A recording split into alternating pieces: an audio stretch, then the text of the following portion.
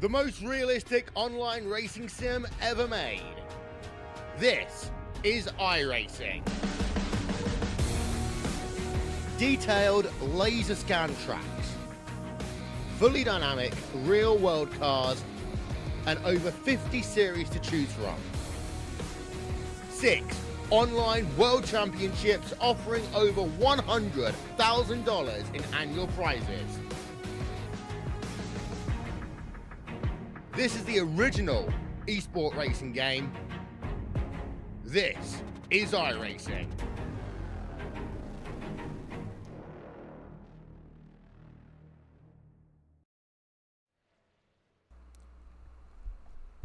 Good afternoon, ladies and gentlemen, and welcome into the virtual Talladega Super Speedway. Today, a very special day. Today, we race for just a little bit more. Welcome to the third annual Ryan Sadusky Gobble Gobble 500 here live on the Turn 3 Racing Network. My name is Dawson Wise, joining you today very early, very early today. We got an extended pre-race show for you here this afternoon. I'm so glad you've joined me.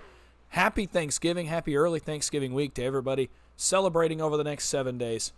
Please enjoy that holiday. And today we celebrate the Thanksgiving holiday, but more importantly, we celebrate the life of Ryan Sadusky. We got an extended pre-race show planned for you. I'll be joined here in a little while by event organizer, loved community member, and promoter Jimmy Crow. He's going to come in here and talk a little bit about this race. He'll hang out at different points in the race today and kind of help me go through what we're going to see on the racetrack today. In the meantime, we're going to get some pre-race interviews with some of the drivers you'll see on track, some of the organizers of this event, some of all of that. First off, we would like to thank those that are sponsoring today's race, and that would be Mac Tools, The Pit Stall, as well as Levy Designs, Les Levy, and Limitless eSports. That is the presenters of today's race. And this race would not be possible without them and without so many others, so many members. All the drivers obviously make this possible as well. I'm so glad you're joining me. A very special afternoon start time for this 188-lap, 500-mile event. We are so excited. This has been in the works for a while, and it all finally comes together here this afternoon. Drivers are on track. Practice is on the speedway here at Talladega, and we are almost ready to get into the action, get into some pre-race interviews, pick the brains of some of the drivers that are going to be on the racetrack here this afternoon as we await the rest of the festivities to begin. 28 minutes to go in practice.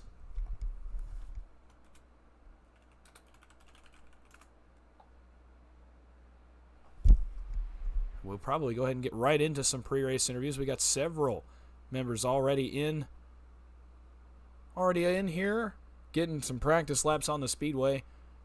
And so we will get to hear from some members here of this race.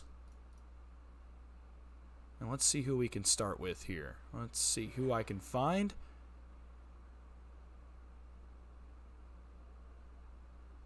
And let's see who we can talk to here. With 27 minutes till qualifying, I'll actually go through the format first, let a few more guys get in the session, a few more guys get into our voice channels here. Like I said, the feature, 188 laps, 500 miles here on a Sunday afternoon. And we are so excited for that. But first, we'll qualify at 2:15 Eastern, and then at 2:20, we're going to have 3 8-lap heats that actually set the grid for this event. So the qualifying only gets you into a heat race. From there, you've got to race your way onto the grid, or at least race into your starting spot, should I say. 43 drivers slated to be in this race, and the grid will be set by those 3 individual 8-lap heats. So a very unique format here today. Qualifying lap is not going to get you much here in this event this afternoon. We'll have to see who gets the best of those heat races. We'll also check the chat. I'm just giving guys a chance to get in here. It is a very odd start time, a 1:30 start time for the broadcast, 1:45 p.m. We're live for our pre-race show. With an early afternoon start time, we'll give guys a chance to jump on in here, and then we'll get to talking to some of the organizers of this event, as well as a couple drivers, some former winners as well. And we look forward to getting to talk to those guys here in just a moment. We'll check the chat first. Josh Medlock. Josh, good to see you, brother. Congrats on another fantastic season of OP Racing Saturday night that had their Championship 4 race last night. Congratulations to Adam Kilday also for being the champion of the Butt Kicker Truck Series on Saturday nights. What a race that was. and I sure hope that we can live up to that here this afternoon. And Zach Range, he's in the race today. He's in the field. You know him. If you watched any of my previous broadcasts, especially on late Monday nights, you'll know his name well. There are drivers from all over the community in this race, by the way. I'll go through the field a little bit later as we get closer to our starting grid. We have guys from OP Racing, some original OP members. We also have some Money Racing members in this race. We have some Area 51 members in this race, some Super Speedway Kings members in this race. A lot of different current and former league members, current and former money drivers are in the field today. It is a very fun, very unique, very diverse field. I personally cannot wait. It's like a coming together of several worlds in this community, all coming together to race for a little bit more here this afternoon. And we'll go right off the bat. We'll get one of the organizers of this event on in here, and we'll get to talk to Jimmy hopefully a little bit later. He's making his rounds talking to drivers here before this event, but we're going to see if we can't drag one of the organizers of this event, the man behind Limitless eSports, Cody Nagels. We'll see what he's got to say about this race this afternoon. Hey, Cody, it's Dawson with the booth. You got a copy? Well, not too much. I'll tell you what, we're getting ready for this race. Figured you'd be the perfect one to come up and tell us a little bit about, first off, how this event got started, what your role in this event kind of is, and what you're expecting out of this long race this afternoon. Well, I think the race, it kind of all come together within a week's time, and I have to give credit to Jimmy Crow. He just messaged me last week. I know there had been a lot of interest in getting the Gobble Gobble 500 going again. A lot of people had been talking to Jimmy about it. Jimmy hits me up and he says, hey, man, would you be interested in, running? Well, of course. So it all just come together relatively quickly. And I think his initial idea with it this go around is he didn't want it to be a money race necessarily, but a lot of people chipped in and sponsored and kind of sweetened the pot a little bit, which is nice. But I've just kind of been helping Jimmy along the way, adminning within the league session in iRacing and just trying to get everyone's invites accepted and just get everything in place. Obviously with Limitless eSports, I've sponsored the trophy to the winner of the race. And this is the third annual. I was in last year's for sure. I can't remember if I was in the first. Actually, I think I was in the first annual, but I can't ever remember.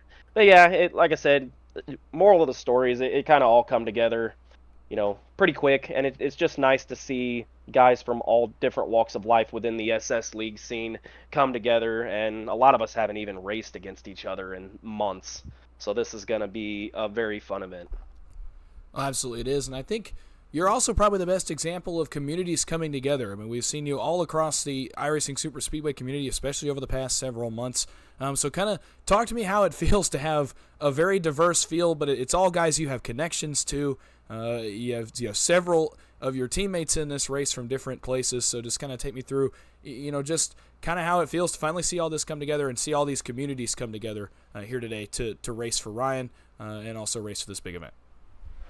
Oh, it's like a big family reunion, I guess. I was introducing Matt Lee to Paul Witt and Robert Jordan, and that's just names I don't think you and I would ever think would be in the same Discord together. Guys I've ran, some of my first leagues with, guys that I run current leagues with, and guys that I run competitively with, all being able to come together in the name of Ryan Sadusky and celebrating his life. It's a really, really cool event, and I'm glad that Jimmy Crow decided to put it on again this year, and hopefully with future years, we'll see this event again. Well, absolutely. We'll let you get back to practicing. Maybe we'll talk to you a little bit later on. Wanted to get your thoughts on this event. Good luck today, and we'll see if we're talking to you a little bit later on. Thank you, Dawson. Cody Nagels running, I believe, technically with the Dale Cup team today. We'll see where he ends up. I know, like I said, he's got several groups of teammates in this event today. And so we will see where he ends up as the day continues on. Guys getting in the server, getting laps on the racetrack, 20 minutes until we qualify this afternoon. And then we run our heat races to get us going here on a Sunday afternoon for the Gobble Gobble 500. That is what you're watching this afternoon, the third annual Ryan Sadusky Gobble Gobble 500 right here on the Turn 3 Racing Network.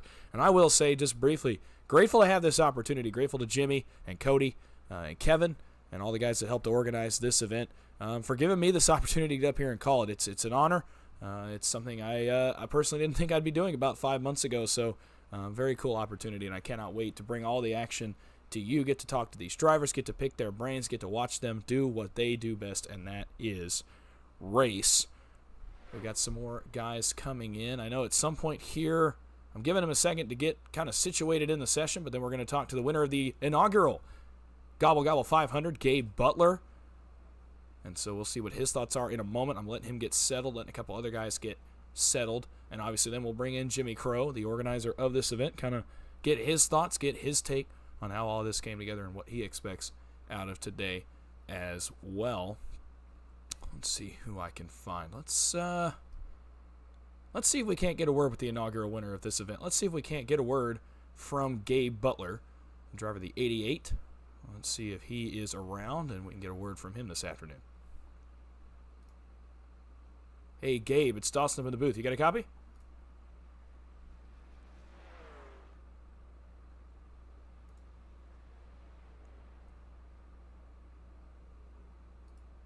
All right, we'll try him a little bit later. Like I said, these guys getting settled in. It is very early, so we'll try him a little bit closer to race time and see if he's got any thoughts on this afternoon's event. Let's see who else we can find to drag in here. We'll give these guys a moment. Under 20 minutes until qualifying as you're just coming in. Be ready for a long one this afternoon. 188 laps, 500 miles around this 2.66 mile oval. And we are so excited to get this one on track, get this one rolling. It's a Sunday afternoon, and what better to do on a Sunday afternoon than watch some racing? I mean, that's the best way I can think of to spend a Sunday afternoon. I'm glad you're spending it with me. Glad you're spending it here on the Turn 3 Racing Network. With 19 minutes to go until we qualify. Definitely would like to hear from Gabe. Also would like to hear from Jimmy here at some point in the next couple of moments. We'll also be hearing from Ryan Sadusky this afternoon. He is in the field as well, so we'll get a chance to talk with him. He is not quite in here, not quite settled in just yet.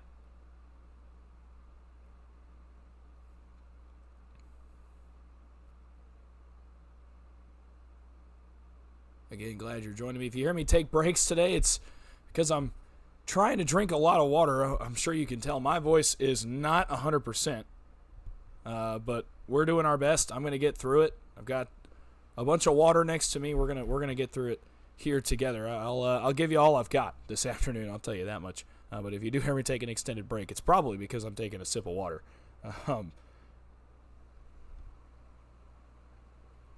The season is getting to me like it is so many others, and I guess I was never going to be fully safe.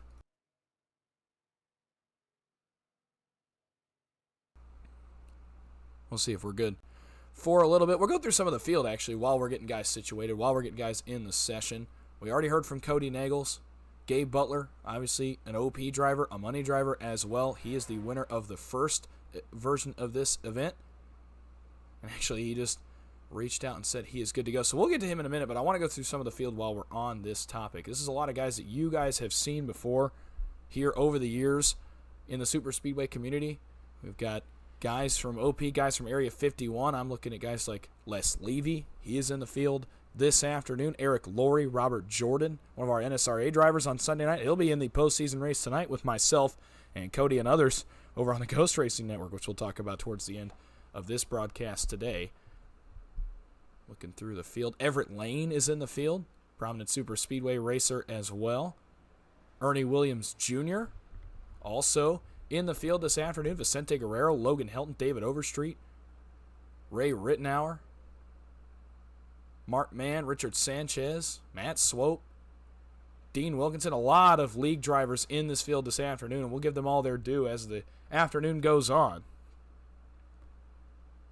And then we've got some money drivers in the field as well.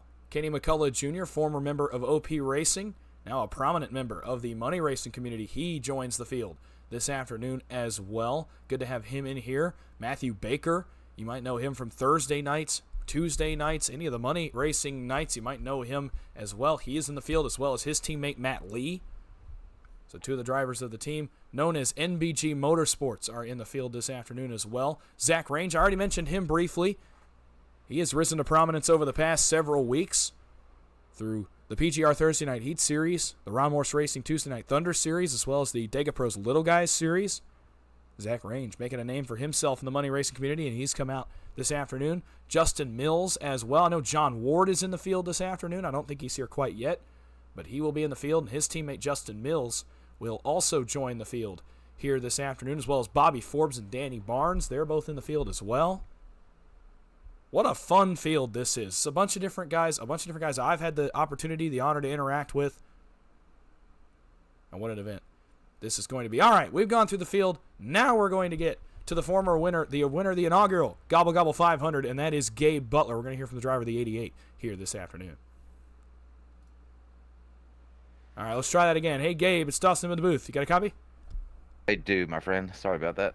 Oh, no worries at all. I figured it was a little bit early on the start time. Figured you were still getting settled in, but you're back. You're a former winner of this event. This is a big field. This is a talented field. So kind of take me through your strategy here first off as to how you're gonna go and repeat and get another victory. Well, you're right. It is a full field. It's a stacked field. But the main thing today is just to remember what it's all about. I think everybody that's joined today is a winner. So, we get up there. If we don't, we don't. So, I just want to thank Jimmy for putting this on once again, and thank Ryan's dad, Donald, for being brave enough and kind enough to allow us to do this. And so we're just looking to have fun today, honor Ryan's legacy, and hopefully put on a great show for everybody. Well, absolutely. And kind of, talk me through, what it feels like. I know I talked to Cody about this already just a few minutes ago, just what it feels like to see this many different communities come together. We know that we've seen you in OP as well as also in Area 51 and also in the money racing scene. And to see those guys all come together, knowing what it's for, just kind of take me through how that feels for you as a driver. Well, it makes me feel privileged to be part of the whole thing. And I mean, it's a testament to young Ryan's legacy, the young man gone too soon, and it's a testament to his dad, how well respected he is in the iRacing community. So I mean, a full 43 driver field speaks volumes just for that. Absolutely, it does. We'll let you get back to practicing here. Good luck today. Good luck as you go for your second victory in the Gobble Gobble 500. Enjoy the race, and we'll see if we're talking to you soon. Thanks, Dawson. I appreciate you taking the time to do the commentary on this and broadcasting it for us. Gabe Butler in the 88 for Team Bootnaka today. I know he's running with his OP teammate Eric Laurie. I know they have several others running with them this afternoon. We'll get to those teams a little bit later as they start to forge here, as they start to work in, and we're going to see who is running with who's running where, and how this race is going to shape up. 12 minutes to go until qualifying. Nice audience already in here. Welcome in. If you're just joining me, the Ryan Sadusky Gobble Gobble 500, the third annual of this event, as we are just 12 minutes away from putting these trucks on the heat racing grids that'll set the grid for today's 500-mile, 188-lap event. I want to talk to a few more people before we get going. I know there's probably 2 or 3 still that I would like to talk to. We'll see, obviously, who is available, who is around. Give me just 1 second here.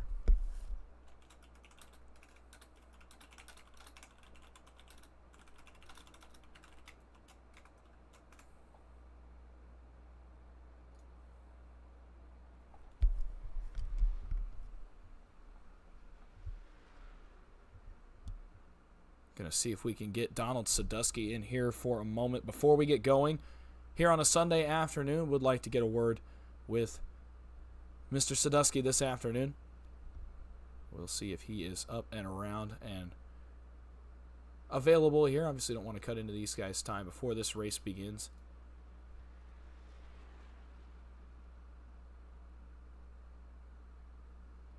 We'll see if we can get him up here.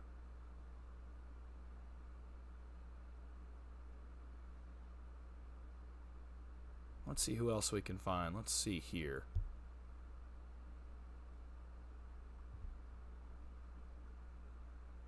$11 minutes here before the qualifying session.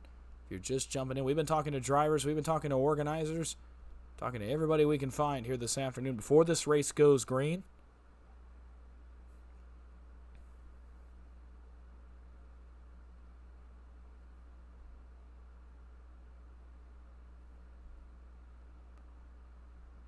All right, let's see if we can get a word in with Logan Helton. Logan Helton's in the field this afternoon as well, former OP champion, former Firecracker 400 winner as well. Now let's see if we can get a word in with the driver of the 63 here this afternoon before we go to under the green flag. Hey Logan, it's Dawson up in the booth. You got a copy? Wow. Can you hear me? Yeah, I got you loud and clear. I just wanted to bring you up here really quick. We noticed you are also in the field this afternoon. Just kind of take me through, your game plan a little bit, your strategy as you prepare to take on what is proving to be a very talented field here this afternoon. The game plan here is to lead every single lap and not finish second. Other than that, I hope it doesn't. I hope my plan doesn't change the rest of the race. Well, take me through, how that plan might change. We know it's a little bit longer race. 188 laps certainly is a daunting race length here this afternoon. It's not like the races that we see on Wednesday or Monday nights, 70 or even 100 laps. So just kind of, take me through how you have to plan differently for a full-length race rather than, 80 or 90 laps. Yeah, on a serious note, it's definitely going to be difficult, especially with the drivers they have in this field. It's going to be a lot of just trying to avoid incidents that can happen, and it's just going to be a lot of trying to stay up front. If we do get involved in something, it looks like we have 2 fast repairs, so we should be okay. I don't plan on getting in more than one, so it's just, there's going to be a lot of trying to make my way through the field as smartly as I can. That third lane is going to get clogged up pretty quick, I feel like. So that's why track position is going to be so key. So green flag pit stops, we'll have to capitalize on making those as fast as we can. Well, absolutely. We'll let you get to it here. Practice is starting to wind down, so we'll let you get to work and get set, get ready to go for this race. Thanks for talking to me for a second. Good luck today. We'll see if we're talking to you at the end. Sir, thank you very much. Logan Helton in the 63, also out here this afternoon as we get ready to go here for the Gobble Gobble 500. It does look like we might have Ryan Sadusky here. We're going to see if we can get him in here for a quick word before we get into qualifying as well. We'll see what we can get from the driver of the 19, who's also in the field this afternoon. Hey, Donald, it's Dawson up in the booth. You got a copy? Yeah, I copy. Yes, sir. I got you loud and clear. Well, here we are. We're here for the Gobble Gobble 500 once again, and we're glad to have you out here with us. Just kind of take us through, first of all, how it feels to see this event going on, to see the drivers that have shown up for this event, to see the support that it gets. Just kind of take us through how that feels for you here as we get ready to go this afternoon. Oh, it feels awesome, man. Jimmy always puts us up every year, and it's emotional. People say it gets better. I disagree with it, but I'm so happy with everybody out here. I know everybody in here and all that stuff, but yeah, and the admins and everything. I'm just happy to be here. Well, absolutely, and we're happy to have you here. I did want to take a second, and again, this is completely up to you, but I did want to give you the opportunity to say a few words about Ryan as we get ready to go this afternoon. Just to kind of say some words about him for me, for the audience as well. Just as we get our minds set here for this afternoon. Ryan, he's my oldest boy. He was an awesome kid, man. He was an iRacer. He liked football, baseball, hockey. Awesome fisherman. Him and I used to go out fishing all the time. But the main thing I miss with him is he was my drafting partner. And every time I'm on the track, it breaks my heart, man, because I miss him dearly. You know, because him and I, we were dominant together. Well, absolutely. We all miss him as well. We are going to race for him this afternoon. We're going to pay tribute to him this afternoon. We're glad you're here. Good luck today, and we'll see if we're talking to you a little bit later on. All right, thank you, Dawson. I appreciate it, buddy. Donald Sadusky in the 19. Giving a few words about Ryan there. As we get ready to set our minds, remember what this is about. You remember what Gabe Butler said just a few moments ago. Set our minds and realize what we're all racing for today, what we're all here for today. We're here for a little bit more this afternoon. And today we race not only for the Thanksgiving holiday, not only just to say we did a race, but today this one's for Ryan Sadusky here in the Gobble Gobble 500. Glad everybody is joining me here this afternoon. We got 5 minutes left on the clock here until we get going. I would like to talk to a couple more drivers. I'm trying to give you guys introductions. If you guys don't know who the guy is on the racetrack, I'm trying to give you some context, trying to give you an introduction to that driver here before we go under the green flag and begin this event here at the Talladega Super Speedway. 5 minutes until qualifying, and then we will run our 3 8-lap heat races. Those will set the tone and set the grid for this afternoon's Gobble Gobble 500. We'll see who else we can find. We'll get a couple more, try to squeeze in a couple more really quickly here before we go into the green flag. And I'd like to use the last 2 slots to introduce a couple of the drivers in the money racing scene here this afternoon that are in this race. I know that is a very small community compared to the league community, so I would like to get a couple of those guys in here, get their perspective on this event, as well as kind of give them an introduction to this audience, give this audience an introduction to them, and then from there we will be ready to go, toned and ready to go here for this afternoon. I want to start this afternoon with a man I've already talked about just a little bit, and a man who brings quite a following here to these broadcasts, a man we've seen rise to prominence here over the past several weeks, and that is Zach Range. He's driving the 043 this afternoon, and you will see him in the Mercedes Chevrolet here in just a moment. We're going to get his thoughts on this afternoon's race. Hey, Zach, it's Dawson in the booth. You got a copy? Yes, sir, I do. How are you doing? Not too bad. Well, I wanted to get you up here just so you could kind of give your perspective on this race. I know this is a very big field this afternoon. It's a very long race. It's a lot longer than the races that we're accustomed to seeing on Tuesday nights, on Thursday nights, even on late Monday nights. So, first of all, take me through your game plan, how you're going to attack this race, how you feel about your chances this afternoon. Game plan is to qualify good and then just ride it out. No big moves, just try to stay on the bottom mainly because the wrecks seem to always, fly up towards the top.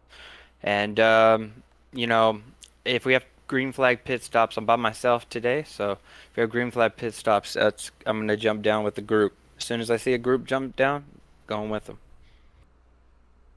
All right, well, we'll see how that goes for you this afternoon. This is a very diverse field, a lot of drivers that perhaps some of you guys may not recognize as much. So just take me through what's going through your mind as for how you race around some of these guys. It's a new field to a lot of these drivers, so just take me through how you're going to attack racing around some guys that maybe you're not as familiar with.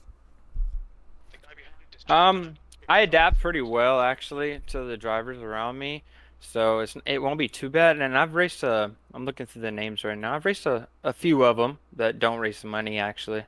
I raced with Matthew T. Lee earlier at Dover.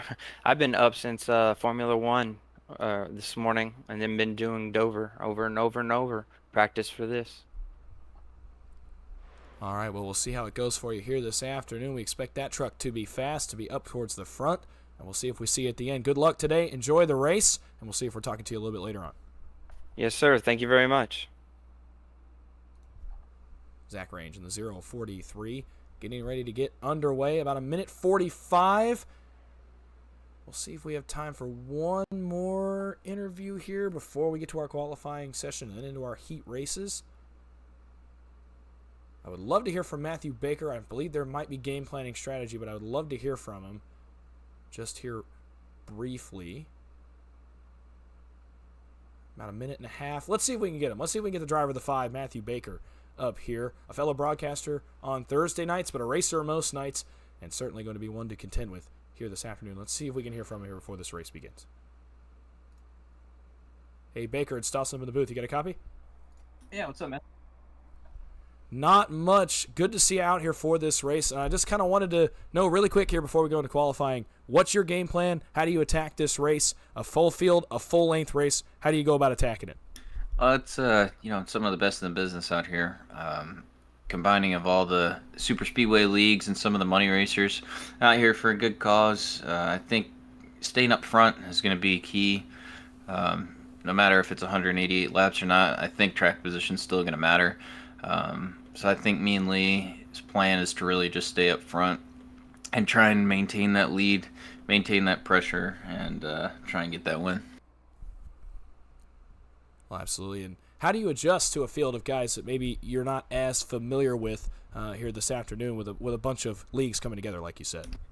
I've raced with probably more than half these guys. Get to see some names I haven't seen in a while back out here. Ray Rittenhauer, Helton back out here after his try to get into the Coke Series, and a couple other guys. But yeah, definitely some names I haven't seen before. But the best way to run against those guys is just to run in front of those guys. So that's the plan, is just to stay in front and try and qualify good, get in a good heat position, and try and stay in the front. All right, well, we'll let you get to it. Qualifying getting underway here, so we'll let you get to work. Good luck. Enjoy the race, and we'll see if we're talking to you later. Thanks, on. buddy. Matthew Baker in the 5. Qualifying getting on the racetrack here this afternoon. This will only set the heat racing grids. This does not set the starting grid for the main event. We're going to have 3 8-lap heat races after this qualifying session to set the official grid here for the Gobble Gobble 500. So they got 5 minutes of qualifying. In the meantime, we will go trackside, pre-race ceremonies here from the Talladega Super Speedway. And join us here for the playing of our national anthem. We'll be right back. We take you down onto the track for our opening ceremonies. Ladies and gentlemen, please rise. Please remove your hats. Oh, say, can you see by the dawn's early light what so proudly we hailed at the twilight's last gleaming, whose broad stripes and bright stars through the perilous flight o'er the ramparts we watched were so gallantly streaming, and the rocket's red glare, the bombs bursting in air, gave proof through the night that our flag was still there. Oh, say does that star-spangled banner yet wave o'er the land of the free and the home of the brave?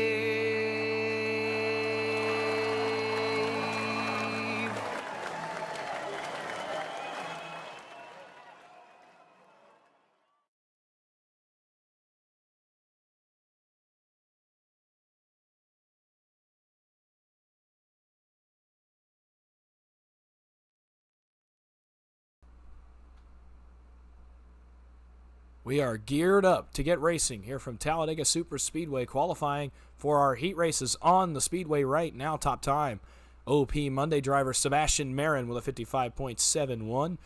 As these guys all hit laps, you'll see them flash across the left side of your screen as we get ready to go for our heat races. I'll bring in the second member of my broadcast team. He'll be in and out probably throughout the afternoon. We're going to bring him in now. And I am now joined by the second member of my team for this afternoon, the organizer of this event, the Gobble Gobble 500, Mr. Jimmy Crow. Jimmy, how you doing this afternoon? Doing good, brother. Hope it's a good race for Ryan Sadusky and Donald and everyone participating and all the fans. Well, absolutely. We hope it's a good race as well. Really quickly, we're about to get the heat races on track. Just kind of take me through really quick how this race came together and how we got to the full field we are at today, and just what all went into to planning this event. I mean, I'll be real honest. Late afternoon, last Saturday, I decided to put this event together. We had the room full 2 days before the flyer dropped out. We dropped the flyer, and everybody comes together to run these races. And I got to thank all the sponsors that came on board. Levy Designs, Pit Stall, they've sponsored the previous two as well. Mac Tools for coming on board, Limitless eSports, and all the countless drivers that helped out as well. And especially Turn 3 Racing Network and Mr. Dawson. First time having one of my events on Turn 3 Racing Network. I just hope it's a good one. I'll definitely hope it's a good one. Expect it to be a good one. This is a great field here this afternoon, and when we get to our main event, we get on the full grid, we'll get an idea of how that field looks. We're about to get into heat races. What was the reasoning for going heat races to set the grid for this afternoon's race? With it being the Ryan Sadusky 500 won a good show, I always want to try and get the drivers a little warmed up before we hit 500 miles, because we're going to come out the gate, hopefully have a green flag run, so everybody's already got a little racing under their belt, because we don't want to start pacing early. If that happens, it might be a long day, but who knows? I got faith in these drivers, and hey, there's one winner, but if we have a good race, everybody wins. Absolutely we do. Heat 1 is on the speedway. Going to be 8 laps of racing here in our first heat race of the afternoon. 3 heat races to set our 43 truck grid. It'll be 15 in this first heat race, and we'll get on to the starting grid. Let's see if it actually shows us the grid for this race, and yes, it does.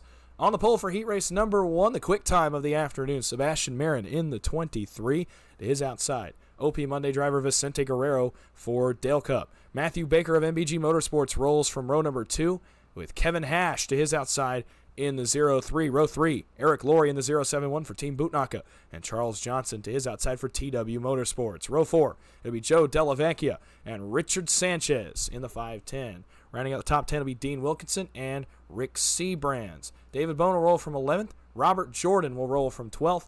Ernie Williams Jr. will roll from 13th. Brian Rainville from 14th. And Donald Sadusky is the final driver here in heat number 1. They're getting on the racetrack. We're getting ready to go. Glad you're joining me here on a Sunday afternoon. 500 miles coming up here in just a little bit, but first, we're going to set the grid for this race with 3 heat racing events.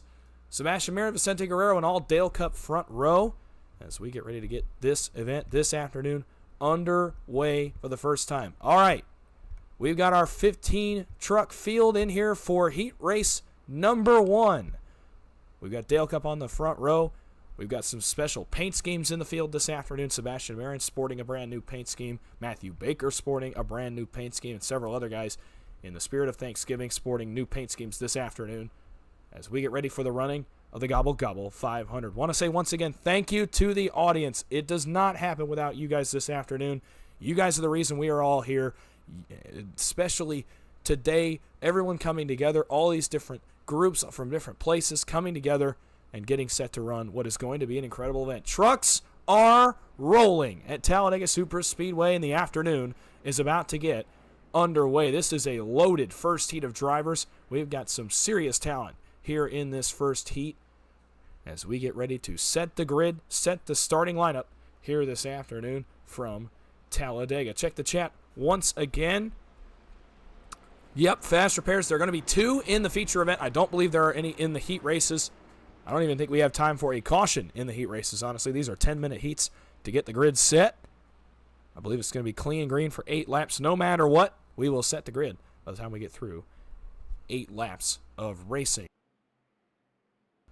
But it will be 2 for the main event. I can tell you that much. 2 fast repairs for 188 laps. And we are getting ready to go here this afternoon. Like I figured, Jimmy Crow bouncing between channels this afternoon. You'll probably see him up here throughout the race. I'll probably get him in here a few times, get his pick for the race, get some mid-race analysis, then obviously get to talk to him here at the end of the night. but it will be me most of the day. My name is Dawson Wise. You're watching the Turn 3 Racing Network, and this incredible afternoon of racing is about to get underway with heat race number 1. So, yeah, Josh, Toot Fast Repairs, Colton Kelly in the chat, good to see you. Samantha Grimmer, let's go McCullough Motorsports. There are a couple of McCullough trucks in the field this afternoon. We'll see how they get going here in this event. Baker's mom, go Baker. Baker's mom, good to see you, as always. Glad you made the journey over here to the Turn 3 Racing Network this afternoon. And Matthew Baker, he'll start from the inside of row number 2. Expect him to be a force to be reckoned with in this event this afternoon. Danelle Adams here as well. Good luck, Baker. And here we go. The pace car has taken the left-hand turn. And for the first time, racing will be on track here for the afternoon's Gobble Gobble 500 festivities. Heat race number 1 from Talladega Super Speedway about to get underway. Through the trial, Sebastian Marin and Vicente Guerrero get us going here this afternoon into the restart zone. Green flag is in the air. We are underway for heat race number 1.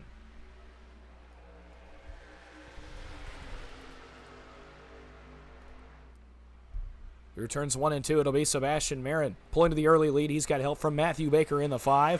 Vicente Guerrero on the outside. He's got help from Kevin Hash in the 0-3. Marin will be clear of the top line if he wants it. Chooses to stay home on the bottom in front of Matthew Baker. Eric Laurie and Charles Johnson waiting in the wings. They are watching from afar here early in this heat race. Down the back straightaway for the first time. Off into turn number 3. Vicente Guerrero pokes the nose out front for the first time. The Budweiser Chevrolet Silverado, as Matthew Baker will get clear of the outside as well. Great pushing on the bottom. Marin tries to block. Baker says no, sir. Matthew Baker will go to lead here in the trial for the first time. Through the trial, Guerrero all over the back bumper of the 5 of Matthew Baker to the line. Lap 1 in the books. 7 laps to go in heat number 1. There goes Guerrero right back to the bottom in the 14 in front of Sebastian Marin. Good stuff up front already. Third line starting to get going. That's Rick Seabrands in the 4. He's got help up there from, I can't really tell which trucks those are. I believe Ernie Williams Jr. is one of them. He is in the 91. It's also Dean Wilkinson in the 55. They're going to try 4 wide. Now they think better of it. As Charles Johnson jumped up there to block Rick Seabrands. They thought about taking him 4 wide. Guerrero and Marin continue to share the lead here off of turn number 4. Down towards the start-finish line. Once again, into the trial will they come. Guerrero pokes the nose all the way out front this time. To the line. 6 laps to go in heat number 1. Guerrero back to the bottom in front of Marin. Quick move. Now the top is Sanchez and Seabrands as they try to get something going up in the third line. Through turns 1 and 2. Off of turn number 2. Baker now leads the top. Guerrero sees it coming. And now gets a push from Baker up in the middle. Guerrero controlling lanes well here early on in the event. Robert Jordan is on the move. There's another truck on the move. That is Joe Delavecchia in the 052. They are starting to make moves. Third line's coming. Here comes Richard Sanchez, Rick Seabrands, and Ernie Williams Jr. Guerrero, Marin continue to lead both lanes. Baker and Laurie doing a great job of pushing. The middle line is more connected, though, and they will roll. Guerrero clears once again to the race lead. Through the trial, it'll be 5 laps to go in heat number 2. Guerrero pushed by Baker. Top line starting to fade. That's Richard Sanchez. Now they get a little bit of a surge here into 1. They're up to row 3. Make it row 2. Here as Guerrero drops back down the racetrack, waiting on the help of Sebastian Marin. Off of turn number 2. Sanchez runs high. He'll get even with the leaders. Will he get all the way to the lead? I don't know. But Sanchez, here he comes with the help of Rick Seabrands. 3 wide for the lead for the first time here at Talladega. Down into turn number 3, still Baker and Guerrero. Still all Baker and Guerrero up front. Marin now gets clear to the top. He takes Vicente Guerrero with him. And trouble. Around goes to 60. A little further back of Brian Rainville. He gets in the outside wall. Rick Seabrands has to bail to pit road. No caution. Still green here on the racing surface. 4 laps to go in heat number 1.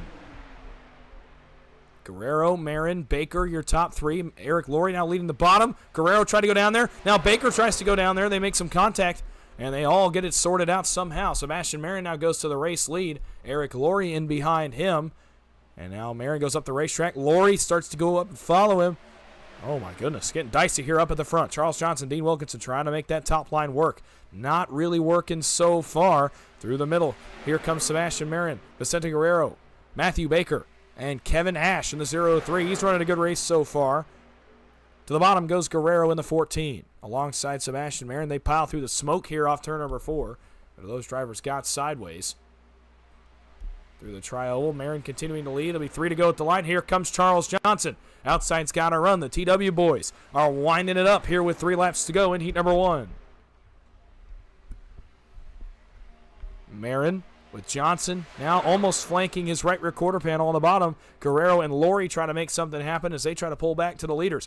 Middle line's got the most trucks. Delavecchia now commits to the bottom behind Eric Laurie. Let's see how quick he can get there and help. Laurie doing a great job of getting Guerrero back up there. They're going to need more than 2 trucks, as is the outside line. Robert Jordan hanging back behind this lead draft. Just hanging out, watching what's happening, trying to get a feel for this race, trying to see where it goes. Same with Ernie Williams Jr. He is also at the tail end of this draft, as they wait and see how this race is going to pan out. Guerrero, Marin continue to lead the race. Down through the tri-oval for one more time. It'll be 2 laps to go in heat number 1. If this first heat is a sign of anything to come here this afternoon, we are in for an incredible afternoon of racing. Baker 3 wide. He goes to the top. Up against the outside wall. Now Marin has to wait on the help of Kevin Hash and Ernie Williams. Baker will have a surge. The TW boys behind him. Guerrero up to block in the middle in front of Sebastian Marin. Now we're getting dicey. Down the backstretch we go. Matthew Baker pokes the nose out front. Where will the push be? It's up top. Baker to the race lead. Down across Vicente Guerrero. Now he leads the race for the first time in the 5. Off into turn number 3. Who decides to cut bottom first? I thought the 14 and 23 would do so. They have not yet. They decide to stick in line. Park right in behind the 5 of Matthew Baker. Off of turn number 4 down to the front straightaway. This will be the white flag, the last lap of heat number 1. Almost contact between Kevin Hash and Charles Johnson. Up front, Matthew Baker, Vicente Guerrero bring them to the white flag. 1 lap to go in heat number 1. Into turn number 1, Guerrero, Baker continue to make that middle line work. Sebastian Marin in support. 3rd in the middle. Not much going to be able to happen here unless the 2 trucks running behind Matthew Baker decide to pull out of line. Let's see if they do so. Down the back straightaway. Here they come down the Alabama Gang super stretch. Baker awaiting a move from one of the 2 trucks behind him, but none has come quite yet. Off into turn number 3 for the final time. Baker goes to the bottom. Guerrero hangs top. Baker throws a block. Guerrero goes bottom. Baker blocks again. Trouble. Further back. Wilkinson, Jordan wrecking in the back. We got to keep it up front. Robert Jordan, can he save that truck? Yes. No, he's going to spin it out on the apron. Doesn't matter. Through the trial for the final time in heat number 1. Down to the line. It's going to be whoever's got the best push. At the line, Vicente Guerrero wins heat number 1. Awesome first heat. Awesome first heat.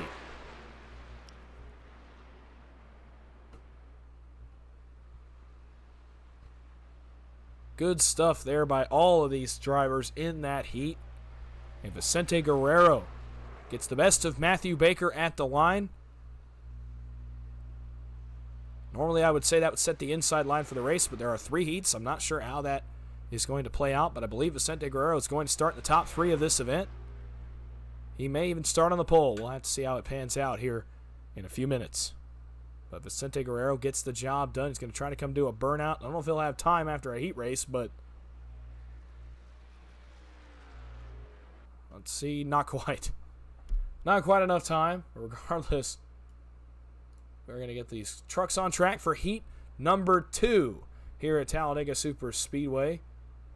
And on the pole, a time of 55.721 from McCullough Motorsports, Kenny McCullough Jr. in the 11 this afternoon.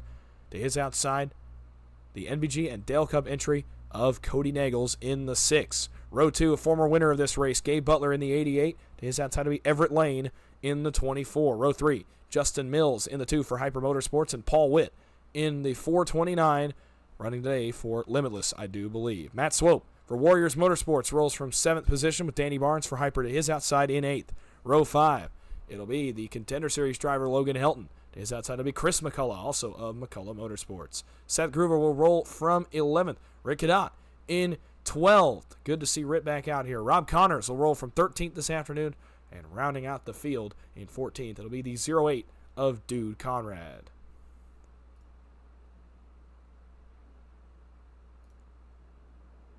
We're getting ready to get it going here this afternoon. Kenny McCullough Jr. rolling off the grid as the pole sitter for heat number 2. Several familiar names in this pack, in this heat.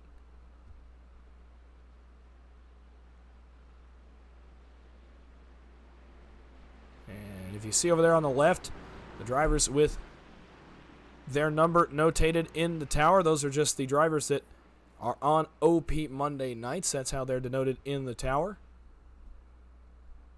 So those are our OP drivers over here at the Turn 3 Racing Network that you see on Mondays, Wednesdays, and Saturdays. There are several here in this field. There are 5 out of the 14 in this heat that all run in the OP Racing Premier Series on Monday nights. So Kenny McCullough, Cody Nagels, Gabe Butler, Everett Lane, Justin Mills, and the rest of this second heat race here. We'll get it going.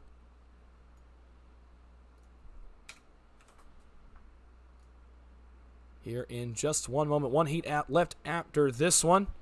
And then it will be time for 500 miles of racing here this afternoon from the Talladega Super Speedway. It is almost time to put these guys on track for the feature event. We got 2 heats left to run before that time. Through turns 3 and 4, Kenny McCullough. He has made the rounds.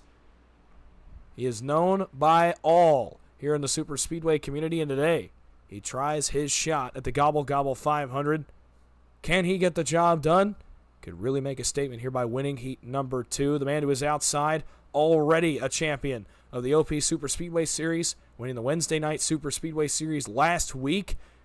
He won PGR Thursday night heat the night after that. He won FEG Money Racing on Friday night. He is on a tear. This would certainly be an impressive win for the driver of the 6 as well. Into the restart zone. Green flag is in the air. We are racing for heat number 2. Up through the gears they go down towards turn number 1. McCullough, an early lead. Nagels to his outside. He's got help from Everett Lane on the bottom. It is McCullough, Gabe Butler, and Justin Mills. Everybody 2x2. Lockstep formation here for the first half a lap. Onto the Alabama Gang Super Stretch for the first time. Does anybody try 3 wide early? There's a few peeking.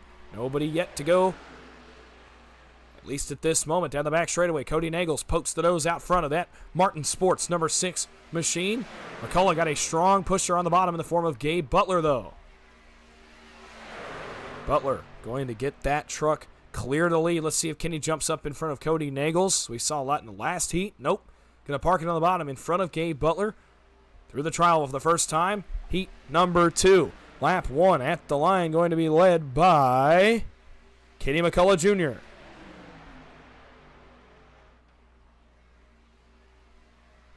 Cody Nagels, Everett Lane, Paul Witt up in the outside line. Danny Barnes, Chris McCullough hanging around up there as well. Looking further back as guys start to make their moves, start to make their presence felt here in this second heat. Logan Helton starting to make his moves towards the front here in the 63. Down into turn number 3. 7 laps to go. Heat number 2. Everybody's still 2 wide. No forcing the issue here in this heat. Everybody content to ride right where they're at least 4 right now. Everybody riding in 190 mile an hour gridlock traffic. Down across the bottom. Cody Nagels to the race lead here in heat number 2. That's going to leave Everett Lane to lead the top. Third line coming. Chris McCullough, Logan Helton start to make it work. They are all the way to the front row. Now they need a third truck to make it really work, but Logan Helton's certainly one of the better pushers in the field today. Now they have a third truck. Danny Barnes jumps up there with him. Now another truck jumps up there with him as well. That's Seth Groover in the 32. McCullough out from behind Nagels. He wants the third lane. He leads it now in front of Chris.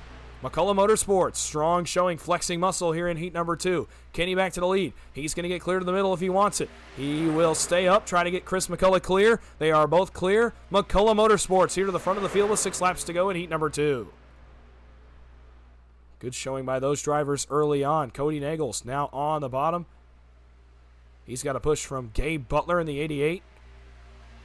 McCullough goes back to the lead. They are lined up in the middle. Now the top line starts to roll once again.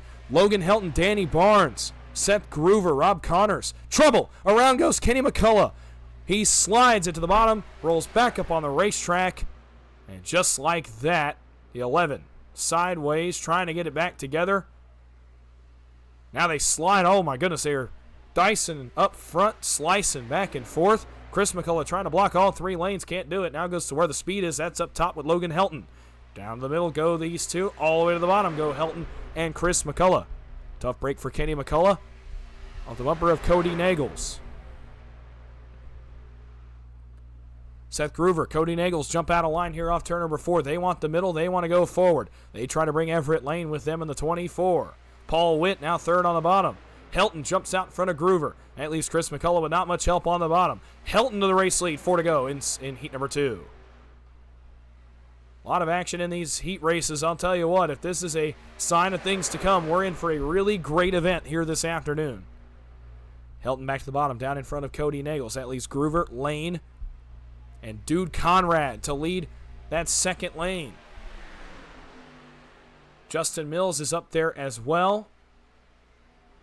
Off into turn number 3. 4 laps to go. Heat number 2. Chris McCullough out of line in front of Seth Groover. He wants to lead the second lane. Cody Nagels says, I'll do you one better. He jumps out there and goes around the 63 of Logan Helton. Dyson back and forth here in heat number 2.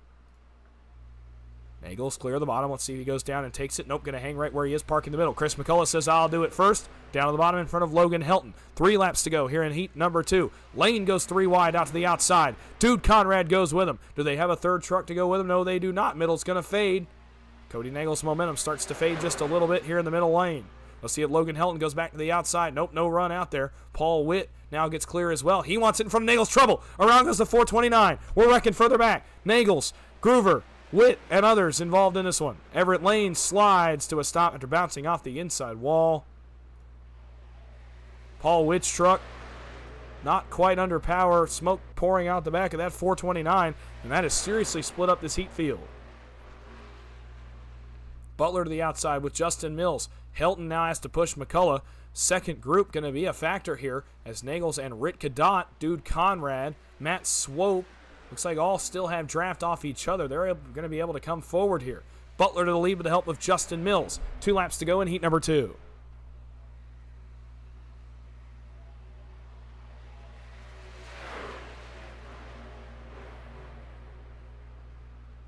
Through turns 1 and 2, Butler and McCullough. Now Butler loses his help. Justin Mills jumps to the bottom. Butler will have to just suffice to ride in line, I believe. Down the back straightaway, lap and a half to go, heat number 2. Down the backstretch into turn number 3. Nagels and Cadot starting to close that gap. They're only 4/10 off the back bumper of Gabe Butler. They will be a factor in this heat race. Off turn number 4, Chris McCullough continuing to lead everybody single file for now, but I don't know how much longer that lasts. Through the trial wall, down to the start-finish line. White flag, 1 lap to go here in heat number 2. Down towards turn number 1. McCullough, Helton, Mills continue to lead. Butler dropping back, almost drag and break here back to the 6 of Cody Nagels. Will they have enough time? They're 6/10 back. As they come off turn number 2, they're still 6/10 behind the race leaders. Do they have enough time? Down the backstretch for the final time. Off towards turn number 3. McCullough, Helton, Mills appear to be the 3 that will decide this one. Here comes the run from Butler. Through turns 3 and 4 and off onto the front stretch. They're going to get there. Will it be in time? Butler, Nagels, Cadot, where do they go? Helton looks outside. Helton looks inside. McCullough blocks him both times. Mills to the outside. Butler's going to take it all the way up top shelf. At the line, Chris McCullough wins heat number 2. In front of Justin Mills, Logan Helton, Gabe Butler, and Cody Nagels. Good heat win for Chris McCullough from McCullough Motorsports in the 37.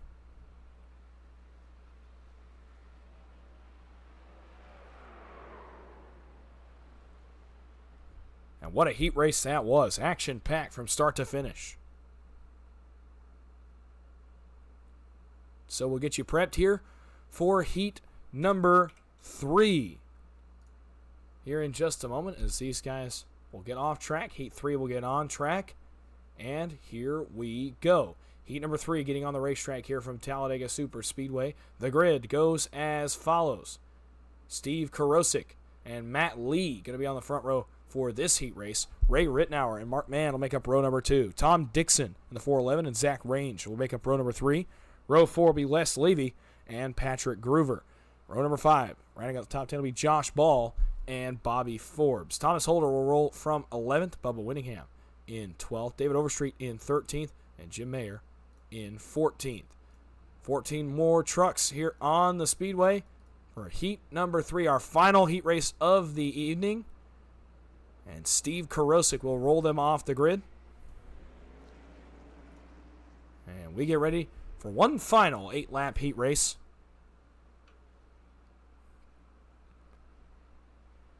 What an afternoon this is going to be. If you're just joining me, you are watching the Ryan Sadusky Gobble Gobble 500 from Talladega Super Speedway. Heat race number 3 that will set the grid for this afternoon's race. Vicente Guerrero and Chris McCullough won our first 2 heat races. This race is the final 14 drivers that make up a 43 truck field for this afternoon's event. What a night it is going to be here from Talladega Super Speedway. An afternoon, if you will, that it is going to be from Talladega Super Speedway. The first 2 heats, plenty of action, a lot of dicing, slicing, moving back and forth. This heat proving to be more of the same. This is another stacked heat here this afternoon. Ray Rittenauer in the field this afternoon in the 87. Good to see him out here on the racetrack.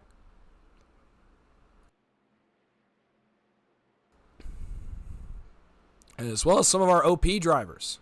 Steve Karosik, Mark Mann, Tom Dixon is out here as well, one of the drivers in NSRA. Les Levy, OP and NSRA driver, is on the racetrack. Josh Ball, Bubba Winningham, Jim Mayer, David Overstreet. Good to see all those gentlemen in here once again.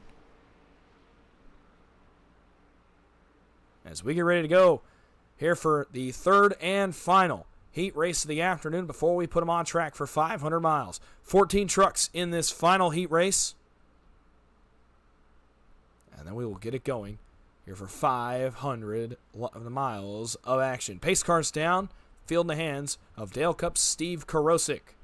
Is outside the NBG entry of Matt Lee in the 04. Through the tri-oval. Here we go. Heat race number 3 on the racetrack. We are going to get it going and get it fired up. Green flag. Heat number 3 is underway from Talladega. Up through the gears they go. Matt Lee got a great restart there in the outside. Mark Mann immediately right to him. Zach Range as well. Outside line surging big time here in turn number 1. Matt Lee looking to go to the race lead. Bottom line not really together quite yet. Not as much as they'd like to be anyway. Top line connected in a big way. Here we go on the Alabama Gang Super Stretch for the first time. Down the backstretch, Matt Lee pulls ahead to the race lead early in the going here. Into turn number 3, Matt Lee. Pushed by Mark Mann. 04 pushed by, well, what usually is the 04 of Mark Mann. Now a big surge back to the bottom. Ray Rittenauer on the back bumper of Steve Karosik. They go forward to the race lead. Now David Overstreet.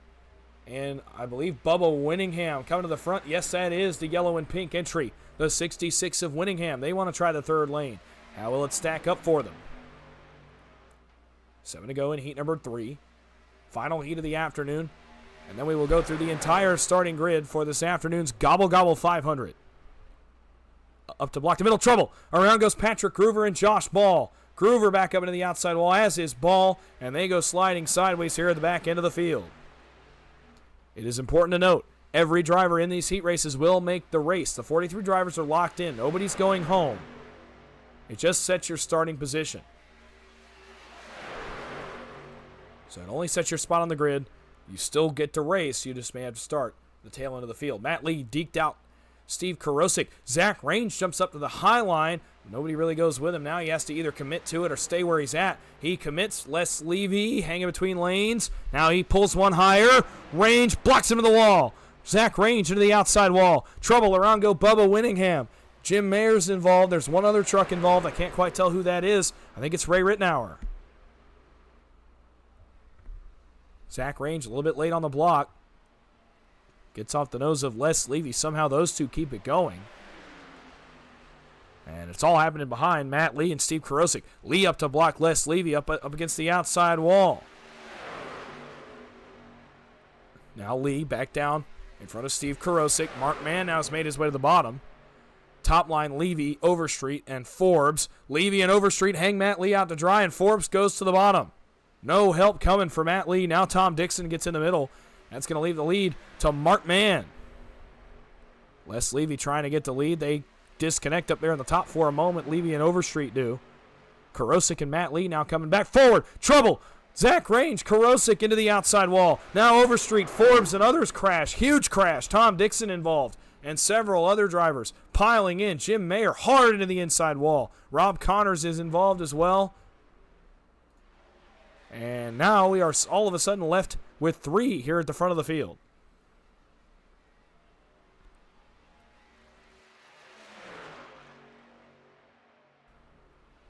All of a sudden left with 3 drivers here at the front of the field in heat number 3. After a big crash there in turn number 2.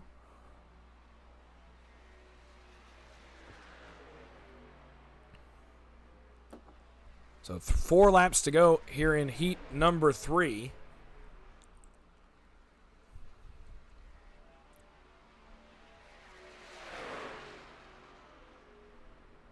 While these guys continue to run single file, this is actually one we're going to go take a look at. We have chance. There's only 3 laps to go. We're going to take one look at it. It started up ahead between Zach Range and, I believe, Steve Karosik. Actually, it's going to be contact between Les Levy and Matt Lee. As Levy tried to jump back down into the center. Lee catches Zach Range. Range catches Karosik. Those 2, Range and Karosik, bounce off the outside wall. Then I thought that's all it was going to be. Then as Overstreet's coming back down, he catches Rob Connors. They get Bobby Forbes. They all come together. Tom Dixon gets involved. Jim Mayer, nowhere he can go. He commits. This is a massive crash. Good grief. Connors up on his side. Dixon airborne. Forbes up on top of the wall. Big crash here in turns 1 and 2 in heat number 3. We're going to go right back up front. There's only 3 laps to go here in heat number 3. Matt Lee to the outside wall. Not really sure what he's trying to do up there, but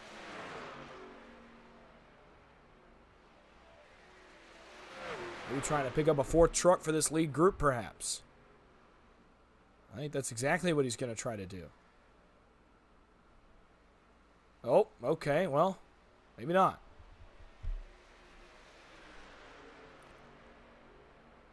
Very odd-looking situation there for Matt Lee. Meanwhile, 2 laps to go here in heat number 3.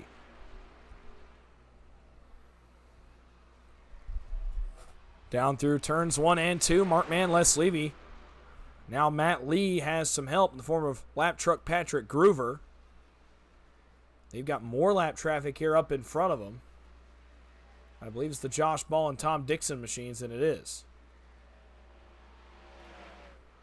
So Josh Ball, Tom Dixon, going to be in this lead draft as well by the time they get back around here to the white flag.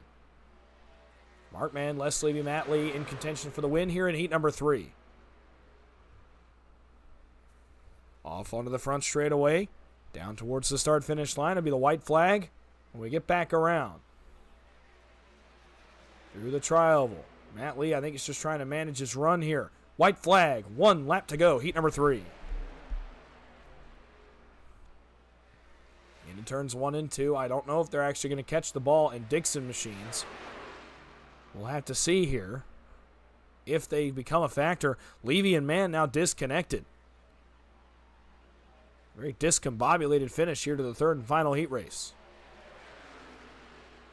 Matt Lee starting to make it happen. Now he starts to get back up to the back bumper of Les Levy a little bit. Where does he go when he gets there? He's going to have to take a look.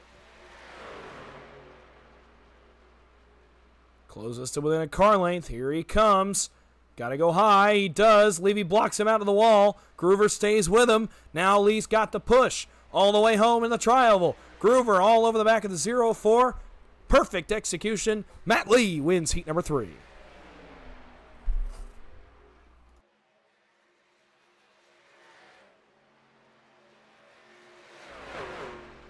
So Matt Lee for NBG Motorsports wins our third and final heat race of the afternoon. And our grid is officially set. We are ready to get underway here from the Talladega Super Speedway. Lee waited, got the run, waited for when his run came to him, and drove right around our 2 leaders to win the heat. Great execution, and it'll gain him a little bit better starting spot because of it.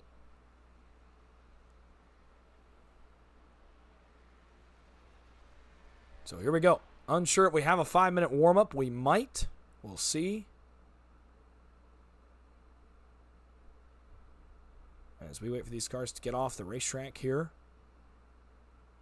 and get us set. We do have a 3-minute warm-up period here before our main event this afternoon.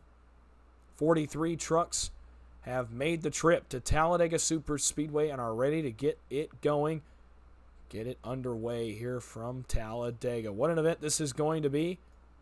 What an afternoon this is going to be for racing here from Talladega Super Speedway. I'm so glad you've joined me here on a Sunday afternoon.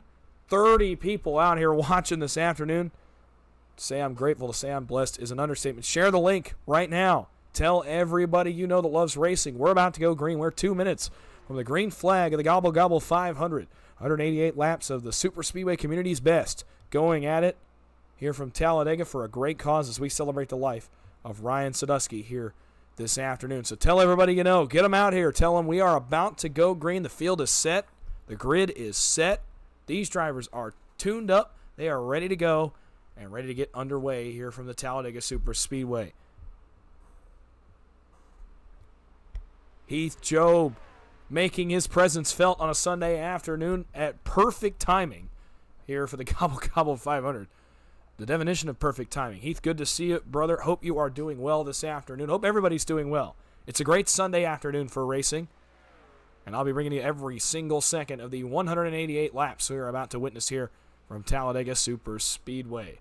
Again, I'm going to do my best. I'm struggling with a little bit of lost voice this afternoon, but I'm trying my best. I'm doing okay so far.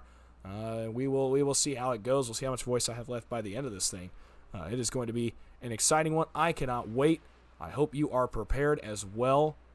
I've been looking forward to this since I got asked to do this just over a week ago now. I have been looking forward to this race. It is going to be so much fun. It is communities coming together. It is leagues coming together. And we are about ready here to get the job going here on a Sunday afternoon. Little programming note for you here this afternoon as we get ready to go for this race. Make sure you tune in tonight to the Ghost Racing Network at about 9 p.m.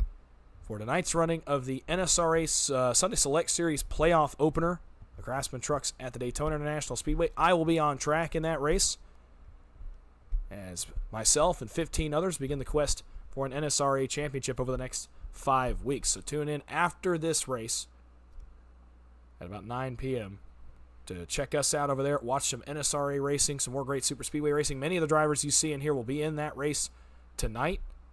Bubba Winningham, Robert Jordan, Tom Dixon may be coming out with us here tonight. And others in the field here tonight will also be in attendance tonight for that race as well. Rob Connors, Cody Nagels come to mind. Vicente Guerrero will be there. Les Levy will be in that field, and several others that are in the field here tonight. So go check that out. For now, it is time for the third annual Ryan Sadusky Gobble Gobble 500 from Talladega Super Speedway. There are trucks on track. The full 43 truck grid is ready to go here from Talladega Super Speedway, and we will take you through all of them right now. On the pole for the Gobble Gobble 500 this afternoon, the 14 for Dale Cup Games of Vicente Guerrero. By virtue of winning heat number 1, he is on the pole. Chris McCullough will flank him to his outside and make up the other half of row number 1. Row 2, it'll be the NBG Motorsports teammates of Matt Lee and Matthew Baker. Row 3, Justin Mills for Hyper Motorsports and Les Levy in the 62. Kevin Hash and Logan Helton will make up row number 4 with Mark Mann and Sebastian Marin on row number 5. Gabe Butler will start 11th this afternoon, with Ray Rittenauer to his outside in 12th. Moving further back, Charles Johnson and Cody Nagels make up row number 7. Steve Karosik, Ernie Williams Jr. on row number 8. Starting 17th and making up row 9, Rick Cadott.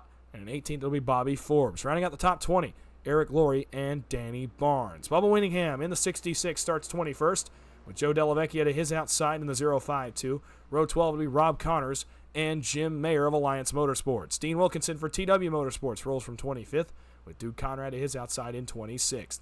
Josh Ball and Robert Jordan make up row number 14. Matt Swope and Tom Dixon round out the top 30.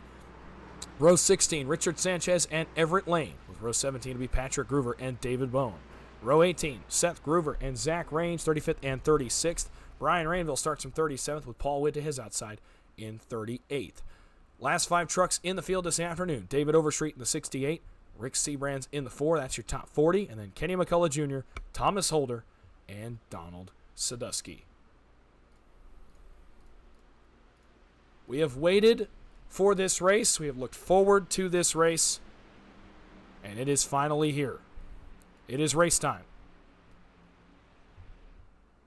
On a Sunday afternoon at Talladega Super Speedway, we are ready to get this one underway. In the 2.66 mile oval at Talladega Super Speedway. Actually, we'll briefly take a look at the race info for this race this afternoon. 2.66 mile Talladega Super Speedway, our venue. A 73-degree day here at Talladega. Track temp is cool.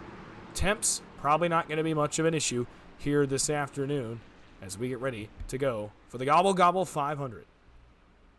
Off of turn number 4, Vicente Guerrero and Christopher McCullough bring the field onto the front straightaway. 43 trucks are ready to get going, ready to fire this one off, and ready to begin an incredible special event. I'm so glad you are here. I'm so glad you've decided to spend your Sunday with us. It's time. Into the restart zone for the first time. Vicente Guerrero and Chris McCullough bring us into the restart zone. The flagman's got the flag in hand. Green flag. We are underway in the Gobble Gobble 500.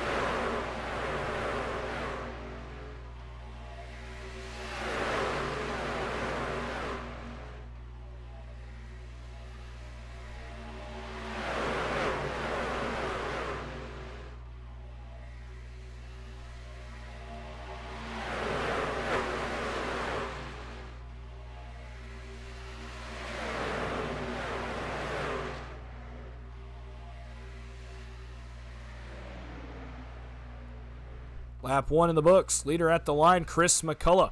Dicey already here at the front of the field. You can see the two strategies starting to play out here early on. Some guys want to be up at the front. Some guys want to be dicing it up, while others are going to ride further towards the back.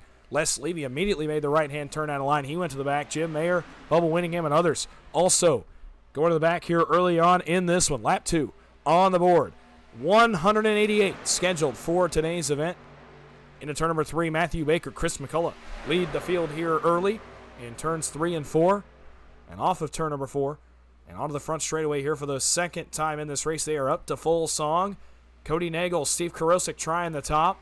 Not much help, but they may not need it. They are rolling forward here early on. Cody Nagels wants to dice with the leaders. He wants the race lead. Nagels and Karosik all the way to the outside. They poke the nose out front early here, but they don't have a third truck quite yet. There goes the third. Sebastian Marin up to the outside with his Dale Cup teammates. And Karosik and Nagels. Matt Lee up there as well. Gabe Butler going to follow in their footsteps, as is Charles Johnson. Off onto the back straightaway here for the third time. Down the Alabama Gang Super Stretch. New leader at Talladega, the 6 of Cody Nagels.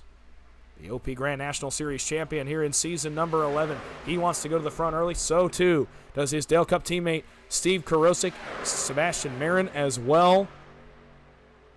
Matt Lee, Gabe Butler, Charles Johnson, Logan Helton, Justin Mills all in this front pack.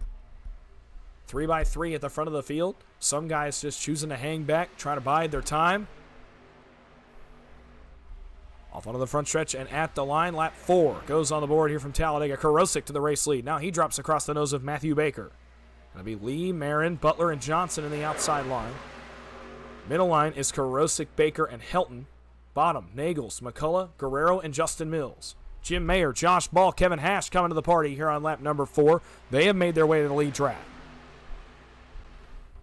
Down the backstretch once again. Top line losing some of its ground as Matt Lee got out of line. Left Sebastian Marin up there with Gabe Butler and Charles Johnson. So 2 wide once again here at the front.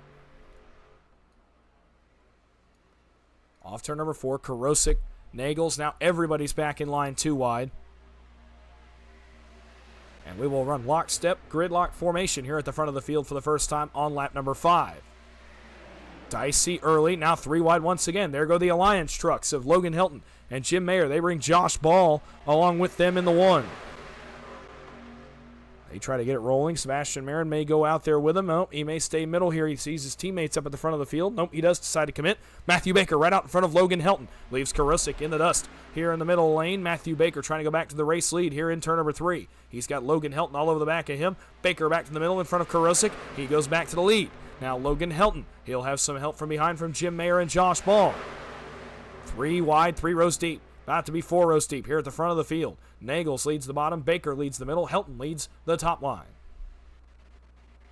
Baker all the way clear to the bottom. Kurosik gets to it first. Jumps down in front of his teammate Cody Nagels. Now it's the NBG teammates in the middle. Lee and Baker with Sebastian Marin. Still Hilton, Mayer, and Ball up top.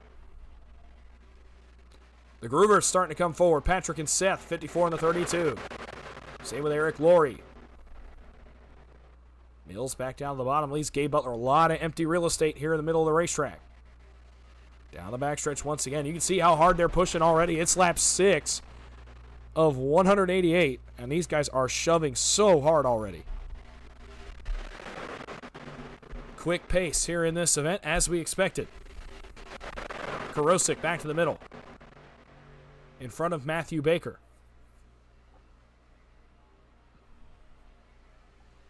Off onto the front stretch, into the tri-oval. Look back here, see who did not make the grid. Looks like almost everybody did. Including the man of the hour, Donald Sadusky, who runs back here in 25th. Biden is time for right now. Up front, Cody Nagels now retakes the lead as Charles Johnson dips out of this front pack, goes further back, doesn't like what he sees. Nagels leads the middle, McCullough leads the bottom. He's got Justin Mills with him. Middle line, the Dale Cup teammates in flow state here at the front of the field. Matthew Baker, Matt Lee going to have to try to find a way to help flush those guys out, obviously later in the race. Setting a good pace so far here up at the front of the field. 7 laps already come and gone. Through the tri-oval once again. Marin looks topside. Hilton starts to commit. Now he does. Marin to the top side. He wants 3 wide. Kurosik back down in front of Cody Nagels. Marin and Hilton here running up against the outside wall. Lap truck up ahead is Richard Sanchez. Unsure what happened to the driver of the 510. But he will get lapped here early on lap number 8. A quick lap down here for the driver of the 510. Down the back straightaway, Baker, Kurosik continue to battle for the race lead. Nagels and Lee continue to be the pushers. Now top side, it's the Groovers, Patrick and Seth. What can they do? Not a ton of help for them out there right now. Now Logan Hilton jumps out. Now Sebastian Marin jumps out just like that. Third line working once again, top shelf. What can Marin get going? Logan Hilton, certainly one of the most talented pushers in the field here today. Gonna be excited to see.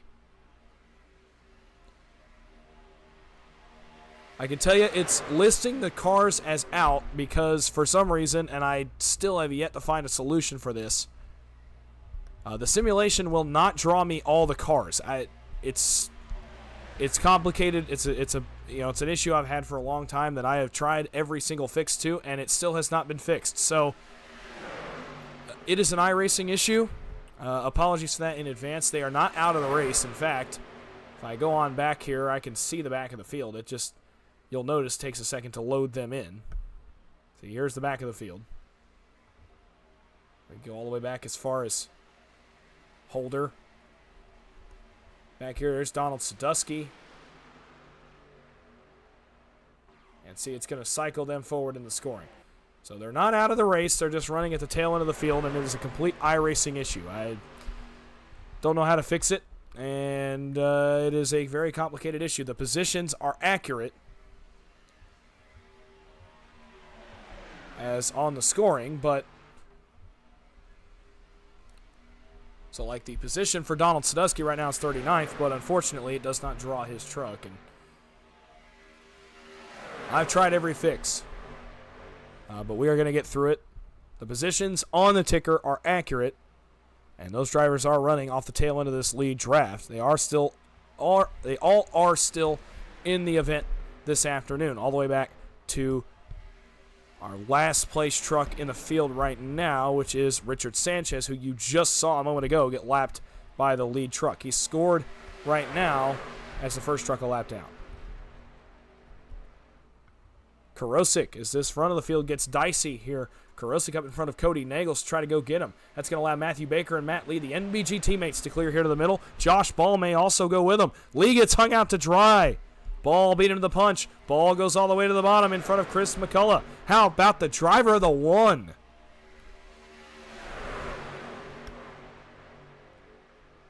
The one truck to the lead here at Talladega early on, lap 11 on the board.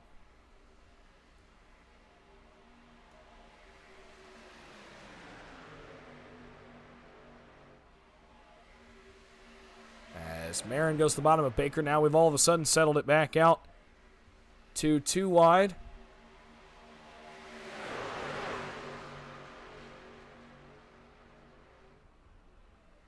Onto the back straightaway here, and now everybody back in gridlock.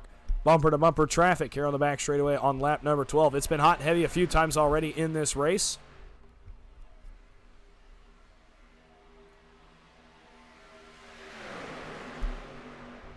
But for now, we're going to settle it out and run 2 wide. Well, it's not even a memory problem. Plenty of that to go around. In fact, I'm not even using all that I probably could. I have every setting set to draw all the max number of cars, and yet it refuses to. So it's unfortunately just a problem I have yet to find an effective solution to. Frustrating, unfortunate, but alas, it's reality here this afternoon. It's just kind of one of those deals where every setting is set exactly as it's supposed to be, and yet still for some reason it just does not draw all the trucks. Again, those trucks are in the race. They're just at the tail end of the field. Nobody is out of the race yet.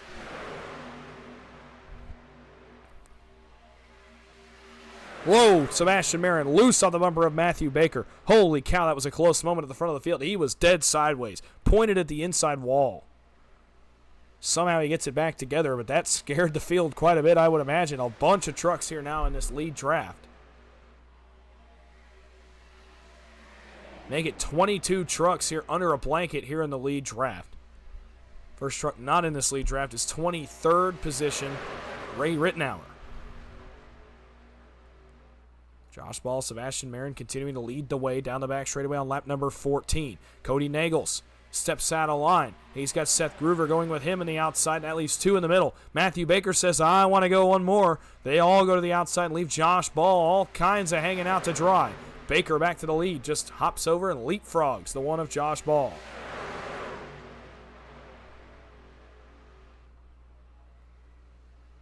Marin McCullough continued to lead the way.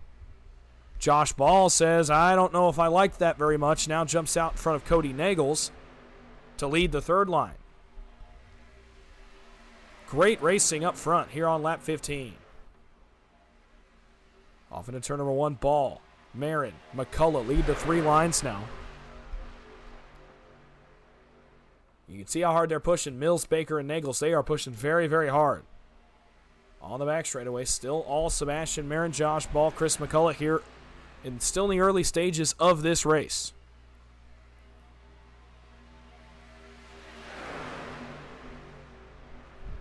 full fuel tank aboard these Craftsman trucks this afternoon, which means we'll be able to go about 30 laps on a tank of gas, 30 to 35.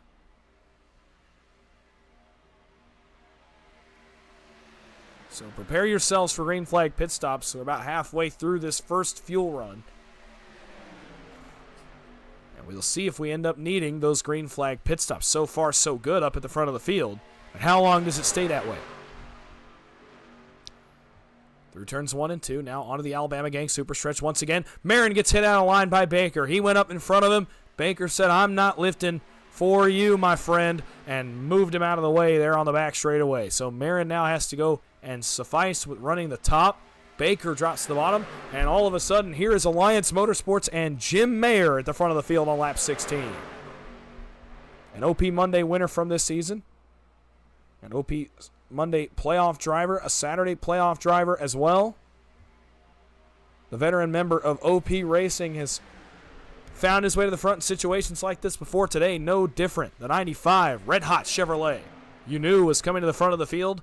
He makes his presence felt now.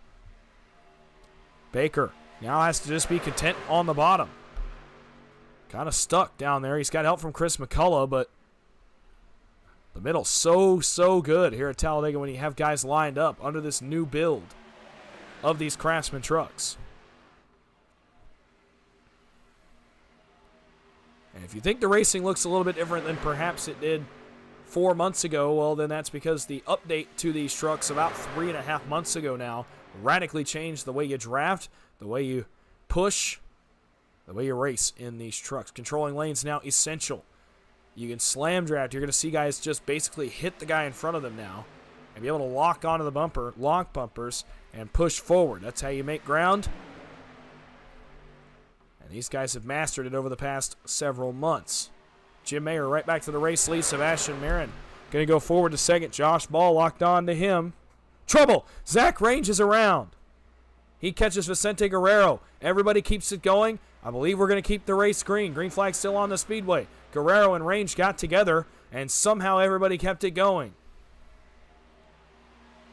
This is going to split the field up way apart here, as Range still trying to get going here back here in the 21st position. He will get going, but it'll split the field up quite a bit.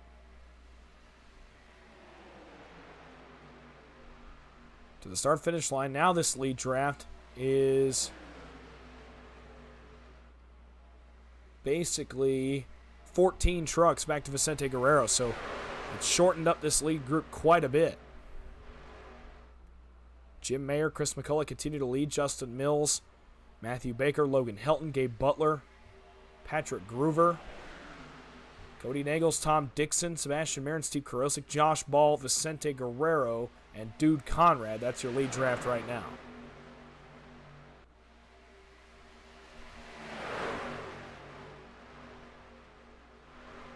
Great job by these guys to keep this pack going and be able to not crash as a part of that incident. Guerrero in Range especially.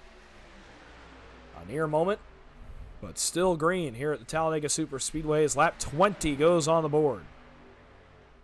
188 are scheduled for this afternoon.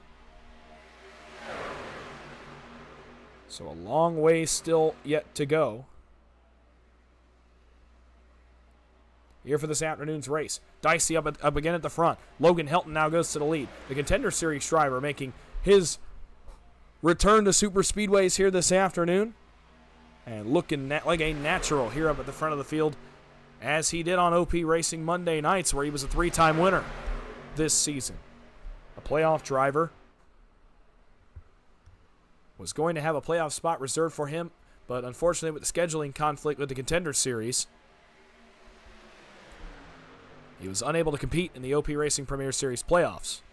But back this afternoon and trying for a big win here in the Gobble Gobble 500. I will say, we do have 3 of our OP Racing Premier Series Final 4 in this race. That race will be tomorrow. Championship night for the OP Racing Premier Series from Daytona. Cody Nagels, Gabe Butler, and Sebastian Marin, all running in this lead group, are all in contention for that championship tomorrow. Speaking of Nagels, to the bottom of Logan Helton he goes. He wants the lead back, and he gets it back. In turn number 4, about 10 laps short of our first pit stops of the afternoon. It'll be about lap 30 or 35. Chris McCullough wants the lead. Matthew Baker all the way up against the outside wall in front of Karosik and Marin.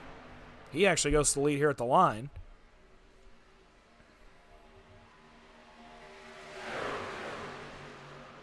In turns 1 and 2 now, going down the back straightaway again. McCullough, I don't know if he wanted to go bottom.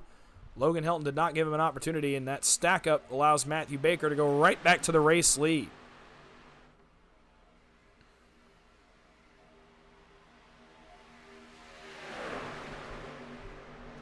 Great stuff up front right now. Baker in front of Helton and Josh Ball. Bottom side, McCullough, Nagels, Mayer. Top side, Karosik, Marin, and Patrick Groover.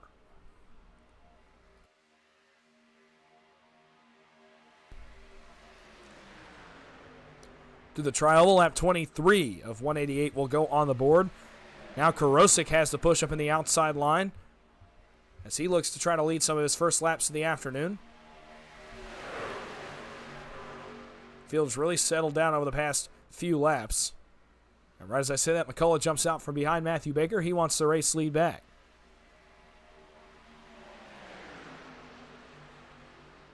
So he will get it on the back straightaway. Everybody back to 2x2 besides a line. It has Everett Lane, Donald Sadusky, and a couple of other trucks in it further back.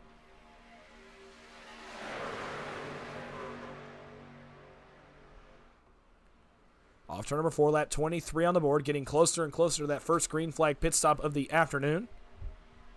It'll be between lap 30 and lap 35.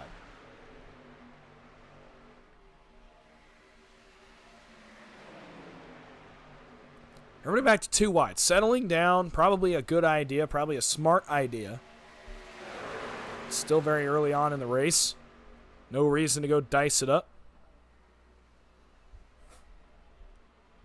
They did, though, for the first several laps of this race. It's been incredible, intense racing, but also very clean racing, besides the one incident with Zach Range and Vicente Guerrero, which, by the way, they saved. They're both still in the race. They're both still on the lead lap and in the lead draft. So everybody back to 2x2 for now. Gridlock here at Talladega Super Speedway. And yes, so it'll probably be about 6 laps until the pit stop. 30 was the number I had. We run a half fuel load on Monday nights in the OP Racing Premier Series, and that run at Talladega is about 14 laps. They can usually push it to 15 or 16, though, so I expect lap 30 to 32 is when you're going to see the first pit stop of the afternoon. And that's all about execution. Getting on pit road, getting in your box, getting off pit road, and then being able to get it back up to speed, get hooked up with your drafting partners, and be able to continue to maintain the lead. Logan Helton now goes back to the race lead and back across the nose of Chris McCullough. Josh Ball able to cool off and lead the middle in front of Steve Karosik and Sebastian Marin.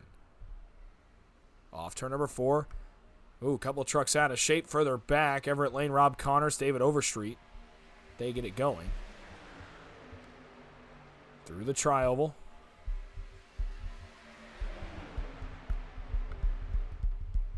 And into turn number 1 once again. Now it's only 4 trucks up on the outside, and what that usually means is that we are getting ready for green flag pit stops. Everybody's starting to cycle their way to the bottom, starting to find their spot in line.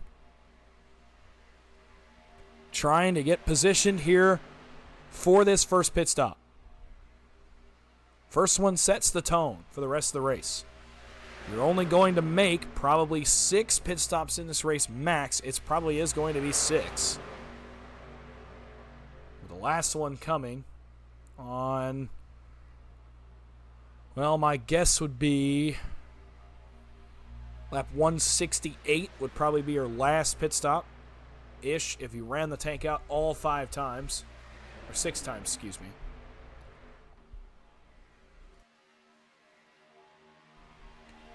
So these guys are getting ready for the first of many pit stops. The first one definitely sets the tone for your afternoon. Whoa, Logan Helton loose out the bumper of Matthew Baker. Almost trouble there at the front of the field, but alas, we keep it going. Chris McCullough goes right back to the race lead, though. Look at how many trucks have filed at the bottom of the racetrack. We are getting ready to have pit stops. They are coming up here in just a moment. Through 3 and 4, now down off of turn number 4 and onto the front straightaway once again. Does anybody take it this time? No.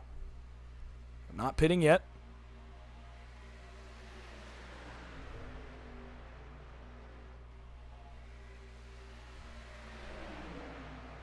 They're about to lap another truck. I believe that is Les Levy. It is. The 62 of Les Levy. Going to go a lap down here on lap 28. Only the second truck to go a lap down, after Richard Sanchez went a lap down early on in this event. 28 are on the board. And into turn number 3. Now only 4 trucks remain on the outside line. Josh Ball, Steve Karosik, Sebastian Marin, and Patrick Groover. Now Chris McCullough goes back up there in front of Josh Ball. Does anybody take it this time for pit road? No. So 28 laps here and gone. Are there any fast repairs? Yep, these drivers have 2 fast repairs to work with here today over the course of 188 laps. Obviously, pretty good start here so far if you're looking to not use them.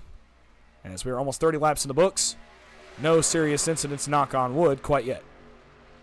But 2 fast repairs available to these drivers here this afternoon.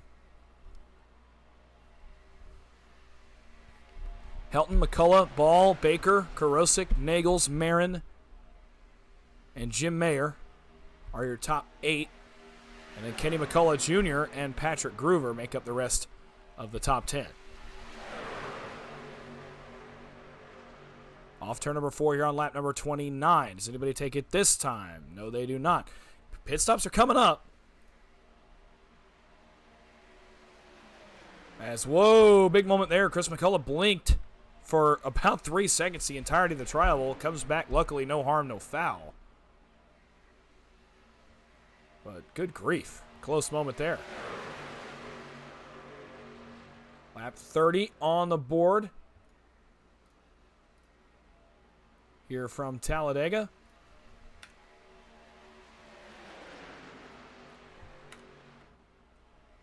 And we're getting close to our first pit stop of the evening.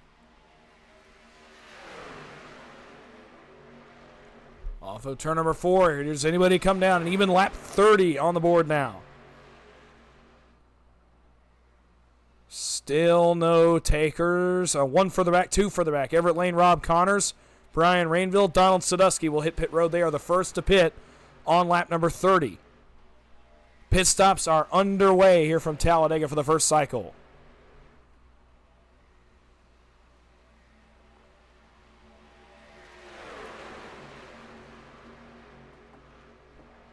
For the first time today, green flag pit stops are underway. Everybody now down on the bottom. We're about to see a big group of pit stops, I believe, right here.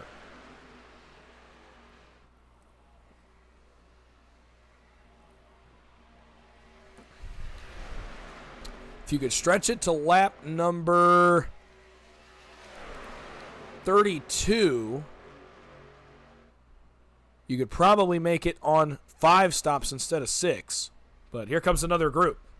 McCullough, Ball, Kenny McCullough, Justin Mills, Patrick Groover, Vicente Guerrero, Seth Groover, Charles Johnson, Tom Dixon, and Paul Witt. That's who's on pit road. Bobby Forbes, Bubba Winningham as well. Also on pit road here on lap 32. So the group's staying out. Logan Helton, Steve Karosik, Sebastian Marin, Matthew Baker, Cody Nagels, Jim Mayer, Gabe Butler, Matt Lee, Dude Conrad, Ernie Williams, Mark Mann, and several other drivers back to Chris McCullough in 20th.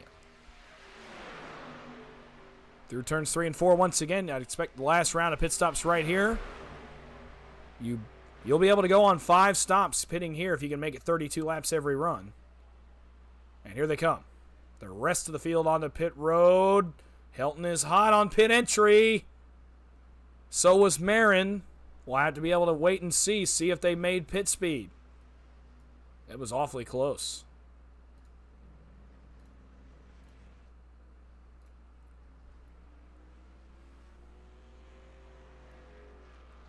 Another cycle of pit stops occurring here on lap 32 as these guys fuel up take some tires. And roll off the pit lane here on lap 32, the first green flag pit stop of the night. And off they roll.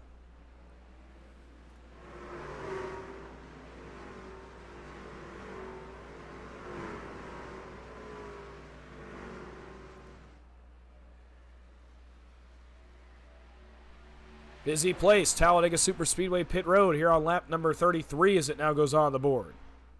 Logan Helton, Steve Karosik, Matthew Baker, Sebastian Mir, and Jim Mayer, your top 5 on this cycle of pit stops. This group is not really hooked up. The Groover and McCullough groups are starting to blend with the rest of these trucks.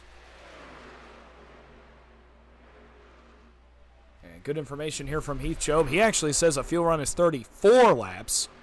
Interesting then that these guys decided to pit on lap 32. So the rest of the field comes on 32. You can actually go 34. Interesting. We'll have to see if we get a little bit more information on that later on. Logan Helton, Steve Karosik, Matthew Baker lead the field for now.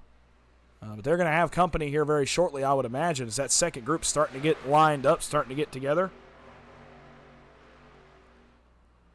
And this front three is really not super connected, and they're connected, but they're not super connected, and obviously that second group's got a ton more trucks. They've got a lot more energy, and they are coming forward here.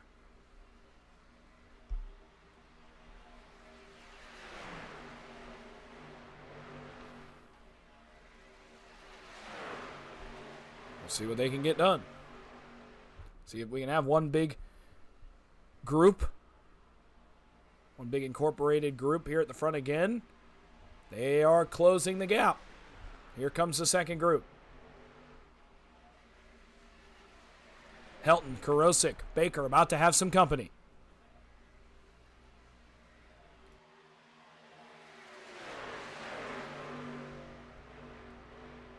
They are coming in a hurry now. Nagels, McCullough, Lee have jumped to the middle, and they are rolling. Now Karosik and Baker say, all right, well, if they're going to do it, then we're going to do it. Nagels goes a lane higher. Says too much momentum. Going to take it out there and try my luck in the outside line, and he will make it work. New leader once again at Talladega, Cody Nagels. Bottom line is faded. Now it's just Helton and Marin as Baker was able to get up with Karosik into the middle lane. Off turn number 4, lap 35 on the board. And a caution flag now here in the middle of the end of this pit cycle is going to bring us here to a halt.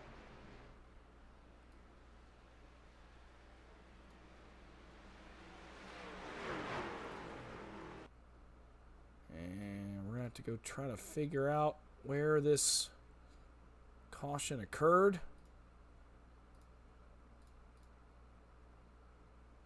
I believe it occurred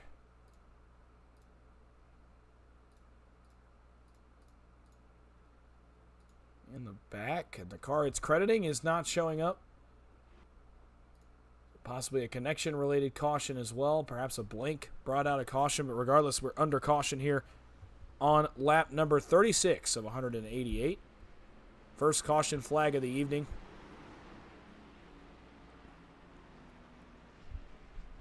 And we will bring this race to a halt. Good racing up front. Long green flag run. 36 laps on our first green flag run. And good stuff up front, 2 and 3 wide racing. A lot of fun moves, fun racing up front. Big blocks, big moves, quick clears. Everything you could want out of a super speedway race. That is exactly the product these trucks bring to the racetrack every single day. Leader under the caution is Steve Karosik. Everybody will make another trip here to pit road, just top off their fuel.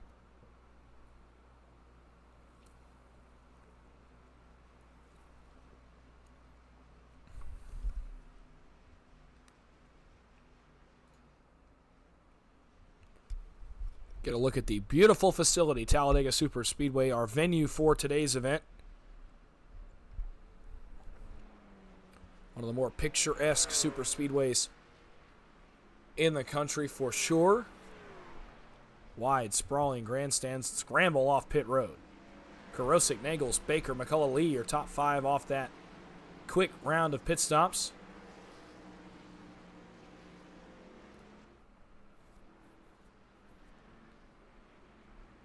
So we'll get prepped here to go back green on what will be lap 39.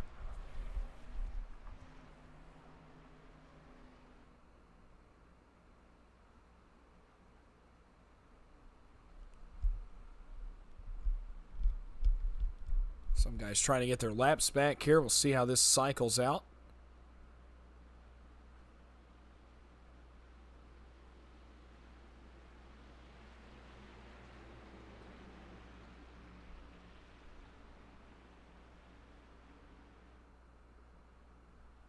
So Karosik, Baker, Nagels, McCullough, and Matt Lee are your top 5. Les Levy's going to get his lap back and be back on the lead lap.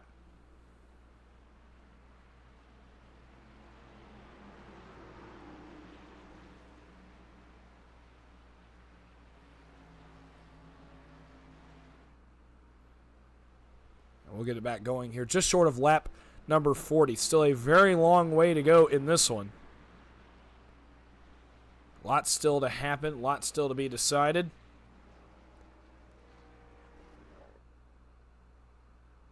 A lot of variables in this race as well. Different field, different drivers. Some guys that maybe aren't as used to each other, but I'll tell you what, and this is what I saw in that first run, it sure doesn't look like it. Looks like a lot of, and granted, a lot of these guys at the front have raced together before, but maybe not all at the same time, and yet, still, just incredible stuff up front, like these guys just haven't missed a beat, like they've been racing together every night for their entire life. So, fun stuff so far from Talladega, and we are just getting started. So stick around. 34 watching on a Sunday afternoon, man. I'm blown away. If I may take just a moment and speak from my heart as well, I am blown away. It makes me take a second and just realize how grateful I am to do this. I hope that you enjoy my take on this whole commentary thing. I put a focus on passion. Passion's a huge thing. If you're not passionate about it, then obviously the viewer is not going to be passionate about it. And I love racing. I always have.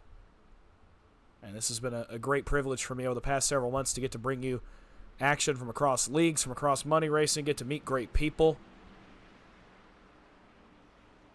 and get to bring all the action to you. It is truly a great honor, and I appreciate all of you for coming out here this afternoon and spending a few hours here with me, spending a few hours with these drivers, and watching them do what they do best, and that's race. That's why we're all here. I'm grateful to be doing it, grateful you're here. I can't wait to see what the rest of this race puts on for us. Kevin Nagel's in the chat. How's it going? Obviously rooting on Cody, the Dale Cup boys, the MVG boys, as he usually does. But good afternoon, sir. Hope you're doing well. Hope you're having a good and restful Sunday here this afternoon. Hope everybody's having a good and restful Sunday here this afternoon as we ring in the Thanksgiving holiday this week. Happy Thanksgiving to everyone watching. I'm glad you're here enjoying some racing with us here this afternoon. Steve Karosik, Matthew Baker going to put us back under the green flag here for the first time after our first caution of the evening. Into the restart zone, Karosik, Baker.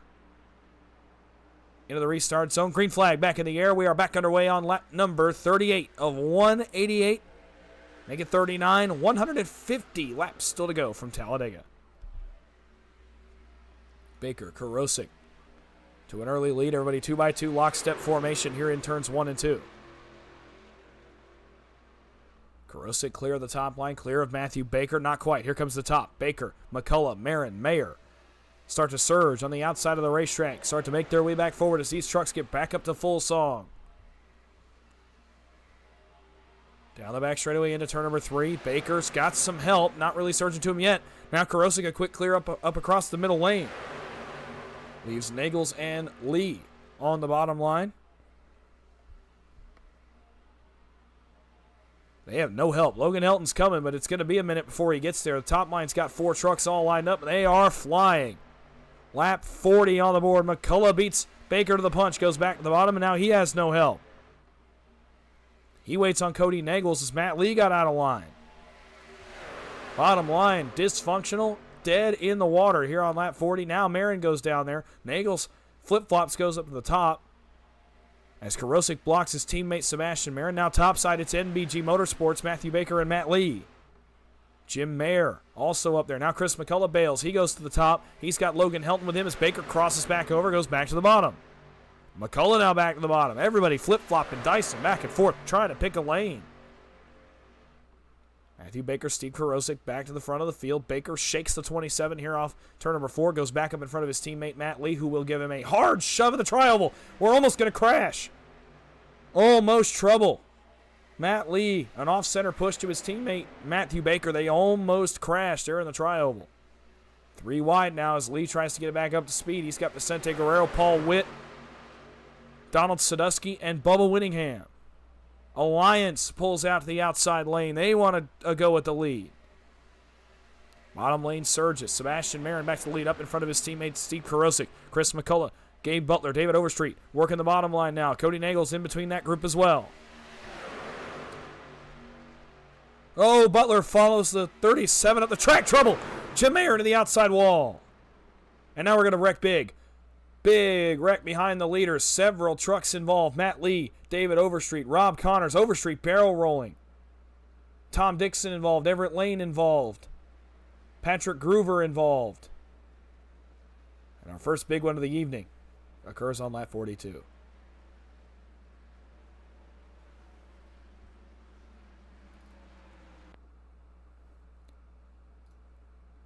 It happened up in front of Matt Lee. It looked like it started with the Alliance teammates, perhaps also Gabe Butler. See, Butler follows the McCullough truck up the racetrack. It's tunnel vision. Mayer, as he tries to get back adjusted, Logan Helton can't lift out of the gas quick enough, gets in the back of his teammate. Overstreet and Baker come together. Actually, Matthew Baker's involved in this as well. I didn't see the 5 the first time. Ernie Williams, Seth Groover, Patrick Groover, Tom Dixon, Vicente Guerrero, Overstreet, and others involved in this one. Kenny McCullough slides to the bottom. This is a big wreck.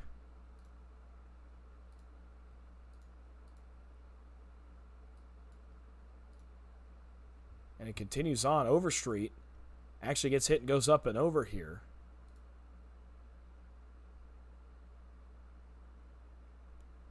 This is a big incident here. David Bone, that's the 33. Robert Jordan sliding through the grass. Rob Connors as well.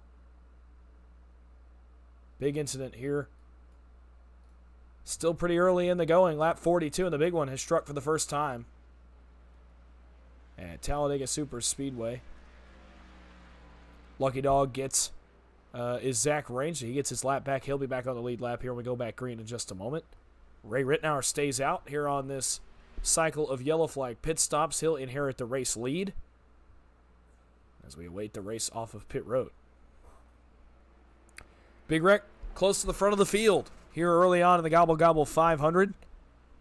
The first big one of the evening. 2 fast repairs available to these drivers, so they will await to see what happens here later in the going.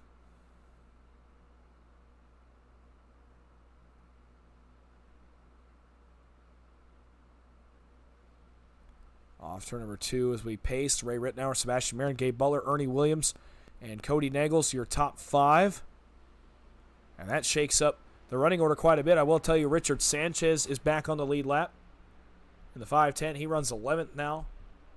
Donald Sadusky, Rick Seabrands, Paul Witt, Eric Laurie, Robert Jordan, all going to take shots at the front here. Same with Matt Swope, as he's 14th. Brian Rainville, David Bone also coming forward as well. Virtue of this incident.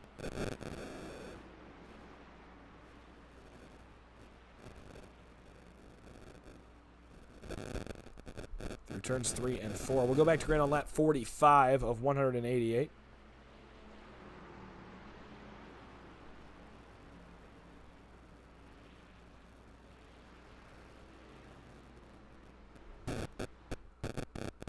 So we get ready for another run here in this race. Couple quick cautions after a long green flag run to open this one. About a 36-lap green flag run. As now we've been slowed by a couple of cautions here on lap 43, almost a quarter way through this event.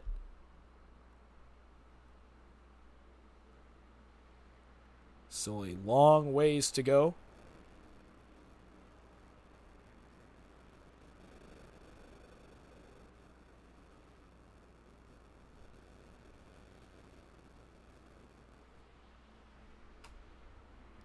So lap 45 will go back under the green flag. Ray Rittenauer, Sebastian Marin will make up row number 1.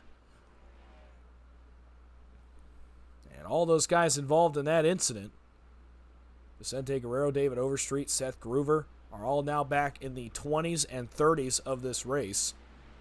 And several down a fast repair here early on in the going. Obviously not the plan, but alas, it is the reality of this race.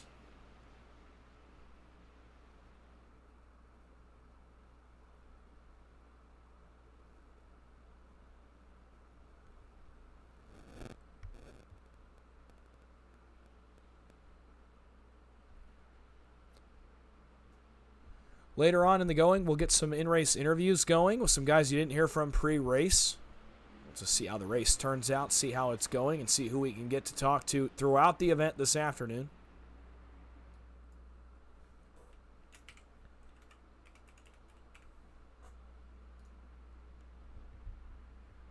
And so we'll see how that goes, but that is the plan, is to get some in-race interviews as the day goes on.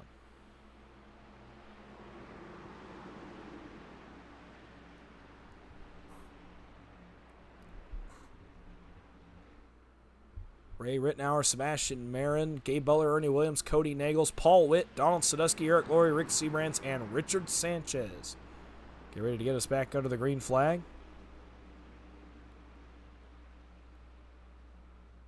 It's actually going to be Josh Ball in 10th. Sanchez is 11th. Pace car is down. We're going back under the green flag here on lap number 45 of 188. And here we go. Field in the hands of Ray Rittenauer in the black and yellow 87 Chevrolet. As we get ready to put this one back under the green flag. Into the restart zone they come. Green flag is going to go back in the air. We are back racing from Talladega. Up through the gears they go. Down towards turn number 1. Once again, Ray Rittenauer off to an early lead. He's got Gabe Butler and Cody Nagels all over the back bumper of him. Sebastian Marin yet to have the same help in the outside line. Ernie Williams doing the best he can, but they have no third truck as they run right now. They'll surge a bit here down the backstretch as that middle line gets going. And Ernie Williams doing a great job, but the bottom line is connected 1, 2, 3 on the bottom. Sadusky goes to the top, the first chance he gets, and he gets Paul Witt to go with him. How about Donald Sadusky? At 19, up on the wheel. Through 3 and 4, Gabe Butler wants the race lead. He goes out from behind Ray Rittenauer. He's going to poke the nose out front. The winner of the inaugural Gobble Gobble 500 now at the point here on lap 45 for the first time. Butler leads the lap right back down to the bottom in front of Ray Rittenauer. They are running together today as members of Team Bootnaka eSports. Take that back. No, they are not. I believe they still are. But I don't see them in the same channel. But I know they are former teammates. They are most likely working together here this afternoon. So no surprise to see Butler drop right back down to the bottom. And protect the lane. All of a sudden, he's back to the front. Matthew Baker to the outside. He goes up in front of Sadusky. He wants the race lead once again. Marin in the middle with the help of Ernie Williams. And now Rick Seabrands. Brian Rainville about to be lapped by the field here in just a moment. This is going to get dicey as they'll have to negotiate 4 wide for the first time today. Baker stays to the outside. Sadusky hangs right on the bumper, trying to get him forward. Marin and Williams are both going to be clear to the bottom. Who takes it first? It will be neither of them. Marin keeps it parked. Now he hangs a left, goes across the bottom line. Across Gabe Butler there in the middle of turns 1 and 2. Off turn number 2 down the back straightaway. Sebastian Marin now leads the field on the bottom of the racetrack. Baker, Sadusky trying to get that third line working, but Ernie Williams and Rick Seabrands denying them in the middle. Back to 3 wide, 5 rows deep here at Talladega Super Speedway. Like we didn't miss a single beat. Down the front stretch once again, it's still all Marin. Williams out of shape. Seabrands, Dorcheks, Rittenauer. 4 wide for a moment here at Talladega. 5 wide for a moment here at Talladega. Josh Ball's going to go for a spin trouble. Around goes Rick Seabrands. That, I believe, is going to bring the caution out. More trouble. Rittenauer to the outside wall, and now we are piling them up once again at Talladega. Another big incident. Karosik, Dixon, Laurie.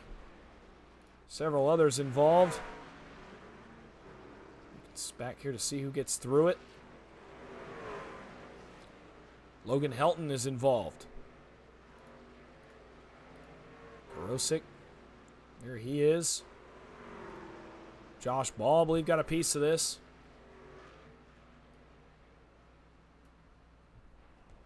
So once again, we go to the yellow flag here on lap number 48. And it all started when the 87 of Rittenauer got door checked off the racetrack. That's already happened at this point. Oh, actually, it's all already going down here. We'll back this up a little bit more. Try to get a little bit better angle of it here through the tri-oval. Rittenauer comes back up. It spooks the 4 of Rick Seabrands, who starts to come up the racetrack. Still coming up, still coming up, still coming up. Josh Ball is going to get clipped there by the 63 of Logan Helton. One of the 4 get together. They slide sideways.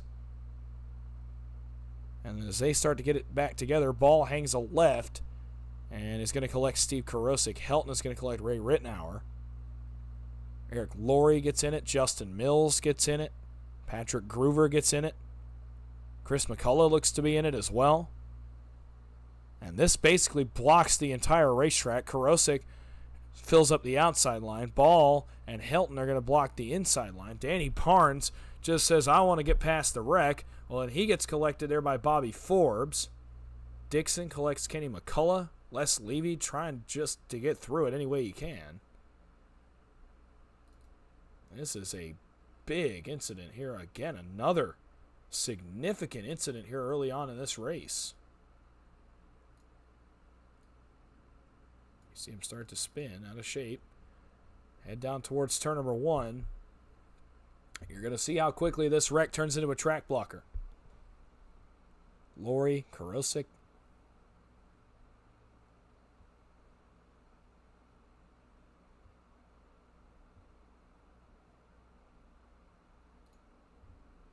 Here's Karosik off the outside wall. Dixon piles into the incident there in the outside wall as well. There's Forbes and Barnes in the bottom left of your screen. We may have to get an onboard from Les Levy. I don't know how in the world he made this one work. But he gets through it nonetheless. Same with Kenny McCullough. We'll go back. We'll take a couple onboard looks here as we look through this second incident of the night here on lap number 50. And here's from Les Levy. You're going to see him crash up in front of him. There they go. He slows down, still wrecking, still wrecking. He thinks he's got it missed, and then all of a sudden, got to pile to the middle of the racetrack and get on by.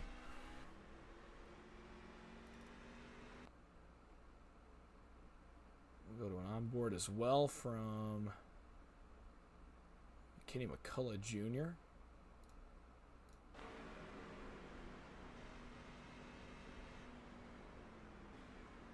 Some contact there with Tom Dixon. Regardless, he makes it work.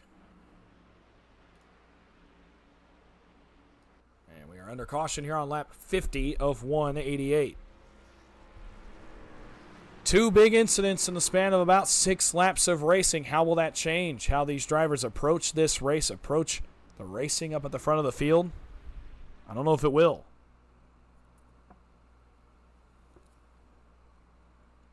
You certainly hope it does. But these guys at the front are going to continue to race. That's how they are wired. That's how they always do it. That's how we always see it happen as well, every night of the week. Sebastian Marin, Gabe Butler, Donald Sadusky, Matthew Baker, Paul Witt, your top 5. Rest of the top 10, Richard Sanchez, Cody Nagels, Logan Helton, David Bone, and Matt Swope. Biggest mover so far, Donald Sadusky up 40 positions from starting shotgun on the field tonight. He is currently 3rd position on the racetrack. Steve Karosik could not beat the pace car. Well, now it looks like he is going to stay on the lead lap. Well, now he slows down. I don't think he beat the pace car, and in that case, he will be a lap down here when we go back under the green flag. And yep, he comes to a stop.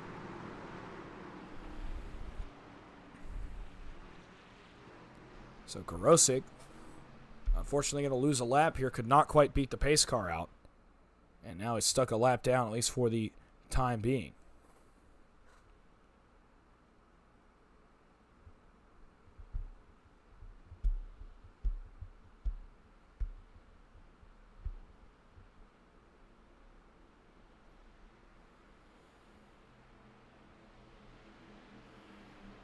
Down the backstretch, Marin, Butler will get us back underway here on lap 52.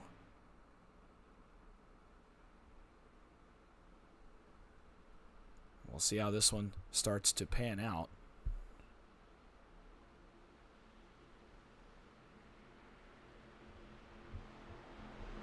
Still a long ways to go, not even halfway in this event. And so many fast repairs already used, at least one. Some guys may already be through both. And early on in the race, that sets you back quite a bit. Now, you basically are forced to run conservative until the very end of the race. And in this length of a race, that can get to be pretty daunting to have to basically just say, well, I have to run back here for the remainder of the race, pretty much. I mean, not the remainder, but at least until the last stage of the race, the last pit run of the race. You have to be able to just be content with running in the back. Regardless, here we go. Another restart about to occur here on lap number 52. Sebastian Mayer and Gabe Butler had the field ready to go once again. Into the restart zone they come. Green flag, and we're back racing here in the Gobble Gobble 500.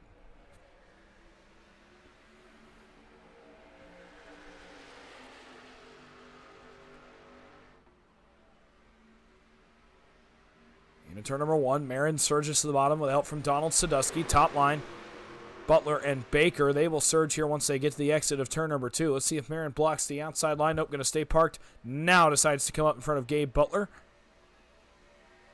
And down the Alabama Gang super stretch, Marin, Butler, Baker now hooked up in the outside line. Sadusky with help from Paul Witt and Cody Nagels on the bottom.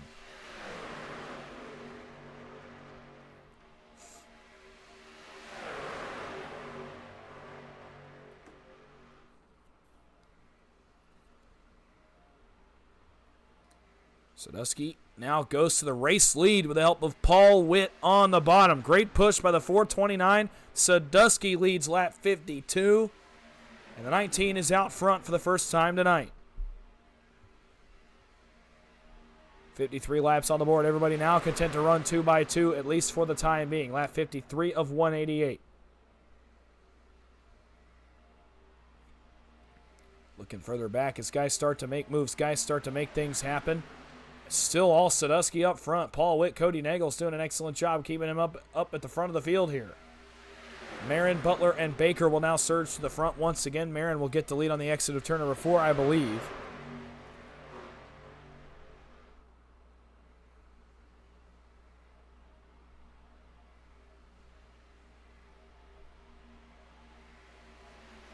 Through the tri-oval, Sadusky up in front of Marin now leads at the stripe for lap number 54 of 188. Third line starting to move. Kenny and Chris McCullough up on the outside of the racetrack. Top shelf trying to get it going. No help with them so far. Let's see how far they can get. Sadusky and Marin working the top. Witt and Nagels working the bottom. David Bone has made his way forward as well in that black, red, and gold 33, the Skull Bandit on the inside of the racetrack. Sadusky continuing to lead. Out of turn 3, they're going to put Karosik another lap down. And Korosik's night has gone from bad to worse here on lap number 54. Logan Helton jumps out in front of Chris McCullough. They've got David Overstreet up there as well. They are rolling towards the front, and all of a sudden we're going to be 3 wide once again here at the front of the field. Sadusky back down in front of Paul Witt. Marin now leads the middle. Helton leads the top. At the line, lap 55 goes on the board. 4 rows of 3 wide here at the front of the field once again. It's been the story of the night.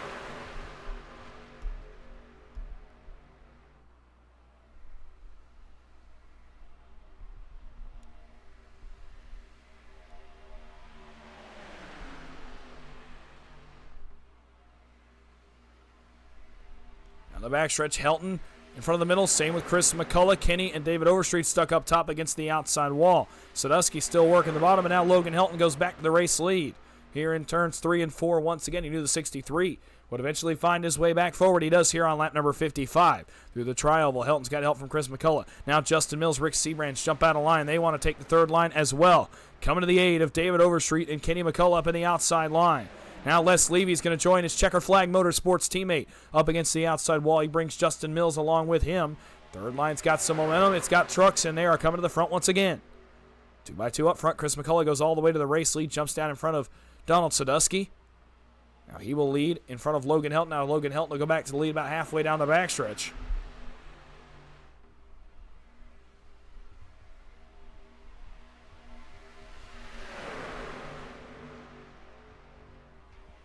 Here we go into turns 3 and 4. Kenny McCullough has made his way forward.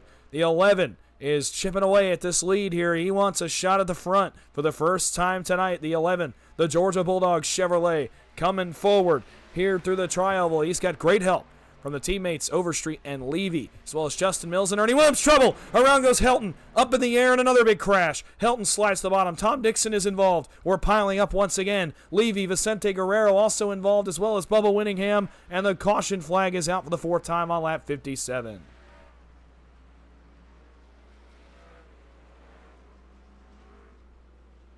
Logan Helton got up in the air.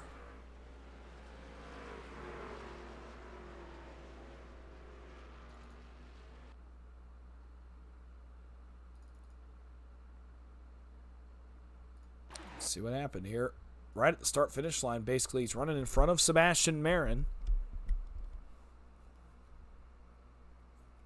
And as Chris comes up to block the middle, looks like it checks up. Oh, wow, actually, Helton gets in the back of the 37, and then Marin gets into the right rear of the 63 of Helton.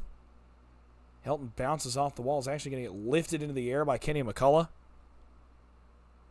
Kenny up on 2 wheels. Les Levy up on 2 wheels. Overstreet piles in.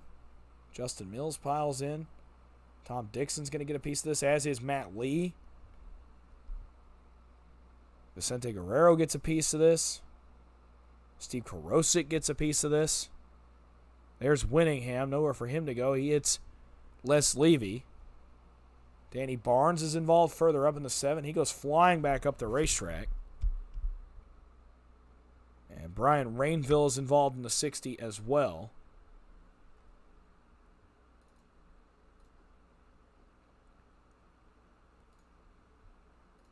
This looks similar to Kurt Busch's crash at Talladega in the 2019 version of this race. Let's see. There you go. You see the contact between the 63 and the 37. Helton gets turned. Goes up into the outside wall, and then there's just not much you can do from further back. He almost goes up and over, up on the left side. Marin and Butler get together, as does Matthew Baker. Actually gets a piece of this as well. Kenny flies down the racetrack, gets a piece of Tom Dixon. What happens to Danny Barnes?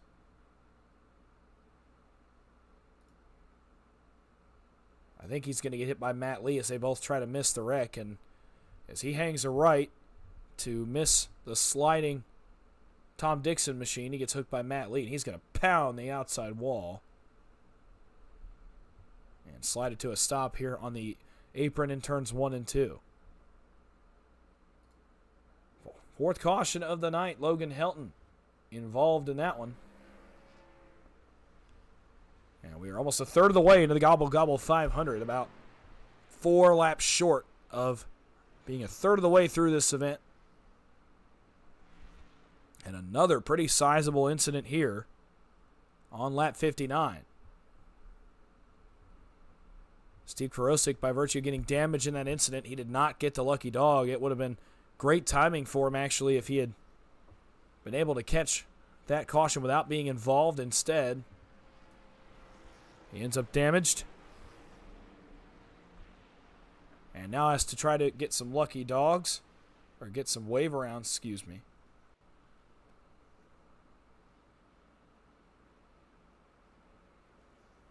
And so he will be in front of the leaders, as is Eric Laurie in the 071. Both cars going to try to get back on the lead lap the hard way here by getting a wave around.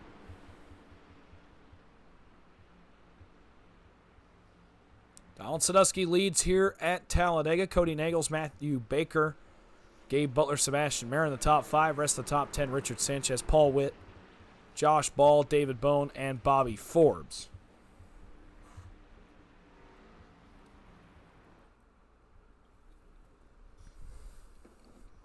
So after running the first 36 laps under green, we've now had 4 cautions here over the last 23 laps that have kind of slowed the race down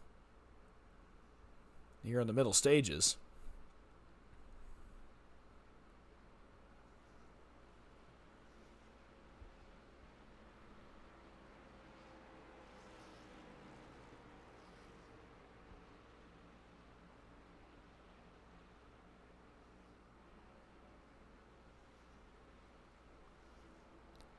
One to go here at the line. Karosik and Laurie will get a lap back.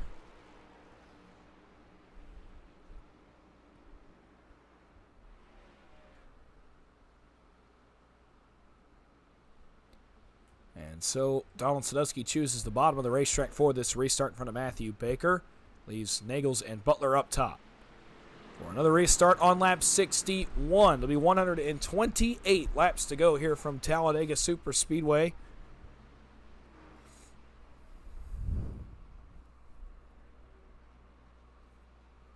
As we look to get into another green flag run, we had a good one to start the race, a 36-lap green flag run. Saw some great racing as Danny Barnes comes to a stop here, lets the field go by. We saw a great green flag run to start the race, and now just some lulls in this event. Normal for a super speedway event, just to have a couple of these periods of cautions, breeding cautions.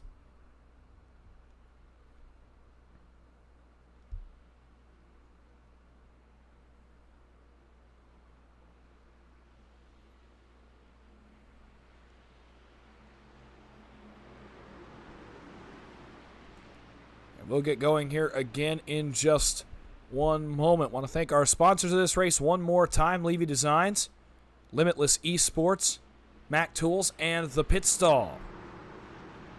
Presenting you with today's race.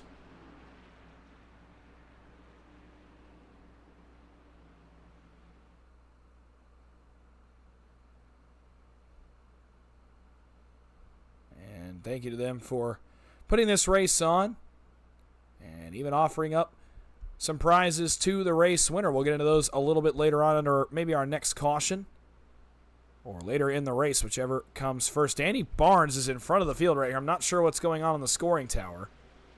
And I believe we're going to go another pace lap here and get this sorted out. No, we are not. Green flag is back in the air. I guess we're not. 128 laps to go at Talladega. Green flag is back in the air. We're back racing.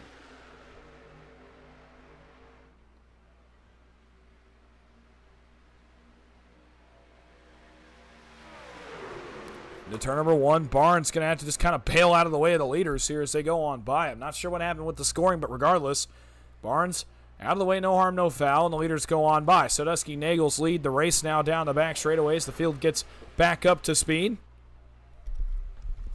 and heads back down towards turn number 3. Nagels out to the lead with Gabe Butler in tow. Richard Sanchez, Josh Ball also in tow on the outside line. This field is all kinds of spread out here, a weird restart. But regardless, we're back underway. Everybody mostly single file here on lap 61. We may get into that kind of period of the race as well.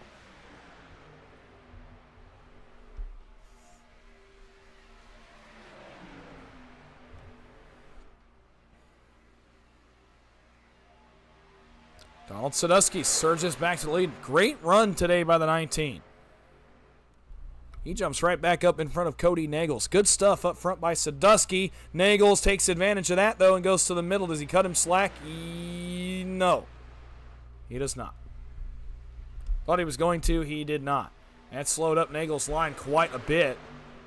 Butler, and Sanchez now lose quite a bit of time here to the race leaders. They're just going to file in single file. Well, Cody thought about it. Now he gets behind Matt Lee, and they start to come forward again. Trying to figure out if we're going to have a period in this race where these drivers settle to just run single file, but no signs of it yet. Matt Lee splits out Sebastian Marin, but Nagels and Butler hang behind him. Now Butler's thought about going to the outside. Doesn't. Josh Boss to bail out of the throttle and jump out of the inside. Luckily, everybody keeps it straight. Matt Lee going to find a spot in line behind Gabe Butler. Baker, loose the front of the field. Saves the truck. Oh, my goodness. What a save by Matthew Baker. Unbelievable. Great stuff at the front of the field by these guys, and Matthew Baker right there.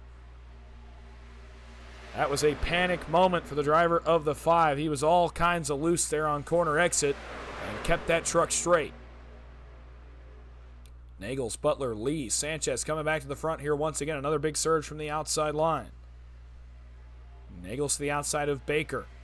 They really don't have a third truck. Matt Lee is not quite to them yet. They're still doing a pretty good job nonetheless, as Nagels is even with the 5. Here for second. Matt Lee still not at the back bumper of Gabe Butler. The outside line, unfortunately, not going to roll for those guys up there until they get more connected.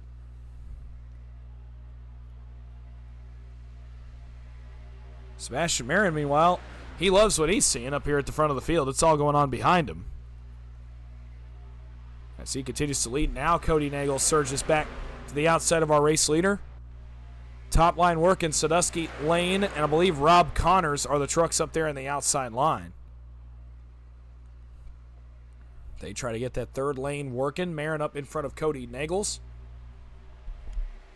Mostly 2x2, a little bit of 3x3 further back, but mostly 2-wide formation here. Lap 65 on the board. We're past a third of the way through this event. Still over 120 laps remaining. Nagels wants the lead, and he will get the lead here in turns 1 and 2. He's got his NBG teammate on some nights behind him now in Matthew Baker. He's got his Dale Cup teammate flanking him to his outside. That's Sebastian Marin. Interesting dynamics in this race. I know Cody is primarily running with the Dale Cup team tonight. NBG with 2 entries tonight, Matthew Baker and Matt Lee. Nagels clear of his teammate Marin. Back up to the top he goes. In front of Sebastian Marin, the 23, and he leads the race once again. Quite a tear it's been for Cody Nagels over the past 7 days. He has wins on Wednesday night, Thursday night, Friday night, and a 6th place finish last night in the OP Racing Butt Kicker Truck Series season finale. So he is on quite a tear. Really has hit his stride over the past week or so, back to the dominant form that we're used to seeing out of the driver of the Martin Sports Chevrolet. That includes an OP Racing Grand National Series Championship. He'll also be racing for a Premier Series Championship here in about 24 hours. Sadusky has made his way back to the front. He's brought Everett Lane and Zach Range to the party.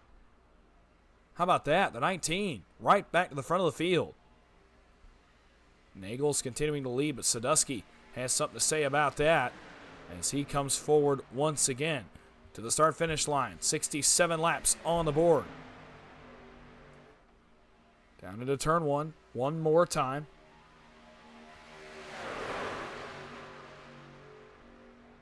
Third lane starts to fade with Sadusky, Lane, and Range, and Ernie Williams. They try to get it back going the right way.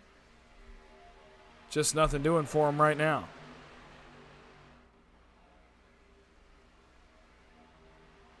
Butler now the lead here in turns 3 and 4. Gabe Butler back to the race lead, the winner of the first Gobble Gobble 500. Retakes the point, goes right up in front of Cody Nagels. That leaves Matthew Baker and Paul Witt now on the bottom of the racetrack with David Bowen in tow. Butler, Nagels, Marin, Lee in the middle, Sadusky, Lane, Range, Ernie Williams, Vicente Guerrero up top. The field laps by Robert Jordan in the 74. Damage to the front end of that machine. Butler through 1 and 2. 3 wide once again up front. Sadusky's rejoined the party. 3 wide, 5 rows deep here at Talladega on lap 68. Great racing up front. Butler to the bottom in front of Matthew Baker. Now Nagels, Marin lead the middle line once again. Nagels surges right back to the lead. Great push by Sebastian Marin.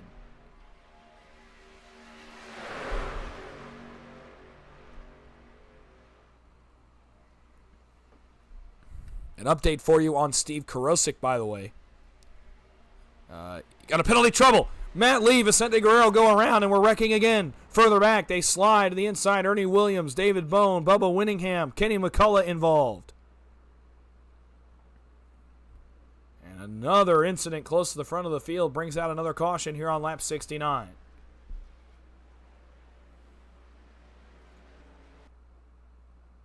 This one happened back around Vicente Guerrero and Matt Lee. Trying to get a little bit better camera angle of it for you. You saw it happen live. In the middle of your screen. Guerrero, wow, what in the world happened to the 14? Gets into the side of David Bone, who then collects Matt Lee. Zach Range, Ernie Williams involved as well.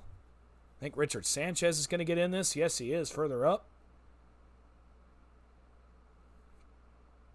And as guys go to bail out of the way, Kenny McCullough, Bubba Winningham, that's not David Overstreet, sorry, it's Joe Delavecchia. Josh Ball has lost the front end on the 1.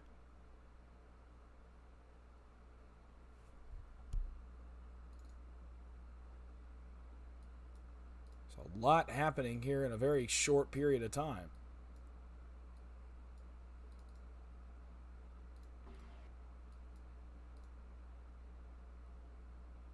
I think Guerrero had some help right here. Yep. Looked to me like he gets hit from behind by Josh Ball. Down to the bottom lane. They collect David Bone. There's Matt Lee. There's Range and Williams.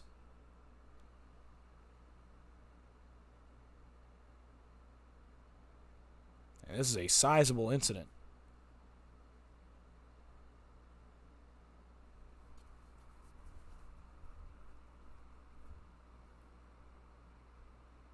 Matt Swope gets involved as well. It's the 82.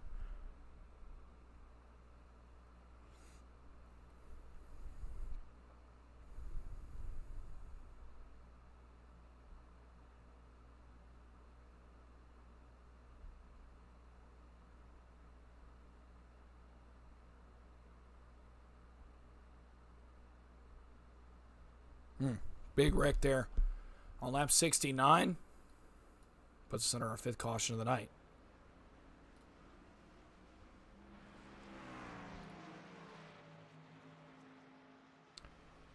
Back to what I was saying about Steve Karosik. He received a black flag on the last incident that forced him to have a hold penalty on pit road. That's why he went a lap down.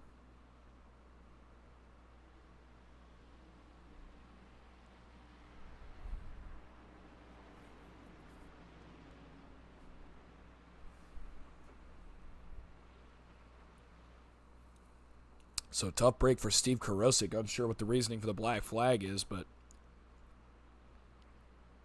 some pit road penalty has hampered the day of Steve Karosik, probably one of the favorites in the field for the win today. Now is behind the 8 ball in a big way. He's been involved in several incidents, has the penalty pile on top of it, and all of a sudden his day not going as he had planned.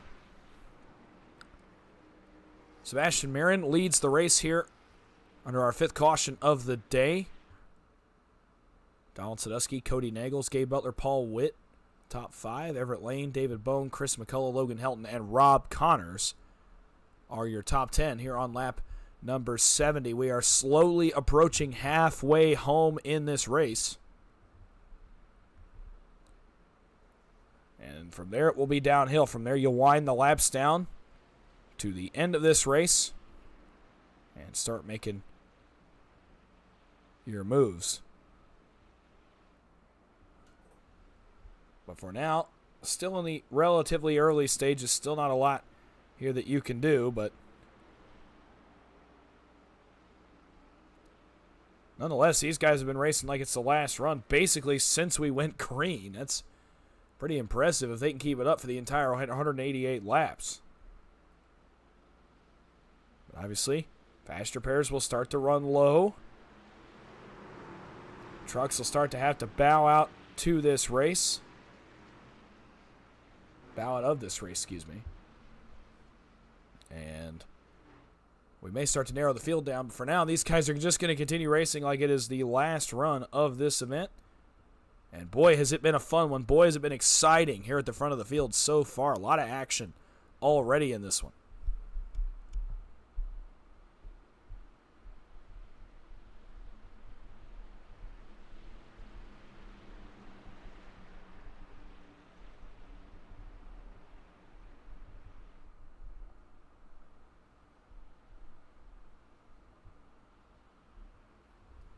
So Sebastian Marin, Donald Sadusky spent considerable time up front here in this one. They are going to get us back going on lap number 72. 117 laps remaining in the third annual Ryan Sadusky Gobble Gobble 500. I want to thank you for joining us here on the Turn 3 Racing Network for all the coverage of this 500-mile event. It's been a good one so far.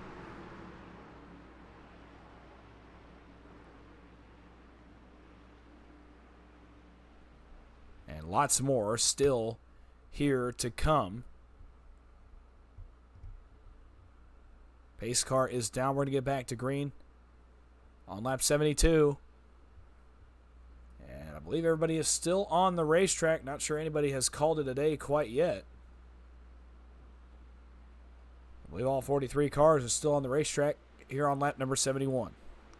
Sebastian Marin, Donald Sadusky bring us into the restart zone once again. Green flag is back in the air. We're back racing from Talladega. Sadusky, great start on the outside line in front of Gabe Butler. They've got Everett Lane and Chris McCullough up there with them. Now the bottom surges. Marin, Nagels, Paul Witt, David Bone. Look now, but Alliance Motorsports starting to make a bit of a move here to the front. Jim Mayer, Logan Helton, and Rick Seabrands starting to make their presence felt here back at the front of the field. The Groovers as well. Seth and Patrick starting to make some moves, starting to dice it up. What can they do? Lap 72 on the board. Sebastian Marin remains out front of the Gobble Gobble 500. He's led a lot of laps today in that 23 machine. He and his teammate Cody Nagels continuing to control the flow of this race. 73 laps on the board. Next pit cycle will probably be somewhere around lap 100 or lap 105. Keep that number in mind, 100 to 105. From there, still 2 pit stops after that to be made, so probably 3 stops remain in this race if it goes green.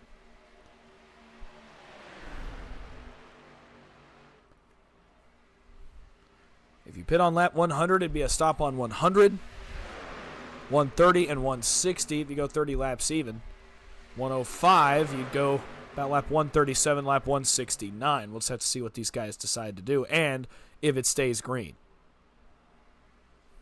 So Marin and Nagels continue to lead up front. Everybody 2 by 2, content to just run row by row here. Donald Sadusky, Paul Witt doing a good job as pushers. Third line not really forming yet. Logan Helton's going to try, but has no help.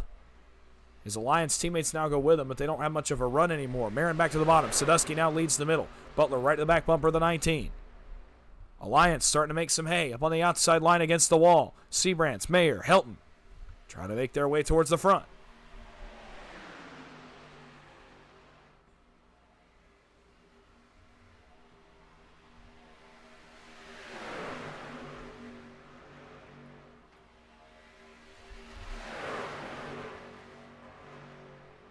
Through turns 3 and 4, Marin continues to lead. Helton starting to make haze up to the second row of the leaders here. Seabrands has fallen off the back end of Jim Mayer, though, so their momentum will start to stall. To the start-finish line once again. Sadusky back to the lead. Helton now 3 wide with the leaders. They've got the cavalry coming as well. Ernie Williams and the Groovers. I'm going to join that third line and get them moving forward. Now the Groovers drop out of the third line. But Ernie Williams is there. 4 trucks deep now on the outside of the racetrack. Third line starting to come forward. Marin continues to lead for the moment. Here comes Logan Helton. Pokes the nose out front. That's all he's going to be able to do here in front of Sebastian Marin. Jim Mayer gets loose there on corner entry, and that's going to stall their run big time. They had it rolling, but unfortunately that slip is going to drop them about 2 car lengths, and now they'll have to reset, refocus, and try to go after it once again. Marin back to the bottom. Sadusky now able to lead the middle one more time, and now Helton, his job's a little bit easier now. 1 less truck to clear there in the middle lane. 3 wide for the lead still in turn number 1. Lap 76 on the board. 113 laps to go. Marin back out of the middle in front of Sadusky. Allows his teammate Cody Nagels to cool off. Helton, Mayer, Seabrands, Williams, and Justin Mills up in the outside lane now. Witt, Bone, and Forbes make up the bottom line behind Cody Nagels. Kenny McCullough about to go a lap down. They'll have to negotiate 4 wide once again here among the leaders. They're going to get him in an okay spot here basically on the exit of turn 4. Plenty wide to make it work 4 wide. They do. No harm, no foul. Everybody gets through it okay, and we are still green. Marin clear by a half car length now over Donald Sadusky. He goes back up to the middle, a little bit more relaxed jump to the middle there for the 23. Nagels now surges back to the bottom, able to cool the engine off for just another quick moment.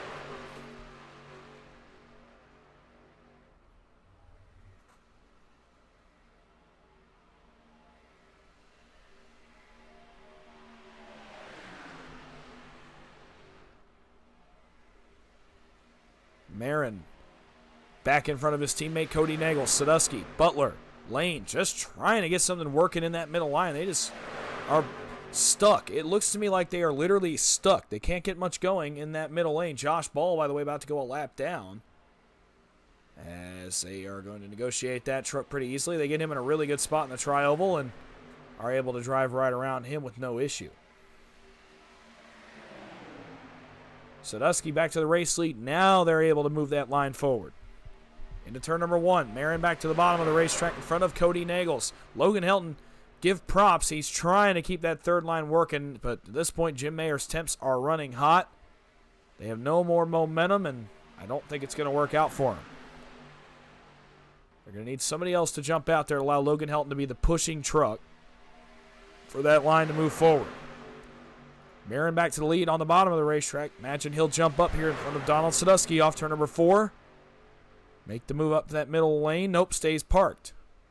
Jim Mayer able to cool out the right side there. He ducked down a line just long enough to cool off the temperatures underneath the hood of that machine. Now they'll start to come forward once again. Robert Jordan going to go another lap down, going to get off onto the apron. David Overstreet about to go another lap down as well in the 46. An unfortunate night for him.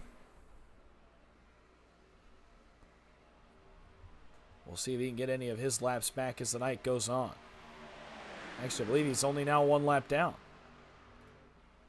So not too bad a situation here for David Overstreet if he can hang on to the draft.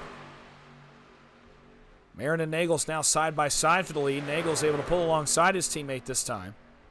Logan Helton still not able to get further up than about 3rd on the outside line with help from Jim Mayer. The Groovers are back in that line, as is Matthew Baker and Mark Mann. But just not able to really surge it forward. I stand corrected. New leader Logan Helton at the start-finish line. Lap 80 goes on the board.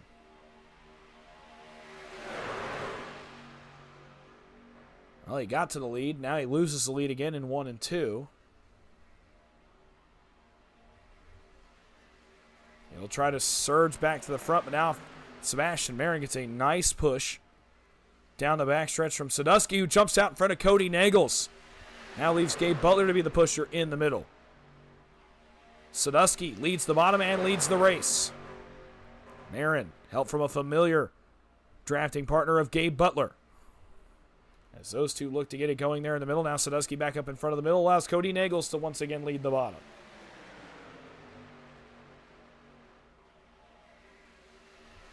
Here comes Helton again. Help from Jim Mayer. They get it rolling for another second. Now he'll be able to go to the middle in front of Gabe Butler. That time with Sadusky and Marin going to the bottom, they're able to get clear in that middle line. And so there you go. Logan Helton's made his way back to the front, but Marin gets right back up in front of him.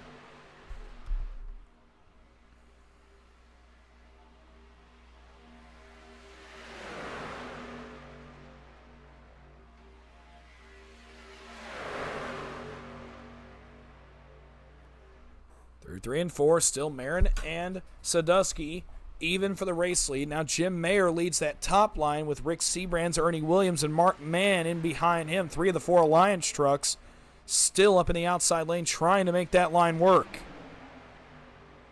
But it's all Sebastian Mayer and Donald Sadusky up at the front of the field. Getting close to inside the final 100 laps here from Talladega. Still a long way to go. 12 laps short of halfway. Down the back straightaway, Sadusky and Nagels will now battle for the lead. Let's see if Sadusky gets clear of the 6 into 3. He does, but he's going to choose to stay parked in front of Sebastian Marin. Oh, they run a little bit high. It allows the bottom line to come right back into this battle. As Paul Witt shoves Cody Nagels even with the leader once again. Mayer, Sebrands, Williams, man, trying to get it working up in the outside. It's just not really going for them right now. Now Sadusky goes to the bottom. In front of Cody Nagels, leaves Marin and Helton to once again lead the middle lane. Through turns 1 and 2. This is great racing up front. 4 rows of 3 wide. Everybody's been 3 wide for about the past 10 laps since we went back to the green flag. But just not a lot of movement. Great racing, but not a lot of movement. A lot of security up here at the front of the field so far. Marin, pushed by Logan Helton, goes back to the race lead. Donald Sadusky hanging tough here on the bottom in front of Cody Nagels. And everybody just content to ride right about where they're at. Starting to spread out further back just a little bit as Matthew Baker and Justin Mills try to find a spot in line. Now it spreads out big time. Not sure what happened there in the trial, but the field got way fanned out. And they bring it back together.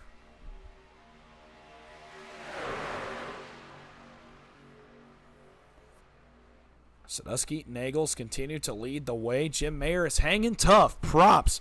Huge props to that outside lane. They are hanging tough up against the outside wall. Just not able to really come forward, but they are able to just be able to hang right alongside and keep their track position, at least for the moment. Should a caution come out, or should we get to the green flag pit stop cycle? Off turn number 4, down to the front straightaway once again. Still Donald Sadusky out front. Great run for the driver of the 19.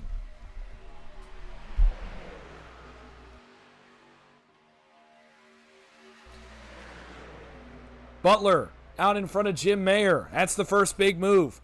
Butler leaves the middle lane hanging. Now Sadusky's going to have to go up and block that middle lane. Now you see Gabe Butler. He's going to hope for a good push here from Jim Mayer off the end of the back straightaway. Let's see how far they can surge. Big decision there by Gabe Butler to go out 3 wide. Sadusky back to the bottom in front of Cody Nagels. That leaves Marin once again to lead the middle and Butler to continue to lead the top. Middle lane disconnected. Top lane, if they can get connected, can really roll, but Logan Helton's going to try to deny them. He's trying his best, and he will. They're going to have to stay up there for the time being.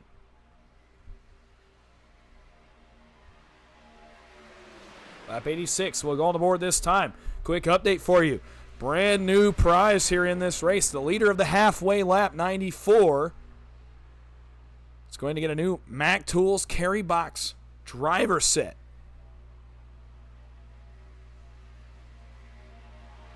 So all of a sudden, some incentive to lead that halfway lap, kind of like that $50,000, however but much of a bonus it was in the Daytona 500 several years back. That bonus extends here tonight for a special incentive for Mac Tools.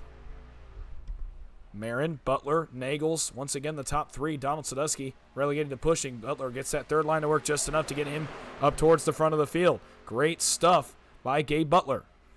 Former winner of this race. You know he knows how to get around it. And he's making all the right moves right now as he will go to the lead just briefly here at the start-finish line. Lap 87 on the board. About halfway through this pit run. Pit stops will be around lap 100 to 105. That's probably our pit window here for this impending round of green flag pit stops. Marin up in front of Gabe Butler. Nagel's able to cool off in front of Paul Witt on the bottom. A wide shot of this field as they come down the Alabama Gang super stretch. And into turn number 3 once again, led by now Cody Nagels in the middle of turns 3 and 4. All of a sudden, Matt Lee found a gap in that third lane and now pushes Jim Mayer. Third line's got some life here on lap 87. Marin back to the bottom in front of Nagels. Butler once again leads the middle line.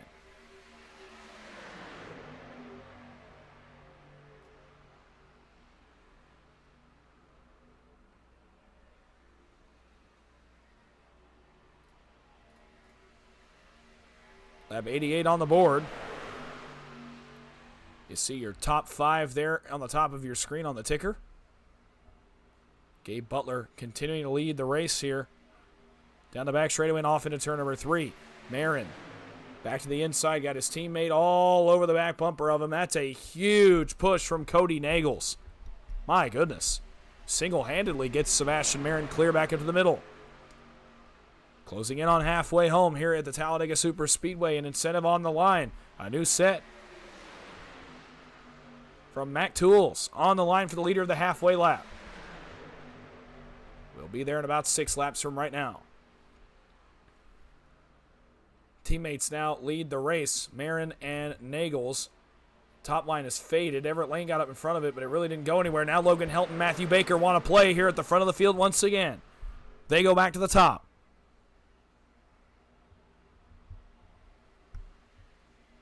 Marin back to the bottom.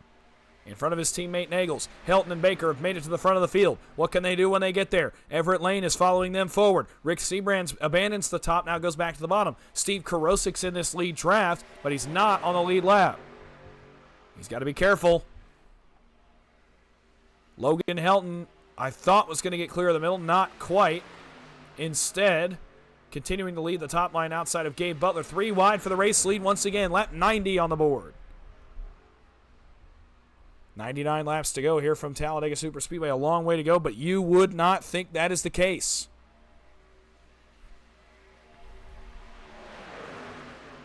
Down the Alabama Gang super stretch one more time. Wide angle of these trucks once again. Marin, Butler fighting hard for the race lead. Donald Sadusky, he is getting hot. You can tell he's backing out. Patrick Groover starting to get some connection issues right in the middle of the field. That's going to be interesting. He gets it back solved, though. Dyson once again up front. Marin, Nagels lead the race. Butler, Witt, 3 and 4. Now Sadusky and David Bone have come forward as well. Lap 91 goes on the board. 10 laps short of another cycle of pit stops. Sebastian Marin, Cody Nagels continue to lead the race in turns 1 and 2. Onto the backstretch. Nagels surges out front for a moment. It's going to go back to Marin here down the end of the back straightaway. Paul Witt doing everything he can. That middle line just so well connected. Marin not quite clear of his teammate. Now he is down in front of him. Butler, Sadusky, Groover now lead the middle. Helton, Baker, and Lane are the most connected. Trouble! Around goes a truck out back. I couldn't tell who it was. I think it might have been Rob Connors. It was not Rob Connors. It was Thomas Holder. Les Levy involved as well. Hard contact for that truck. And we're under caution once again.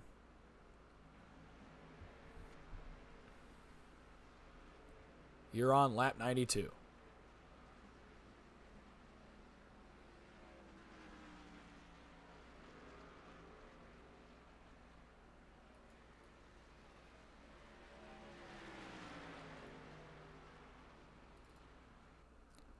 Thomas Holder running back here around Tom Dixon.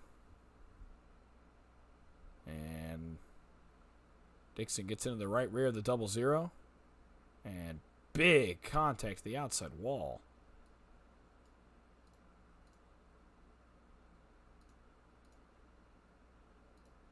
We lose him for a minute there.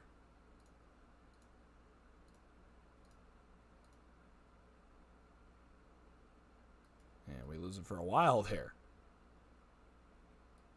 I know Les Levy got involved in this as well. But not much damage on the 62. More damage on the 00. And that puts us under another caution just short of halfway home. Later under this caution, Sebastian Marin on lap 92. So, it appears he is going to be the leader of lap 94, barring this set of pit stops. One man stays out, Logan Helton. And the 63 stays on the speedway. A very interesting decision, I gotta say. To stay out. David Overstreet going to get the lucky dog. He'll be back on the lead lap.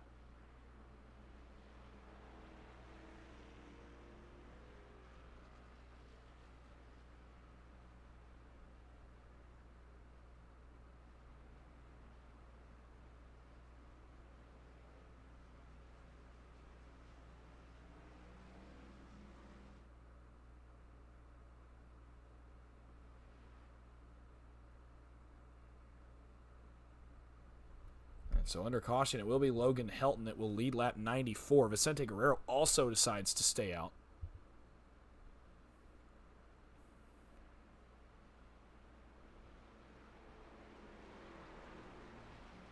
And I want to get some verification on this just to make sure it doesn't have to be under green.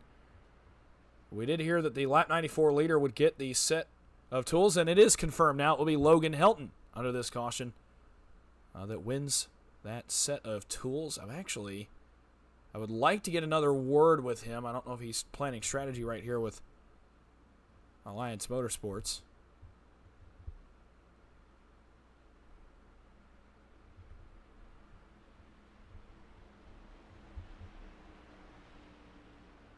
We're going to see if we can't get a word in with the 63 of Logan Helton. He is our halfway leader, and he wins that set of Mac tools. So we'll see. We'll see if that was planned or if this is a strategy call here out of the 63. Hey, Logan, it's Dawson in the booth. You got a copy? Hello, hello. All right, well, I had to be the one to inform you as being the halfway leader here at the end of lap 94. When we get to it across the start-finish line, you're going to be the winner of a set of tools from Mac Tools. Yeah. So I was going to ask here under this caution because it was an awfully late decision to stay out. Was it planned that way to lead the halfway lap, or was it more of a strategy call?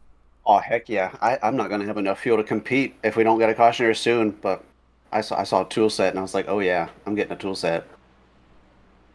All right, well, you're going to be hoping for a quick caution here. We'll let you get back to work in a second, but we've got about half the race in. You've been able to feel out the tone of the race now. What's your game plan for the second half? We've seen you run up front a lot. Do we expect more of that out of you, more of the aggressive nature, or do you maybe tone it back and wait for that last run of the race?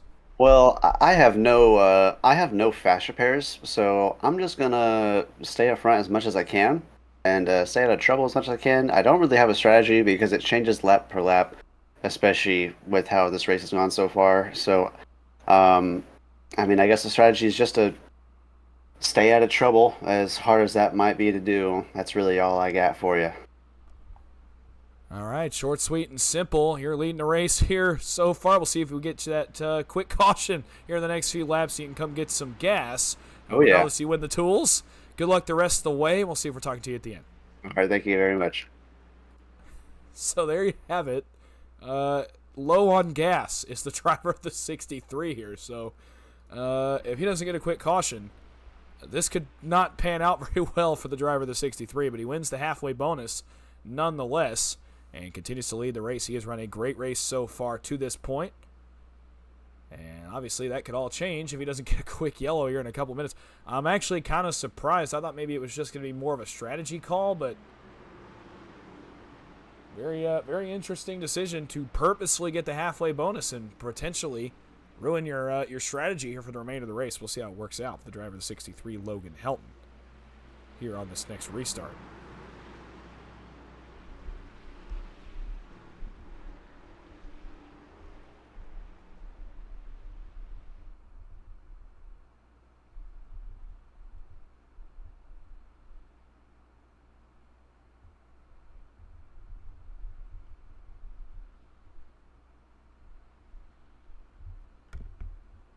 So here we go.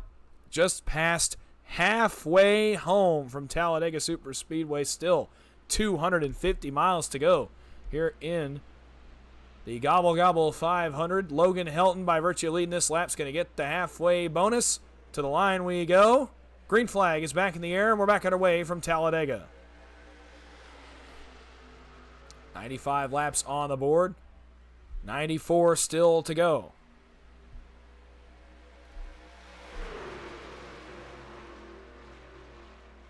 Logan Helton surges in the middle of 1 and 2. Up top, Guerrero, Nagels, Chris McCullough, Donald Sadusky. Another spread out restart here with 94 laps to go. And 7 trucks here up in the lead draft. They'll start to get back to this lead pack here in just a moment. For now, everybody really spread out. Into turn number 3, Guerrero, Nagels, McCullough hanging tough on the outside of the racetrack, trying to get a run going. On the bottom, though, Helton, Marin, and Matthew Baker.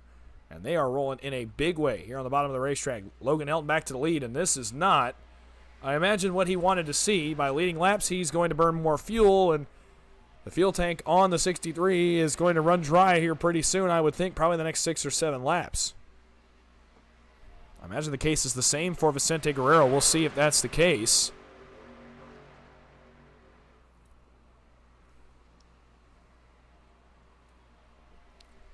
Down the backstretch, Vicente Guerrero surges forward. He wants to go to the lead. He opened the action this evening by winning the first heat race. And, well, he goes to the lead, but now he gets hung out by his own teammate. Guerrero going to have to wait for the help of Richard Sanchez now all of a sudden here in turns 3 and 4 as Cody Nagels goes to the race lead. This is a very spread out field. We may be entering a lull period in this race. And as I say that, they're probably not going to do that, but hey. We can all dream to get to a green flag pit stop. Logan Helton looking for the lead. Trying to make the most of the last few laps he potentially has here at the front of the field before he has to come down pit road. Guerrero thinking about taking third line. Nope, stays in line behind Logan Helton. Thinks better of jumping out there. Cody Nagels continuing to lead the race. Logan Helton's going to poke the nose out front here in just a moment, I would think. Chris McCullough doing a good job pushing on the bottom. Guerrero able to push in the middle. Now Nagels up in front of Logan Helton. Allows Chris to cool off for a moment. Now Marin is once again the pusher there on that bottom lane. Sadusky and Everett Lane trying the top. There's a third truck there, but it blinks in and out continually, and I cannot for the life of me tell which truck that was before it did disappear. So I'll try to figure out who that is next time I see that truck. Cody Nagels still continuing to lead the way. 91 laps to go here from Talladega. We are past halfway, and now we start to look forward to the last run of this race. It's closing in ever so slightly. We're not quite there yet. The longer this race wears on, the closer we get to that scheduled distance, the more intensity you're going to see, the more aggression you are going to see. These drivers really have to start planning that now. You've still got 2 pit stops to make. One around lap 125, and then one probably in the range of 155 to 160 if it goes green the rest of the way. So you have to start planning that out now. That's something you start planning right now. So you get yourself in position for those pit stops, in position for that run to the end, and ultimately in position to make the right move to win the race when it comes down to it. Nagels and McCullough continue to lead. Logan Helton, Sebastian Marin, third and fourth. Now Logan Helton is going to go up and around. He's about to have to make a pit stop here on lap number 99, I think. He's going to try to find his way to the back end of this field, and he's going to have to relinquish his spot probably on the lead lap as he's going to have to make an unscheduled green flag pit stop. And here we go. We're going to find out right here. Did he ever find a spot on the bottom? I don't think he has quite yet. Now he has one, and I imagine next time by we'll see him pit. McCullough now leads the race. Now back down in front of Marin he goes. Nagels not really much help there on the outside of the racetrack. Now it comes back to him in the form of his Dale Cup teammate Vicente Guerrero. Marin and McCullough both clear to the top. McCullough not quite quick enough getting up there, and Marin now lines up the Dale Cup teammates 1, 2, 3 on the outside line. Sebastian Marin down the back straightaway with Cody Nagels, Vicente Guerrero in tow. Richard Sanchez, Justin Mills forward as well. Eric Laurie is up inside the top 10, as is David Bone. As is Bobby Forbes.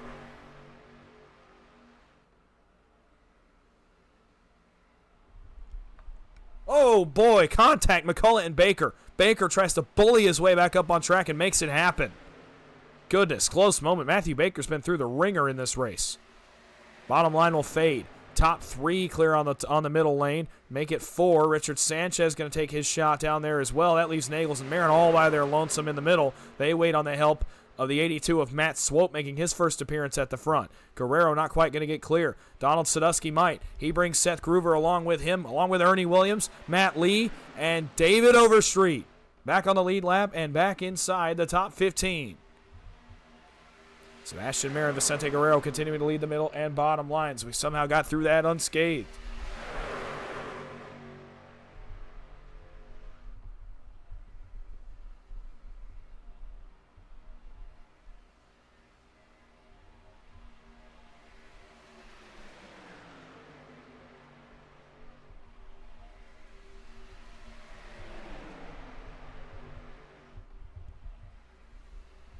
Into turn number 1 and 2. Still 3 wide, almost all the way back through this lead pack.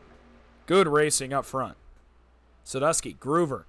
Now Karosik goes to the outside line. He is still not on a lead lap. But yet he is still up here helping his teammates, trying to get himself in a good spot.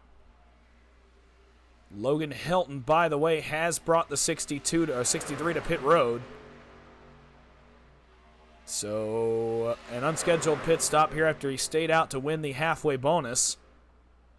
And now they have to try to find a way back onto the lead lap. Nagels back up in front of the middle. Marin allowed to cool for a moment. He'll have help from Guerrero. Matt Swope in the middle as well. How about the 82 for Warriors Motorsports?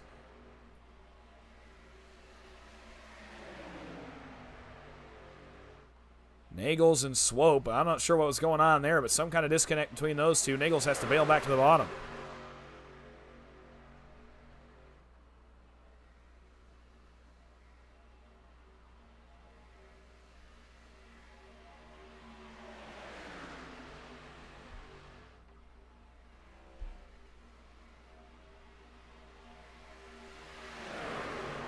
Turn 3, Nagels pushed by Marin and Guerrero. The teammates lined up on the bottom. Paul Witt, by the way, hanging really tough here at the front of this field. Matt Swope, now helped by Matt Lee. Everett Lane now leads the top in front of Donald Sadusky. Seth Groover, Steve Karosik, Ernie Williams, and others. Double clear up to the middle by Nagels and Marin. They now lead the middle lane. They're about to lap the Patrick Groover machine, the 54. They're going to have to go 4 wide here in the middle of turns 1 and 2. Will they be able to work it out? For now, yes. Everybody good, everybody good. We're going to be on the wide back straightaway in a moment anyway, and we are able to get past it. Those are always a little bit tough right there. When you catch them in the middle of a corner, it narrows up just the slightest bit here at Talladega when you get into the middle of the corner. Nagels, Marin, Guerrero, your top 3 still. Everett Lane starting to make it work up on the outside line against the outside wall. Sadusky, man, what an incredible job the 19 has done today. Guerrero's coming to pit road. The fuel expires on the 14, and he has to make an unscheduled pit stop. So the 6 and the 23 lose a teammate here at the front of the field. They're going to have to negotiate another lap truck. Marin and Nagels back to the bottom. Sadusky tries to squeeze. Trouble. Sadusky around. Trouble further back, and it's the big one. Eric Laurie, Chris McCullough, Sadusky, Swope, Mayer, and others. Danny Barnes, Justin Mills. And another big incident close to the front of the field.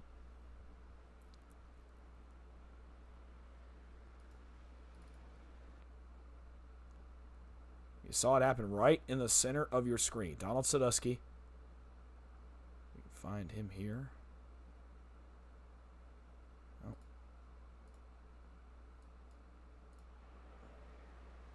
We'll take it back to the start of the incident. Not a great camera angle here. We'll see if we can find you a little bit better camera angle. Here we go. Sadusky running second in the outside behind Everett Lane. I think I'm not sure if he tried to squeeze 4 wide here. Oh, maybe he's going to the middle in front of Matt Swope. I think he just misjudges. And they're going to all come together here in the middle of the corner. Sadusky gets turned by the 82. Paul Witt is involved. Justin Mills. Matthew Baker is involved. Chris McCullough's involved. There's Seth Groover, Mark Mann, Gabe Butler, Eric Laurie, Bone, Ernie Williams, Danny Barnes. This is a lot of trucks. Jim Mayer, there you see him sliding. Looks like Rick Cadott gets by it.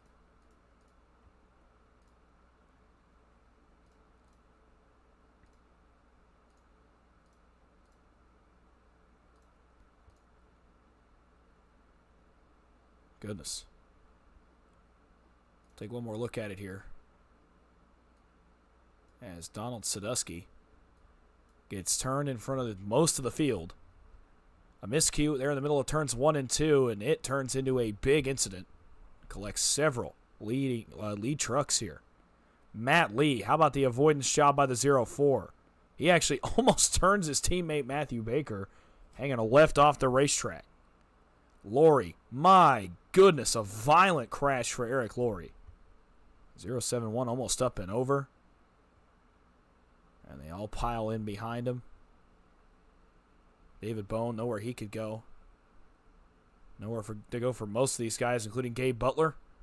Although he gets out of it pretty well unscathed. He's got some damage, but nothing major. But a lot of big damage on a lot more trucks. And again, with still a lot of laps to go, this is one of those that makes you wonder if perhaps the racing could have been toned down a little bit at the front. You know, these guys weren't going to do so, but regardless, just over 100 laps into this one, we will re-rack, re-stack, and get ready to go once again. How about this for lucky timing? Vicente Guerrero, Logan Helton both have to take fuel. Both stay out under the ensuing caution and re-inherit the lead. So Guerrero and Helton are 1-2. Marin is 3rd. Everett Lane 4th. Matthew Baker 5th. Cody Nagels, Gabe Butler, Matt Lee, Donald Sadusky, and Joe Della Vecchia make up the rest of your top 10. A lot of wave around trucks here in front of the leaders. Kenny McCullough, Patrick Groover, Steve Karosik, and Josh Ball. I can tell you Steve Karosik, I believe, will be getting back on the lead lap this time by. Nope, he's actually, I believe, going to be multiple laps down still. So, not quite back on the lead lap yet. It's the driver of the 27, but several other guys will be getting back on the lead lap here by virtue of the wave around.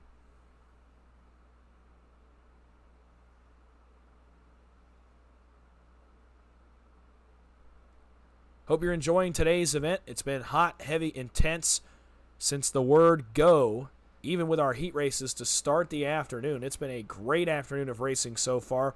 Still, over 80 laps remaining in this race. We're just past halfway, so you haven't missed too much. You missed quite a few early incidents, but the pace, the intensity has not slowed down a bit. Even despite those incidents, it has been just all pedal to the metal, all pedal to the firewall from the very start of this race. It's been incredible to watch. And we'll get it back going here once again on lap 109. So an even 80 laps to go from Talladega. So an even league race left to go. Most of these guys, 80 laps is typically the distance for a league event. You have to run 80 more. You've already run 108. You have to run 80 more in this race to get to the completion.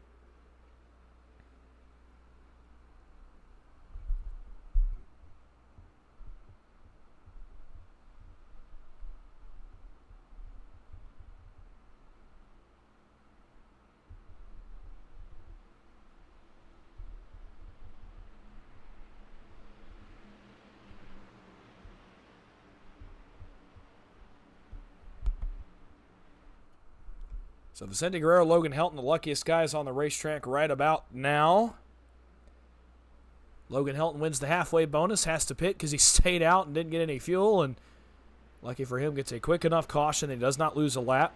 and is able to get right back in front of the field and get right back to the front. So all of a sudden, we said, well, maybe he won't see the front again, and in fact, he'll be right back on the front row here to go back racing on lap 109. Down to a 2-stop race still. Now it's very close to being only one pit stop. If we get a caution at about lap, trying to do some quick math here, probably lap 120, let's say 123, 124. That's probably the range where it could only be one pit stop. That's pushing about a 32-lap fuel run. That's what I figure, at least. So still a ways to go till we get to that. For now, still 2 pit stops to be made. But still a long ways to go until then. Green flag back in the air. Vicente Guerrero, Logan Helton back into the restart zone, and away we go up through the gears and off into turn number 1.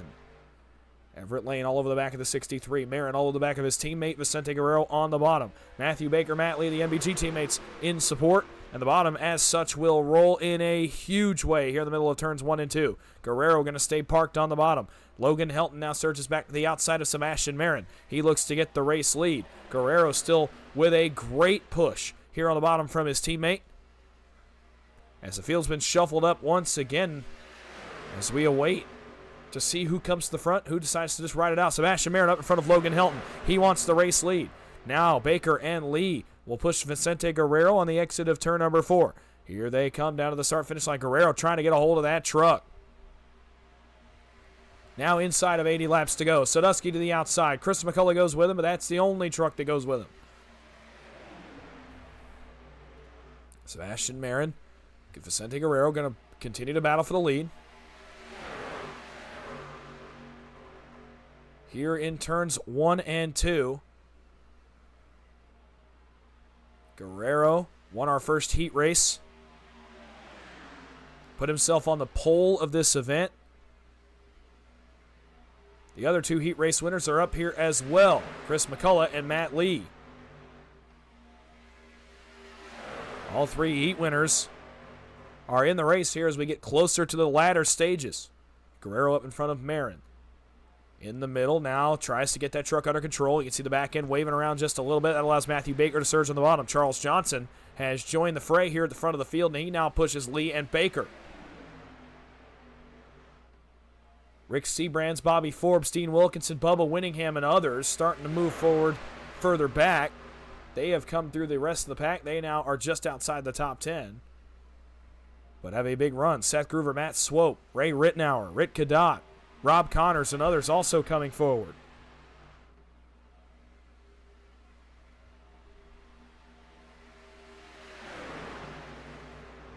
Matthew Baker to the bottom of the racetrack. He wants the lead. He will get the lead here in turns 3 and 4.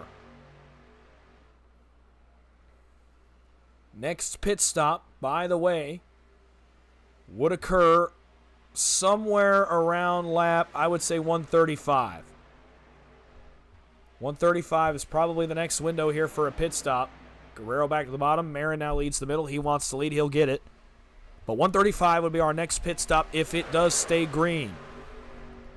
So if this race continues to go green, continues to remain clean, we'll make another pit stop around lap 135 or 140, which would place the money stop anywhere from lap 165 to 170, somewhere in that 25 to go range, 20 to go range, where you can definitely make the end of the race, and it all comes down to execution.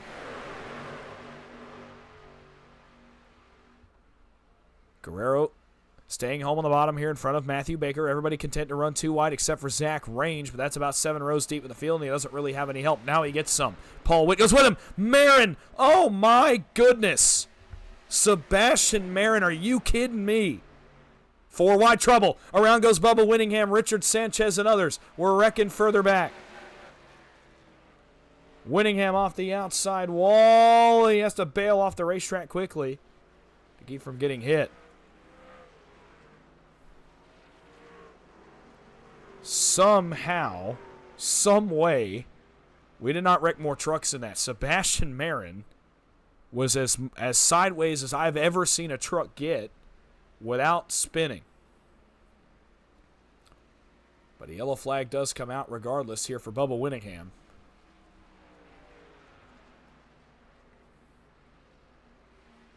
We'll go back here, see what happened to the 66, and then we'll have to take a look at what happened to the 23 further up. You're probably going to see it in this camera angle here. We'll actually try to find a little bit better one.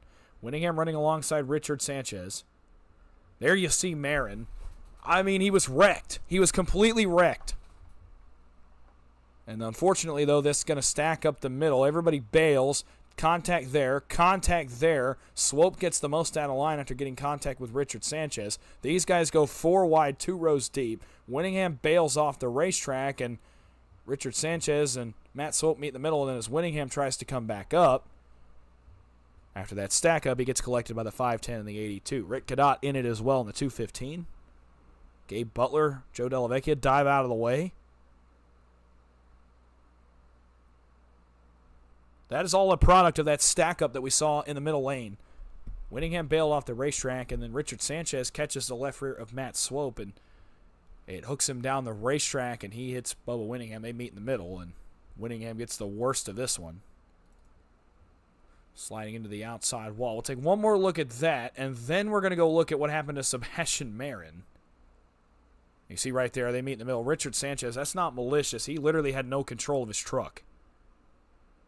Just nothing he can do.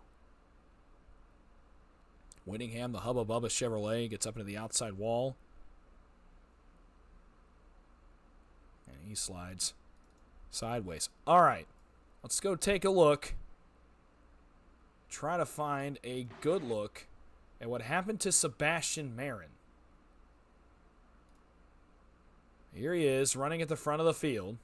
Let's see if this is going to be a good camera angle for us. Oh my goodness, Sebastian Marin, are you kidding me? It does stack the lineup, but good grief. Take one more look at it. Holy cow. We're going to watch it in full speed, too. We'll try to get it to where I can get a decent angle of it here. I think the TV follow cam's probably our best friend right here, honestly. And watch this. Oh, my goodness. I don't even know what to say. We're going to take an onboard look. You know what? We're going to go take an onboard look. We have to. There's no way. I want to see how this worked. On board with Sebastian Marin. Oh man, look at the hands working inside the race truck.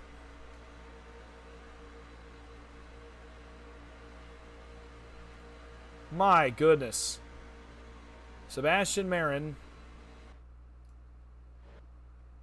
with it just a save that is as unbelievable as it looks. You could probably see, I mean, if you're the truck behind him, you could probably see his helmet through the window net. And regardless, he gets that truck going in the right direction. Now, he's lost a bunch of positions here, I think. Actually, no, he's right up here in third. I just missed his name, but give Sebastian Marin his flowers. That is one of the best saves I've ever seen.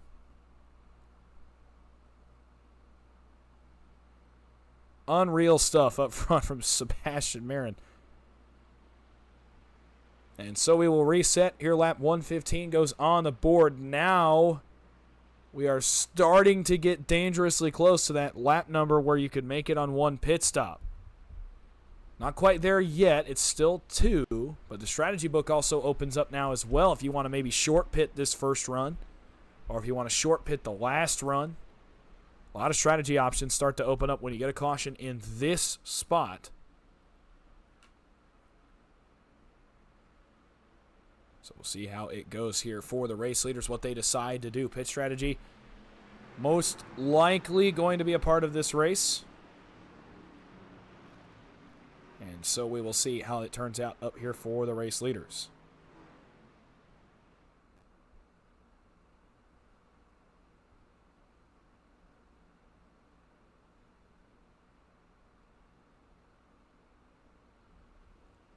Matt Lee, Matthew Baker here up front. Charles Johnson is up front. Zach Range has come back through the field. He's now inside the top 10. Dean Wilkinson, Ray Rittenauer as well, making their presence felt back up here.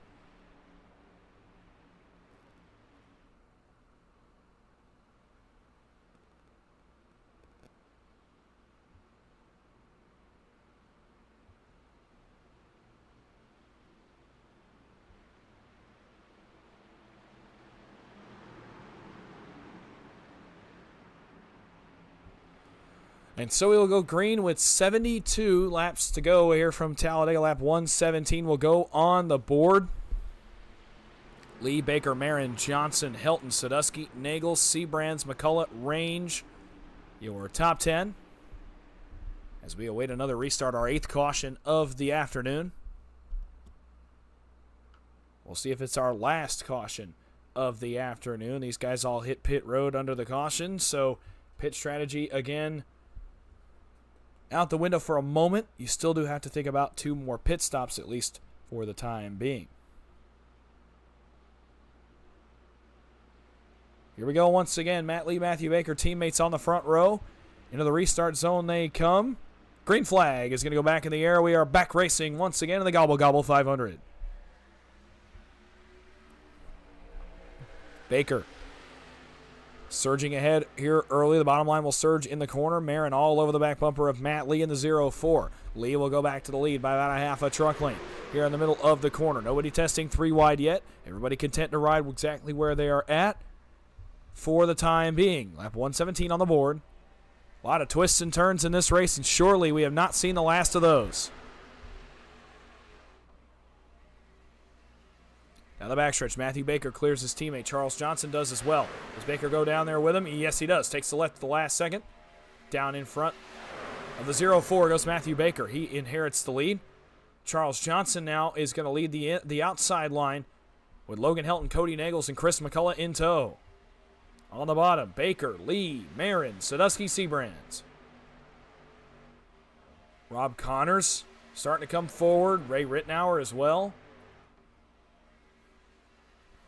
turn number 1, Johnson. I'm getting those 2 trucks a little bit confused. They are very similar colors.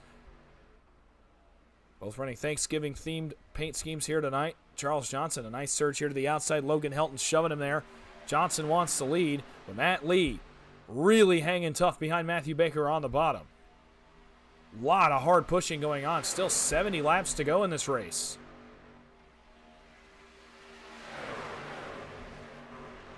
We are getting awfully close. We may be almost actually close to that number to make it on 1 pit stop. Just note that. I still don't think they can. I think they're a few laps short still. Johnson goes to the race lead here, almost in the tri-oval. He's going to be awfully close to it. Yes, he does get it at the line. Charles Johnson to the lead.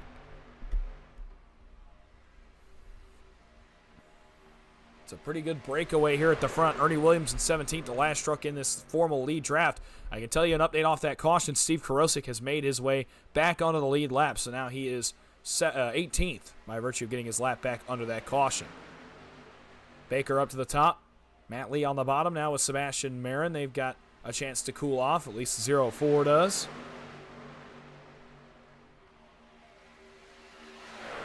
He'll actually surge all the way to the lead. In fact, he may end up clear of his teammate right here. Not quite. Baker will hang right at the right rear of the 0-4. Third line starting to work. David Overstreet, Vicente Guerrero, going to be the first 2 to try it. They've got a long ways to go, though. Baker back to the lead. To the line. Lap 120 goes on the boards. It'll be 69 laps to go here from Talladega. Oh, contact Overstreet and Connors halfway back through the field. They keep it together. Breakaway has closed back up. We're now all back in one cohesive pack. Overstreet, Guerrero, and I believe Paul Witt is the 3rd truck in line. Now Zach Range jumps up in front of that line. And they will try to make something work here coming towards the front. Zach Range trying to make some ground. Now is going to drop back down. They're going to be 4 wide. Nope, now they're going to be back to 3 wide. A miscommunication there.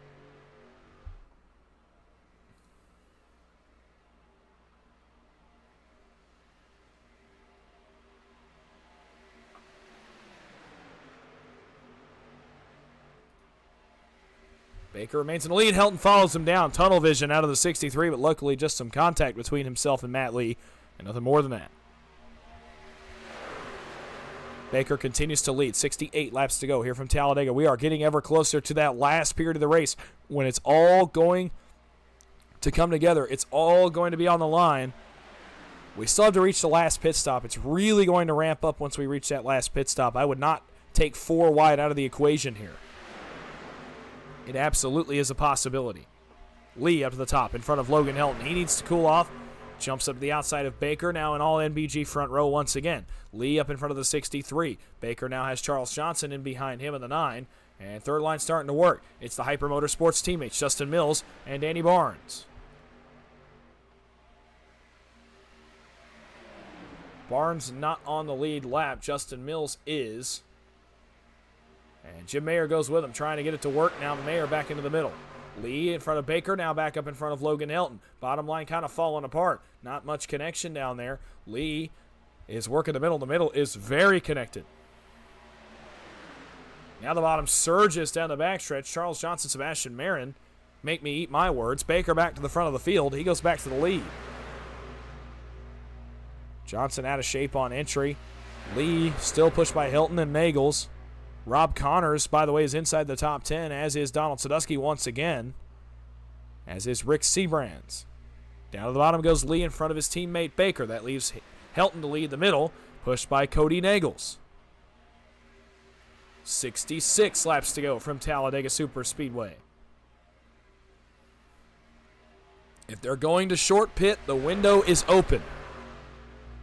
I don't think anybody will. The way this race has gone, I don't see it happening. I think they run the tank out. You're probably going to see pit stops around lap, I would say probably 135, 140 is probably when we're going to see our next cycle of pit stops if we get there. Matt Lee, Matthew Baker continue to lead the way up front. Charles Johnson, Logan Helton still making up row number 2. Third lane working again. Seth Groover, Gabe Butler, David Overstreet, but it's way far back, about 12 rows deep. Lee to the bottom. Helton surges back around him and now gets all the way to the race lead. Last 65 laps here at Talladega Superspeedway. Nagels to the bottom. Helton tried to block him to the yellow line. Nagels says no, sir. Trouble behind him. Rick Cadot off the racetrack. They're going to wreck further back. And the caution flag is out on lap 124, the 9th of the night.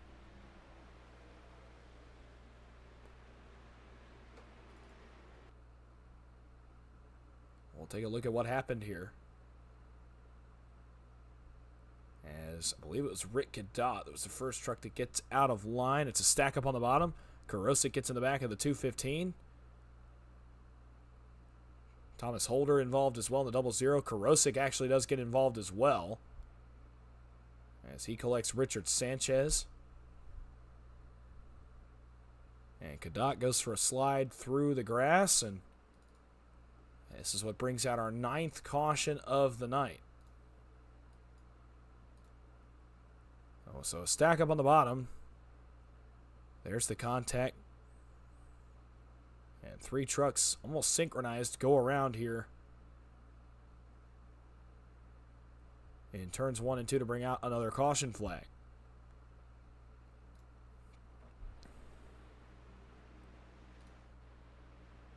As the field catches the pace car and slows up here on 125. Now we are definitely in range where it is only 1 pit stop from here. There's only 1 green flag pit stop potentially left on the board, and that will take place somewhere around lap 160. 160 to 165 is going to be the money lap for pit stops if we get to that point. Cody Nagels, Logan Helton, Chris McCullough, Matt Lee, Matthew Baker, your top 5 under this. The 9th caution of the night here at Talladega. This one is winding down. The Gobble Gobble 500 will quickly be at its conclusion as we start to enter that final third of the race, that final period of the race where you have to start making moves. You have to start making stuff happen. Try to get to the front of the field.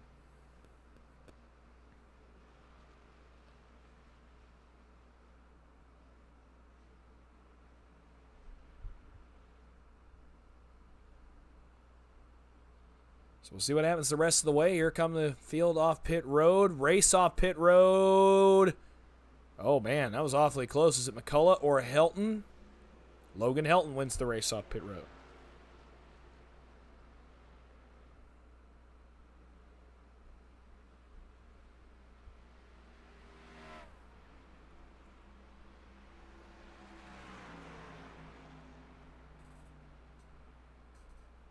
So Helton, McCullough, Nagels, your top three off of the pit lane here.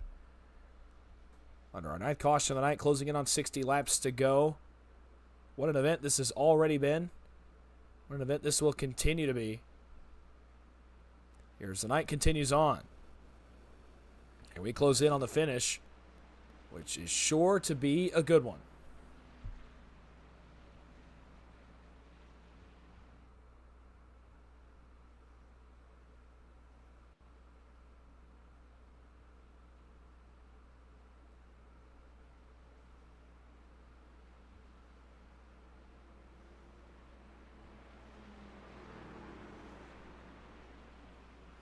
Logan Helton selects, well, he hasn't selected the bottom yet. He might select the bottom. Let's see which of these two Dale Cup teammates he wants to go with here on this restart. Cody Nagel, Sebastian Marin will be on row number 2. And certainly I believe we found our contenders for the afternoon. Some strong trucks have made their way to the front here. Helton, McCullough, Nagels, Marin.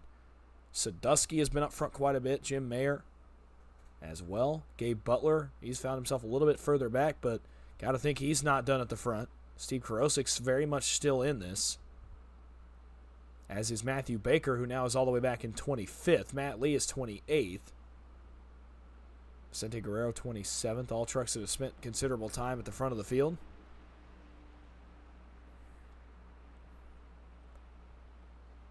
We'll get back under green with 61 laps to go.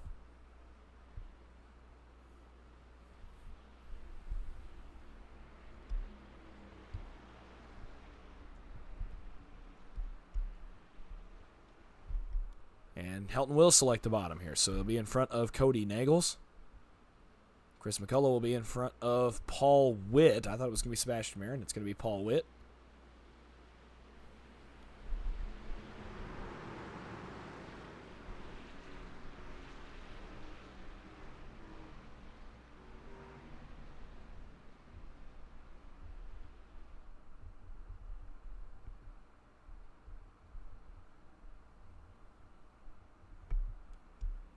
So down the back straightaway, getting ready to go back under the green flag. One pit stop still remaining for these drivers under the green flag. It'll be a gas and go pit stop. It's going to be on, gas, off, and right back into it. Trying to be the first man off pit road. You want to be in the first group. You want to be in that lead draft. We've seen packs get split up by pit stops before. Now on our first cycle tonight, the pack blended back together.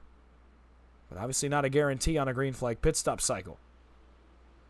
Not sure what happened to Matthew Baker. He's actually going to be 4th right here. Don't ask me what happened. I don't know. Another scoring error potentially here in this event. So Baker will line up 4th behind the 37 of Chris McCullough.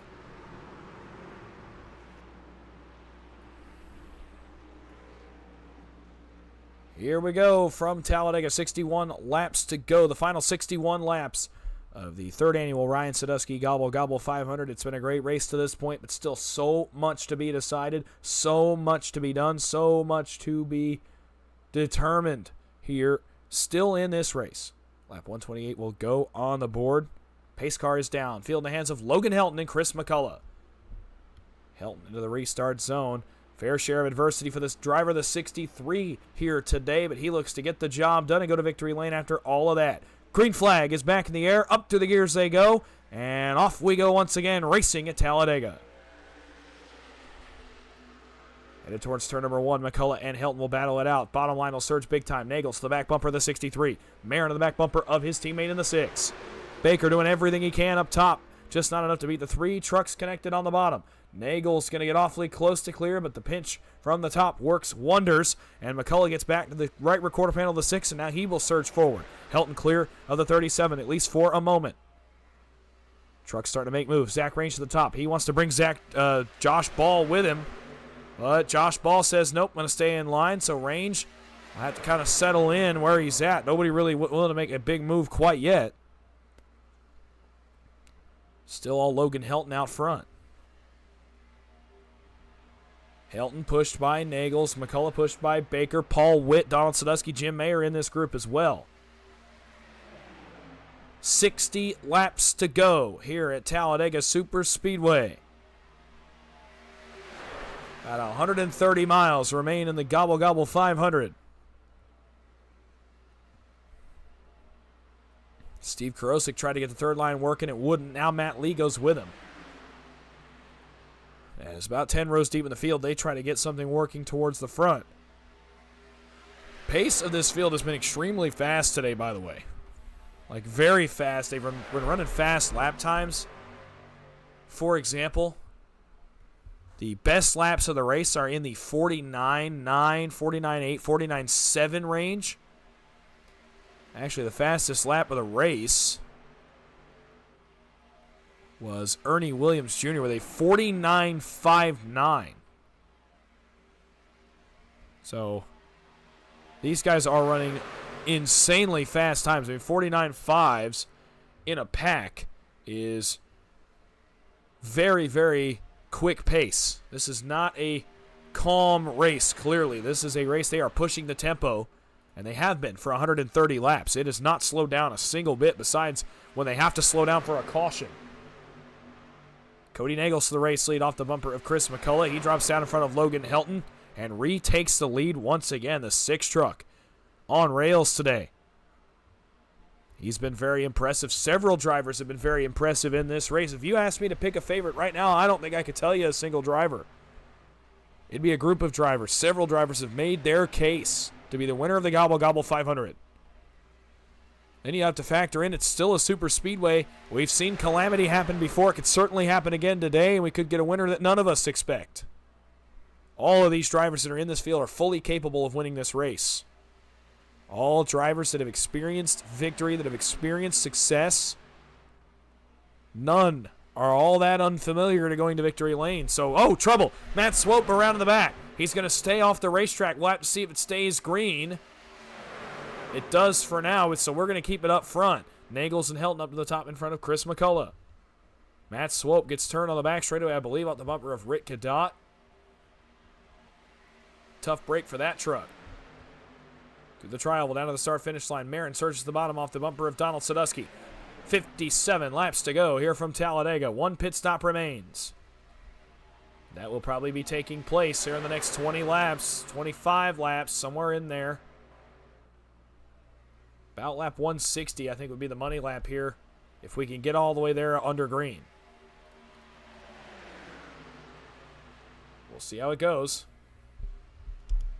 Down the backstretch, everybody mostly content to run 2 wide. Steve Karosik, Matt Lee, and now Matthew Baker are up in the outside line. They're going to try their hopes 3 wide here. Ernie Williams joins them, and they are rolling. Here comes Matthew Baker. NBG says, I don't want to wait anymore, and they are on rails. Here comes the 5. Marin Nagels up to block the NBG teammates. Can they do so? I don't know. Baker even with the 6. One of them's going to have to give here. They stay parked. Helton is the one to move out of line. A blink from the middle. A big blink from the middle. Chris McCullough somehow stays in it. Is able to stay even. Matthew Baker pokes the nose out front, the 5. Back to the race lead here on the back straightaway. Down the long Alabama gang super stretch. Sebastian Marin up to side draft the top line. That's one of the first times we've seen that tonight. Marin able to surge right back in front of him. And now he drops to the bottom as soon as Nagels got back to the left rear quarter panel of Matthew Baker. Not used to seeing those two run against each other, but tonight they run against each other, and that was masterfully executed by the Dale Cup teammates on the front row. They pin that third line back just a little bit. They're going to have to try to reset. You know, Matt Lee, if anybody's going to be able to reset, push that line back forward, it's going to be the 0-4 of Matt Lee. Nagels, Marin continue to control the flow of the race. Getting close to 50 laps to go. Marin on the bottom. Nagels in the middle. Baker, Lee, Karosik trying to get that top line working once again. Lee out to cool in the backstretch. The temps are getting hot. That might have been their only shot, at least for now. Now the backstretch once again. Nagels pushed by McCullough and Paul Witt. Josh Ball as well as in that line, as well as Jim Mayer. On the bottom, now it's Nagels, Marin, Helton, Sadusky, and Laurie. Top line pinching hard, trying to get it back, working once again. Lee, Baker, and Karosik. They start to make some more ground. Here they come once again. They're going to take another shot at it. Christopher McCullough goes to the lead, but here comes Matthew Baker once again on the outside. 54 laps remaining at Talladega. You've joined us at the right time. If you're just joining us, we are almost to crunch time. Just under 20 laps from what could be our final pit stop of the evening. What will be our final green flag stop of the evening. Down the back straightaway, Nagels back up in front of Chris McCullough. He gets the lead back here on the back straightaway by the help of Sebastian Marin. Marin now with Helton on the bottom. Still Baker, Lee, Karosik up top, trying everything in the world to make this line work. Mayer drops to the bottom, out from behind Josh Ball. Marin may get close to clear of his teammate here, not quite. Off onto the front straightaway once again. Here comes Matthew Baker. They're really trying to get this to work. It's just they don't have the temperatures anymore, I don't think. Oh, right as I say that, they make hay. They're back up to the second row. Gabe Butler, Charles Johnson coming to aid them. The cavalry is on the way for the 27 of Karosik and the NBG teammates. That line going to gain some energy, going to gain some more trucks, going to make their way forward, going to try to get the energy back up in that line, try to wind it back up. Here comes Baker. He gets to the right rear of Nagels. Can he get even with his NBG teammate? He can. He pokes the nose out front for just a moment. That's as much as he can do. Marin surges to the bottom now again with the help of Logan Helton. Marin now up in front of his teammate Cody Nagels. Third line again will fade just a little bit as Marin and Nagels again control the middle. Sebastian Marin still leading the race. At the line, 52 laps to go here from Talladega Superspeedway. Logan Helton on the bottom, now helped by Donald Sadusky and Rick Seabrands. Alliance making their way forward. Mark Mann is there as well. All four Alliance Motorsports trucks are in a good spot. Getting close to late in the going. You knew they were going to find their way to the front. You knew it was a matter of time. They do so now. Marin back to the bottom in front of Logan Helton. Cody will be able to cool off for a moment. Baker, Lee, and Karosik have faded big time. They run as stalled now for good, and they are going to start to bail out of that top line. Nagels continuing to lead in front of Chris McCullough. Chris McCullough is running quietly very good race. In position to be one of the contenders when it gets down to it. He drops to the bottom, so does Cody Nagels. Does McCullough go right back to the outside? Yes, he does. The 37 not waiting for anybody in this one. He wants to go, and he wants to go right now. Nagels leads the bottom, McCullough leads the middle, Baker leads the top. Top lane still trying to get it working. Karosik went back out there with them. They're going to lap Matt Swope right here as they go into turn number 3. Lee peeks out to cool. Now back on the bumper of Baker, and now Lee dives in line. He's trying to lift to give his teammate a spot in line, and he will get that. They've tried. They got a better track position. I'll give them that. They've gained track position doing that. But Baker, Lee, Karosik going to have to be content to run in the middle and cool off here for a little bit. They're in a good spot now, or even for the cycle of pit stops, they would be in a very good spot for the last run of the race. You know that those three know how to get to victory lane, even from where they're at right now. So they have track position. That was the main concern. They wanted to get to the lead, but not quite enough to get back to the race lead right there. They got awfully close. Back to 2x2, all the way back through this field. As we start to close in on the pit window. We're about 15 laps from when I first would expect drivers on pit road to be making what we refer to as the money stop. The final stop of the race, the stop that has the most impact on the end of this event.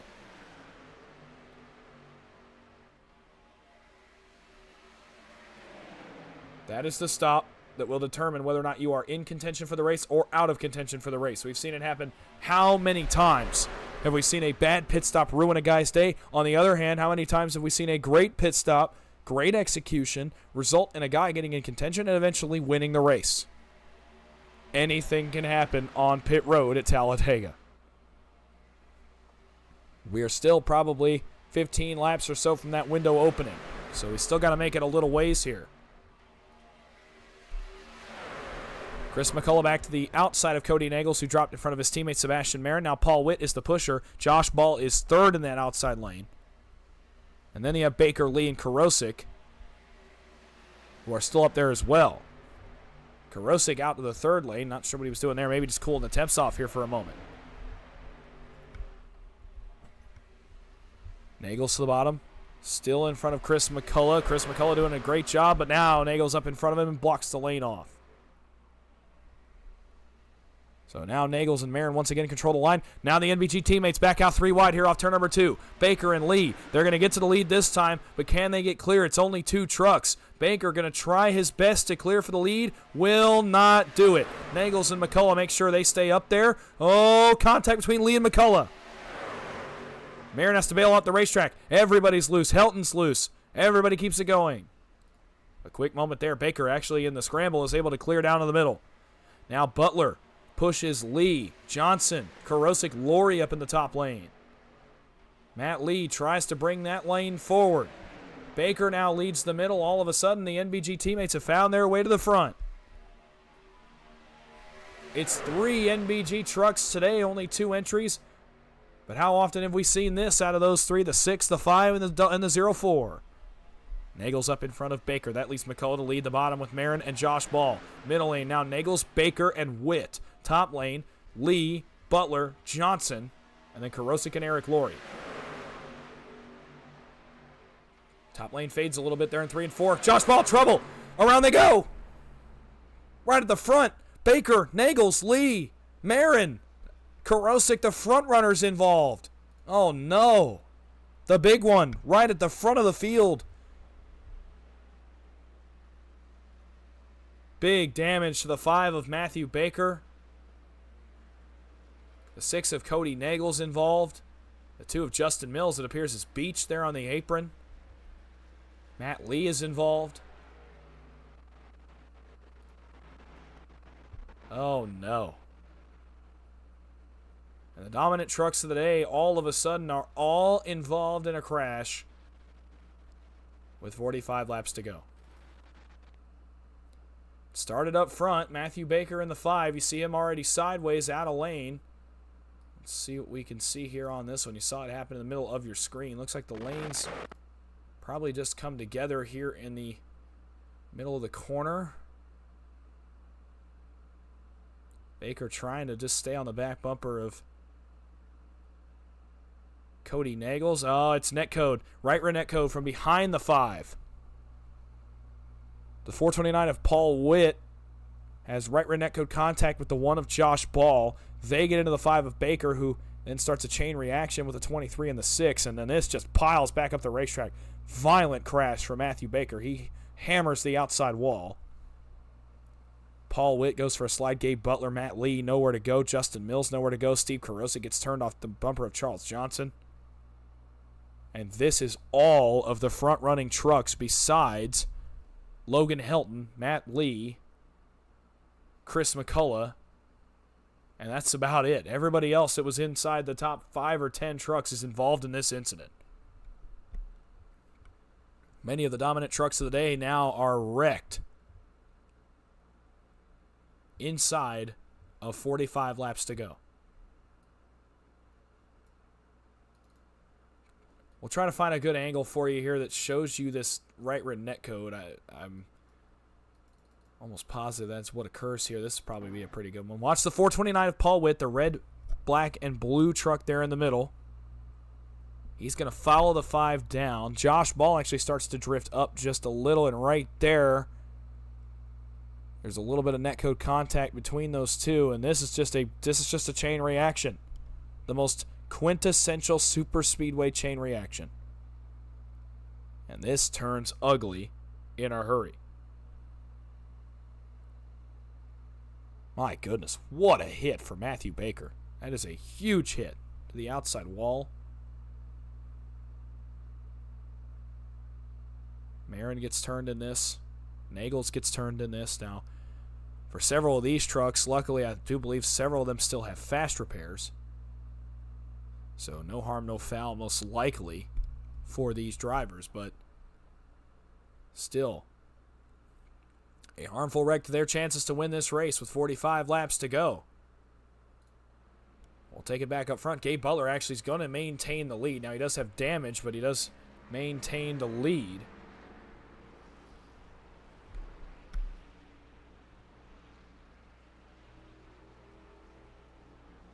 And so we will reset the field one more time. As now you're definitely in a one pit stop race. It's going to get to the point here where you may, I mean, if we get another 10, 12 laps in the books, you're not going to have to make a green flag pit stop anymore. Gabe Butler does relinquish the lead to come get the damage repaired on the 88. 10 laps away from being good on fuel, not having to pit another time, so we'll see if that does become a factor. Any caution after about lap 155 would guarantee you could make it to the end. Still a long ways to go, though. 44 laps to go. Still a lot can happen. And still a lot to be decided. Let's see, we got a question about Zach Range. Yes, he did make it through the incident. He's running 19th on the racetrack right now. Take a look back there at the 043. There he is. Nursing some damage from an earlier incident. But still very much in this race in 19th. Almost everybody's still in this race. There's only a select few that have used all of their fast repairs. I think it's 5 or 6 drivers that have. Most guys have not. So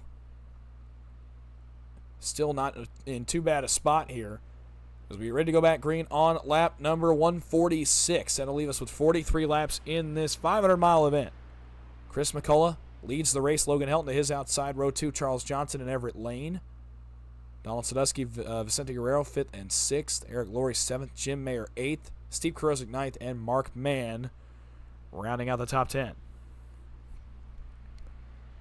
Want to take a second and encourage everybody to use that chat feature. Cheer for your favorite driver.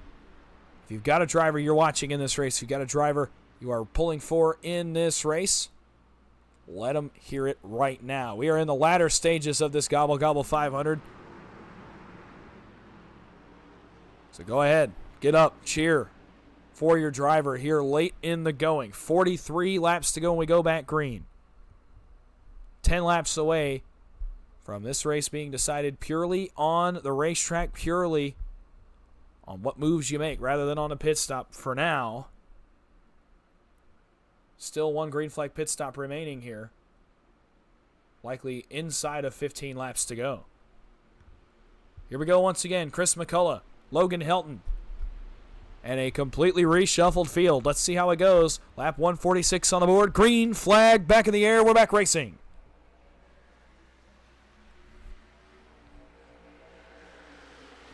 McCullough, Johnson get a good start, but the outside gets a better one. Logan Helton, Everett Lane, Vicente Guerrero, Jim Mayer.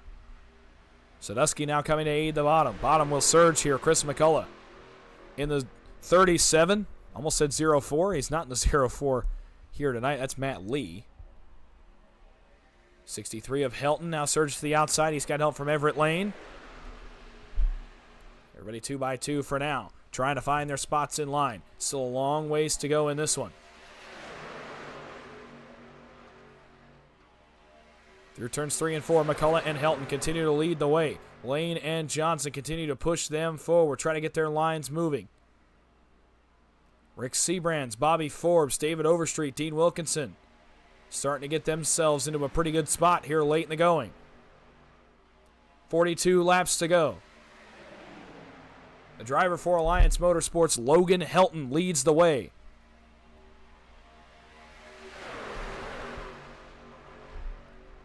McCullough pulls back to the inside, pulls back to the lead. Everett Lane going to have to respond here on the Alabama Gang Super Stretch. Lane right to the back bumper of Logan Helton. Logan has been up front all night. So has Chris McCullough. Both have staked their claim to be the winner of this event. Only one man can do it. Top line rolling. Paul Witt in the 429. He's got Cody Nagels and Tom Dixon up there with him. Trying to get connected, trying to move forward here. They're working their magic, trying to. Charles Johnson goes down across the bumper of Donald Sadusky on the bottom as Helton got shuffled out of line a little bit there. Mayer up in front of Paul Witt. He wants to lead the third line, but they said no. Witt goes around the 95. Third line growing. David Overstreet, Bubba Winningham have joined that lane. Witt is coming forward. He's almost inside the top 10. How far can they get? Everett Lane out in front of it. Vicente Guerrero out in front of it. All of a sudden, now the top lane has a ton of energy. Everett Lane wants to go to the lead for the first time tonight.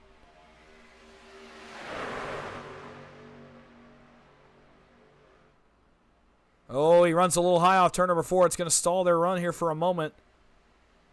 Chris McCullough still continues to lead the race. Bottom line falling apart. Top 2 clear. About to be top 3 are clear here in the middle. Charles Johnson waiting on some help, but it's not coming. McCullough down to the bottom. Now Logan Helton leads the middle once again. Karosik all of a sudden has found his way to the front. Steve Karosik for Dale Cup. Now runs second in the middle lane. Top lane rolling again. Everett Lane, Vicente Guerrero, Paul Whitten, and their company. Lane will pull even with the race leaders here on the end of the back straightaway. Off into turn number 3. Logan Helton continuing to lead. He's going to have to drop down here in a moment probably and give Steve Karosik some time to cool off. He does just that here in turn number 3. Inside of 40 laps to go here in the Ryan Sadusky Gobble Gobble 500. Helton right back up to the middle. McCullough now leads the bottom once again. Helton trying to manage lanes. Everett Lane another big shot, big surge here to the outside. 39 laps to go from Talladega. We are 5 laps from the fuel window. 5 laps from green flag pit stops being irrelevant if a caution should come out. The way these guys are racing, there ain't no way we go 34 laps without one. Down the back straightaway. Karosik out of line. He now leads Everett Lane. He wants to lead the third lane and go to the race lead. Chris McCullough able to get clear. Now he'll jump up to the middle. Charles Johnson now leads the bottom with the help of Donald Sadusky. Eric Laurie is very much in this as well. Third on the bottom. Trouble. McCullough into the outside wall in a big way, and the caution flag is out. And Chris McCullough slides to a stop at the exit of turn number 4.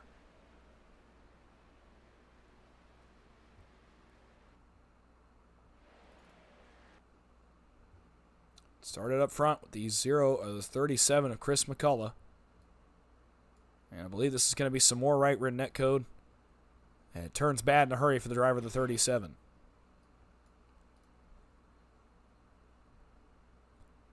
Charles Johnson getting a nice shot here into the turn number 3. Does Sadusky hit him off center? Let's see.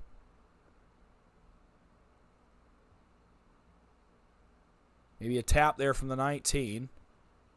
The 9 and the 37 get together, and then there's right rear net code between the 27 and the 37, and Chris McCullough hammers the outside wall up on top of the 27 of Karosik.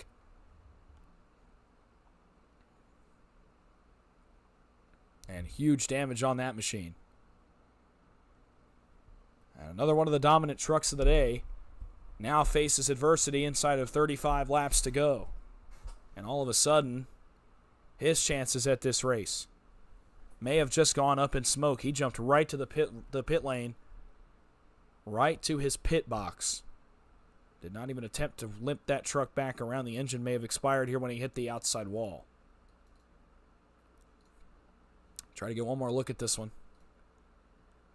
Here you see the net code between those two trucks. Now you see it's already happening between the 27 and the 37.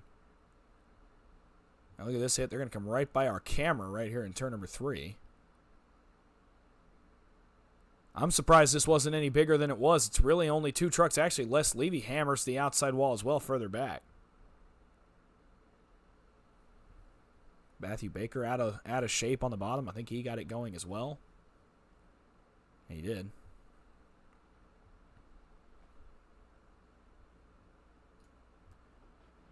So Chris McCullough,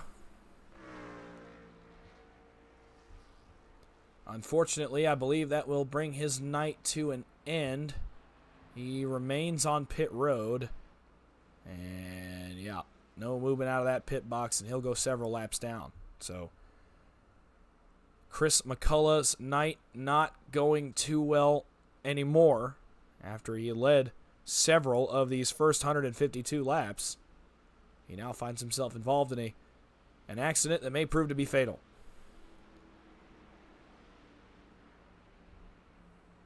Netcode, yep, it's been an issue for how many months now, and it's gotten several drivers here tonight. It's been a problem for a while. Tonight, rearing its ugly head. Update on Zach Range. I know I'm getting asked about it. He is right here. Position number 16 on the racetrack right now.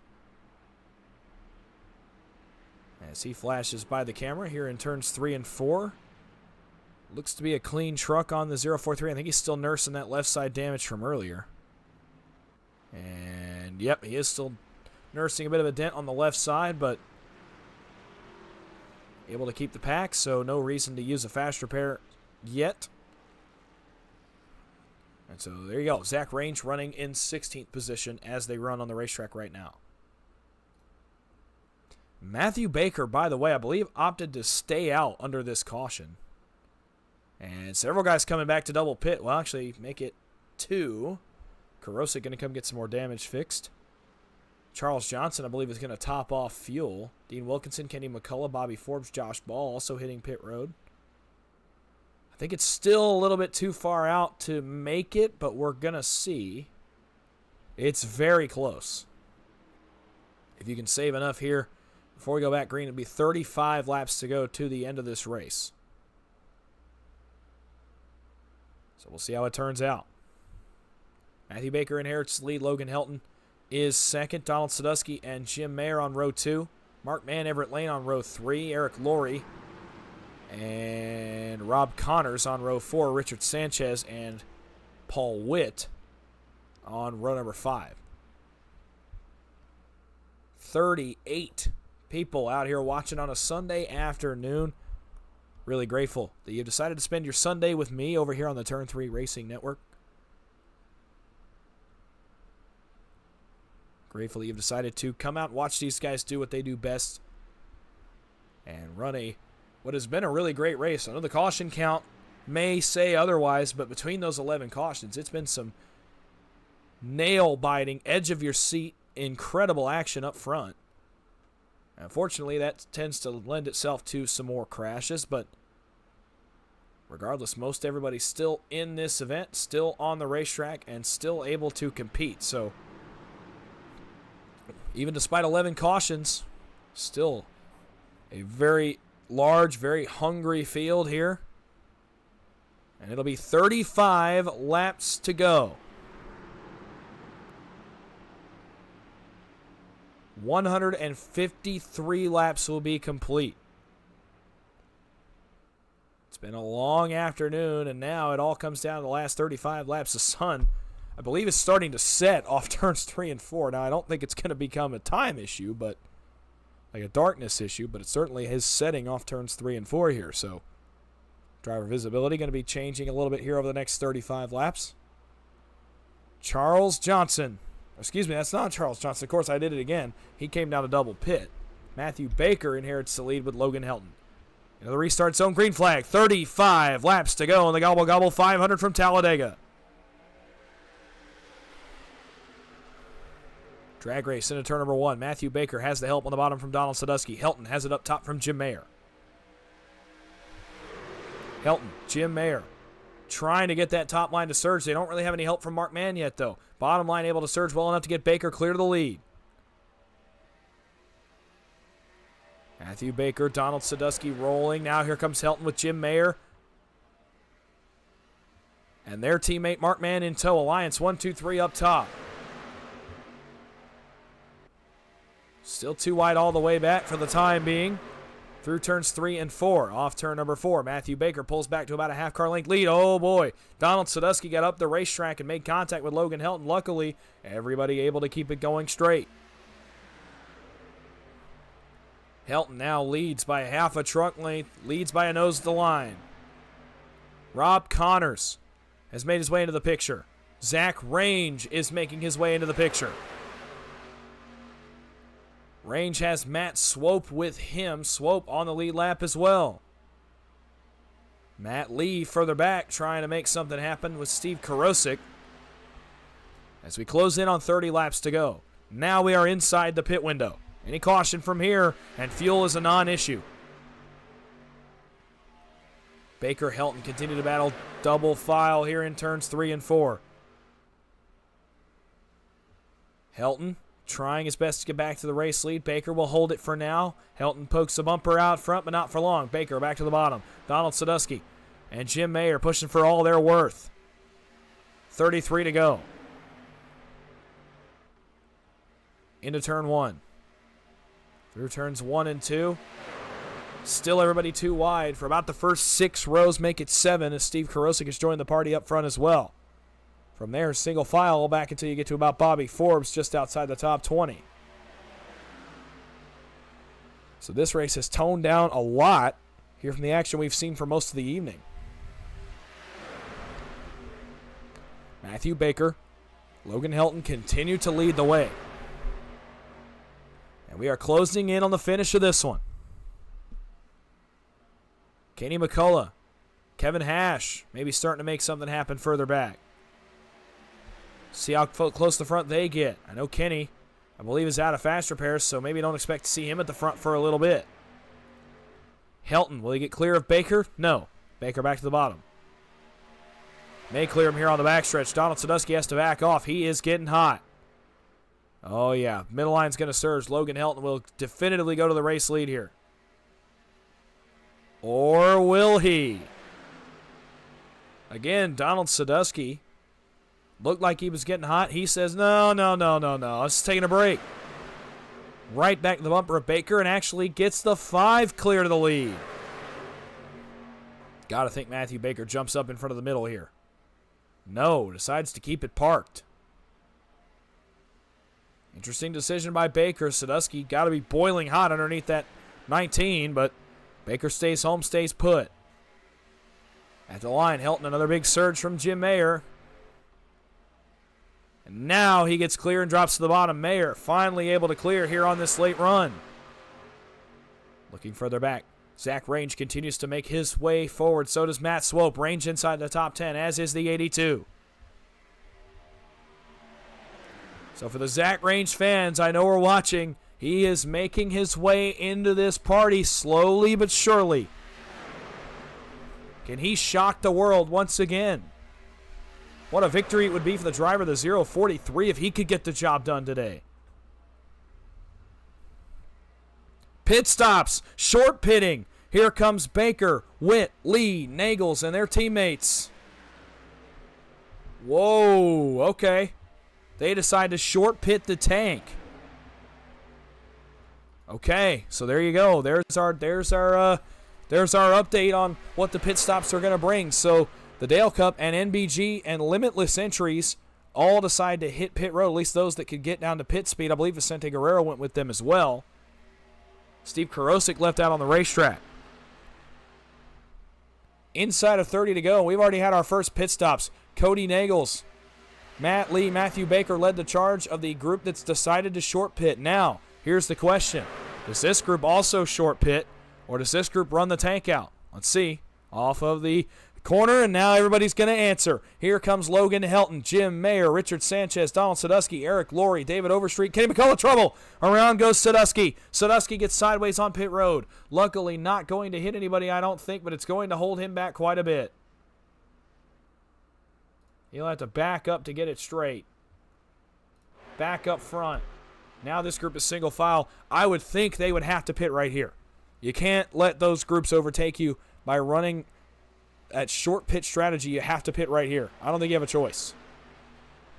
So Mark Mann, Rob Connors, Zach Range, Matt Swope, Steve Karosik, Bobby Forbes, Kevin Hash, Bubba Winningham, Josh Ball, Sebastian Marin, and Ray Rittenauer, you would think would have to pit on this lap. Let's see. And here comes Mark Mann. But that is it. Only Mark Mann all by his lonesome. And that's not what the 29 wanted to see.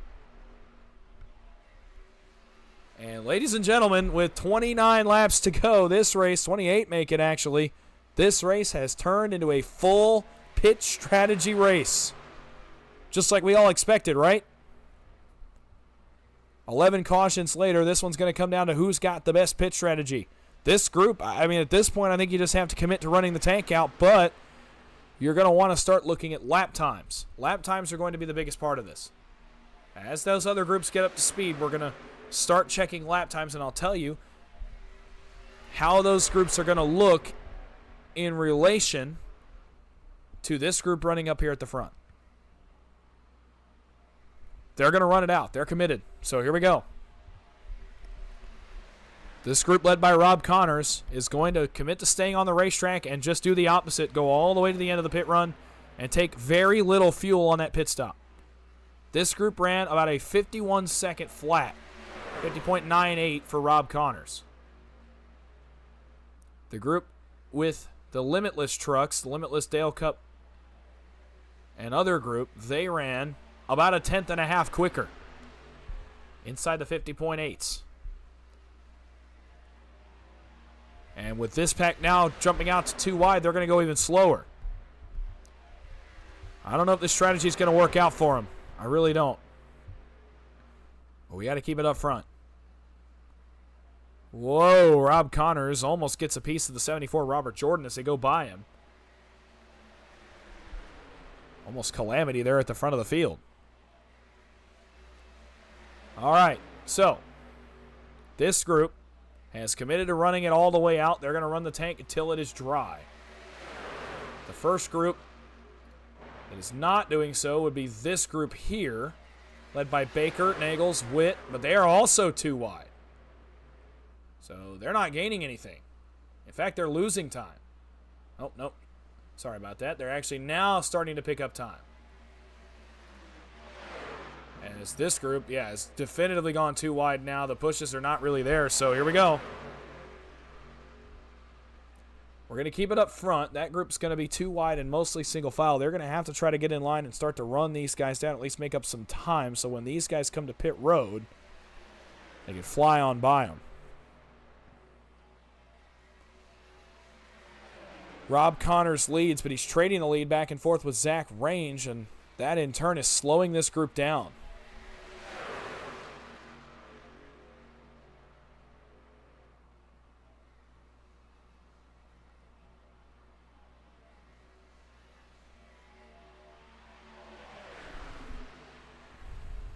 Down the backstretch off, headed towards turn number 3.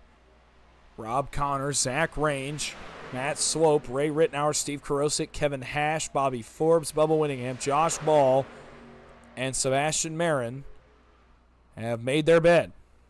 This is the strategy they're going to go with. This is the strategy they think is going to win them the Gobble Gobble 500. What a group of potential winners is in this group as well. When looking at the field, several underdog winners in this pack right here.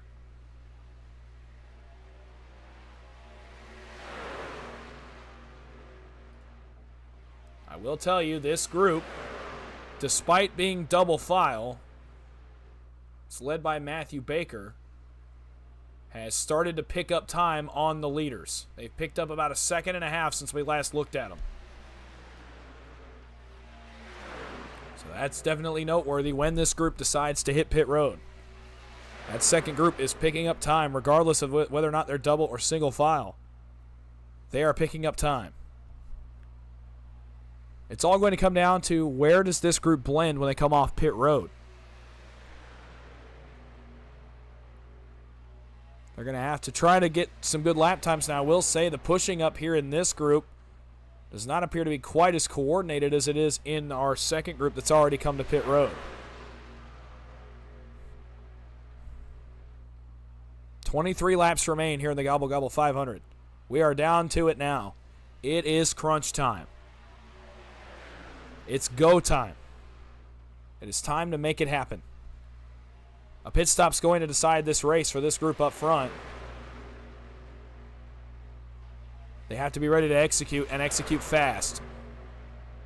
They are really starting to bleed time to that second group now. I mean, their laps are now 7/10 slower than that second group. In fact, Everett Lane and Vicente Guerrero are down in the 50.6s. Yeah, this group is now running 51.8s. That's not going to get the job done. They're going to bleed too much time. They are now bleeding a second and a half a lap at this point to the second group that has already hit pit road.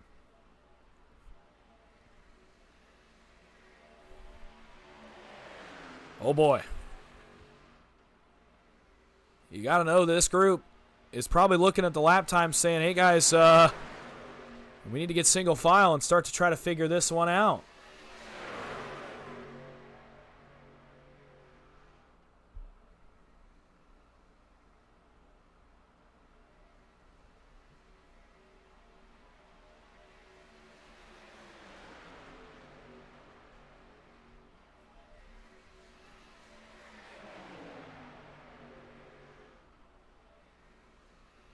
Now they start to single out, kind of. They're still very discombobulated. This first group is very discombobulated. Sorry, I'm looking at lap times. I'm trying to focus on lap times.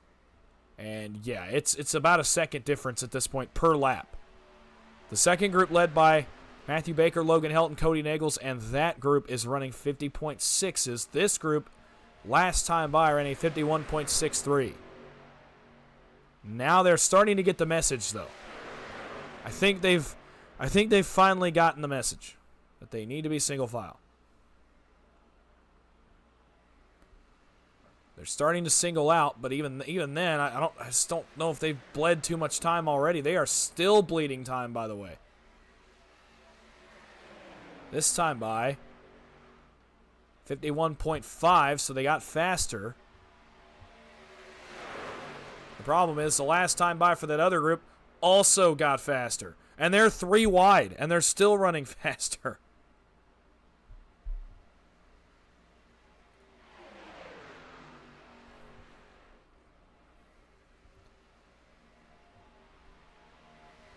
So,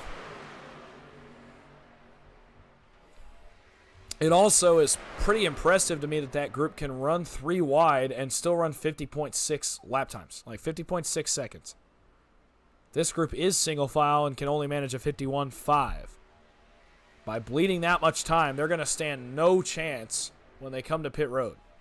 That other group will blow on by.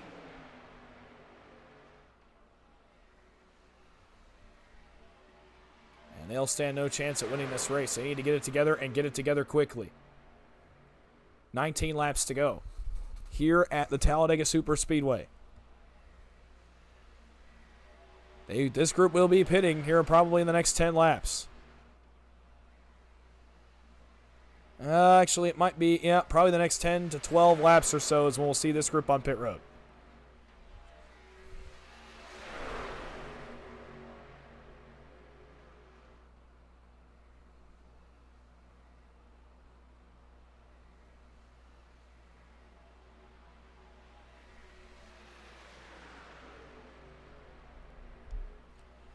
$18 laps to go. Rob Connors continues to lead the way. Matt Swope, Zach Range, Steve Karosik, Bobby Forbes are the top 5 on the racetrack. The problem is they continue to bleed time lap after lap to the second group back here. It's led by Matthew Baker and Gabe Butler. They ran a 50.5. Let's see what they run this time.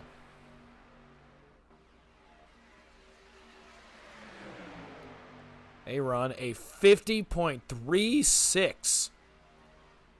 Over a second and a half gained on this lead group. The chances for this group are dwindling quickly.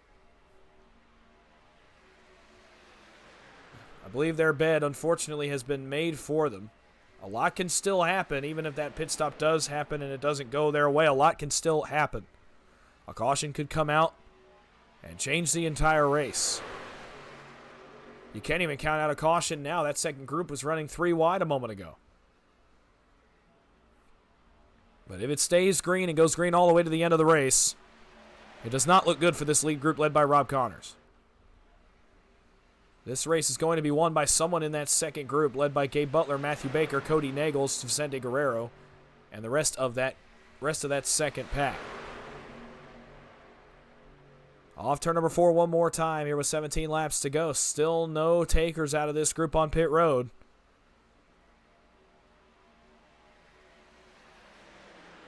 Through the tri-oval and down to the start-finish line here once again. Connors now range. Make it clear for the lead. Nope, going to stay up in front of Chris McCullough and Matt Lee. This group could probably pick up some time if they get single file. That's what Range and McCullough and Lee are trying to do, is get in front of this group. They're just not able to get enough of separation to be able to get clear. They're just not able to get in front of them. Now Range does. So Rob Connors becomes the lead pusher and Zach Range becomes the race leader. Here's the problem. They lost another second to that group behind them. It's now a 22-second gap between this group and the second group. It's a gap that started at 34 seconds when that second group came off pit road. That group has chopped 12 seconds off the gap here just in only about the last 12 laps. 15 to go here in the Gobble Gobble 500. We are down to it now. You are looking at the lead pack. This pack has yet to make a pit stop all the way back to Kevin Hash, not the last car in this group. Now, if Chris McCullough hops in line, he's still not in line, still hanging to the outside of Matt Lee, but if he does get in line, these guys will be single file. And he does get in line. Okay, this line is now single file for the first time on this run. Oh, now Chris McCullough jumps back out to the outside. Zach Range continues to lead the way, but this is just not a very connected group here at the front. Chris McCullough is trying to drive his way all the way in front of the group. I'm going to tell you what, and this is bold if this is what indeed they are doing. These are several of the trucks that came down for a second bit of gas on that caution flag. With 30, they would have pit with 36 laps to go. I don't think it's too bold to say that perhaps this group right here is saving fuel. I didn't even think about that. The issue is I just don't think you can make it 36 laps. That's asking a lot. Zach Range tries to block. They scramble. Everybody gets it back together. Not sure what is going on up here in this group. Here's the issue if they are fuel-saving. Contact between Chris McCullough and Rob Connors. Here's the issue. Even if they do fuel save, I mean, this other group is going to catch them by the time we get to the white flag. Oh, contact McCullough and Connors again. 4 wide. They're going to wreck. Trouble. And a caution flag.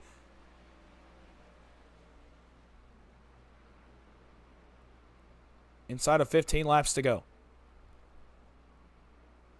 And now, oh boy.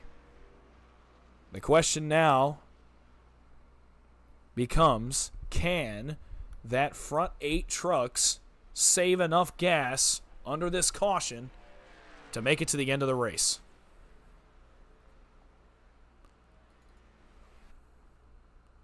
You saw him get 4 wide. This all happened pretty well on your screen. Try to get a better angle of it here. Coming off of turn number 2. They were 4 wide. Connors comes back down, tries to get off of the 37, makes contact with the 043 of Zach Range. The 82 of Matt Swope swept up in this, as is Chris McCullough. Bad night goes worse. 38 and the 82 slide to the outside wall.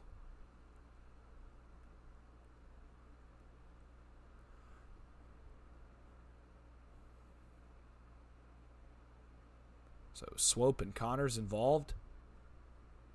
We're going to go back live quickly. And here's why. I want to see if this group decides to stay out and try to save enough to make the end of the race. I want to stay up here and see if they decide to stay out.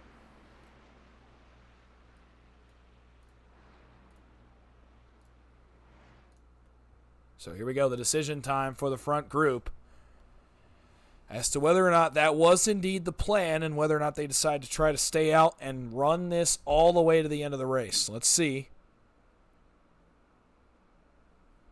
Karosik stays out. Range comes in. Forbes comes in. Lee stays out. We'll go back further. Josh Ball stays out. Sebastian Marin stays out. Ray Rittenauer stays out. Okay. 4 trucks have hedged their bets. They think they can make it. Robert Jordan is going to get the lucky dog, I think. No, it will actually, yeah, it should be. Should be Robert Jordan. And there he goes. So Steve Karosik, Josh Ball, Sebastian Marin, and Ray Rittenauer are the lead lap cars that have decided they will stay out. This would be a stretch. It'd be 36 laps on a tank of gas. Well, what a strategy call it will be if they can get the job done in this race. We saw this work. Now, granted, it was a little bit different, but we did see it work in NSRA several races back, ironically in the trucks at Legacy Daytona.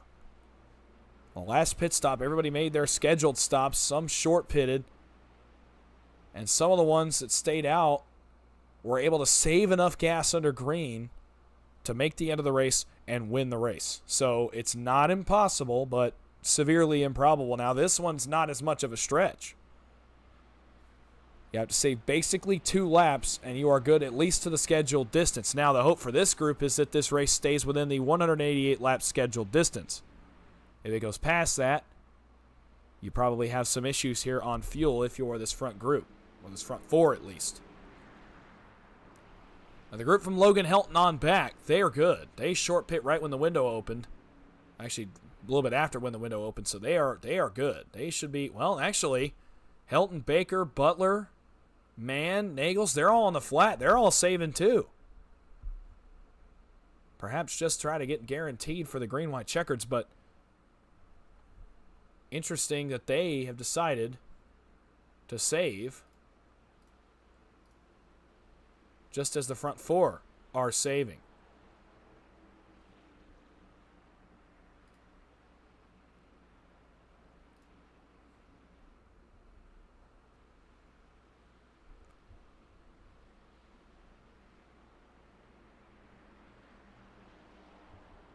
I believe we do have green-white checkers available to us. Should be 3. And let me get the tower back up there so you can tell where Baker is. There's Matthew Baker, actually right in the center of your screen. He's going to line up position number 7 right here on the restart. But I will get the tower back up here. Yeah, Baker's 7th. Nagel's 14th. Matt Lee is a lap down in the 27th position. That's the NBG trucks. But the rest of that group is basically from 5th on back. Logan Helton, Jim Mayer, Matthew Baker, Gabe Butler, Everett Lane, Richard Sanchez, Mark Mann, Vicente Guerrero, Cody Nagels, and the rest of that group. They are good to the end. But they're going to be 5th on back right here. The only trucks that did not pit under this cycle are 1st through 4th. Karosik, Ball, Marin, and Ray Rittenauer.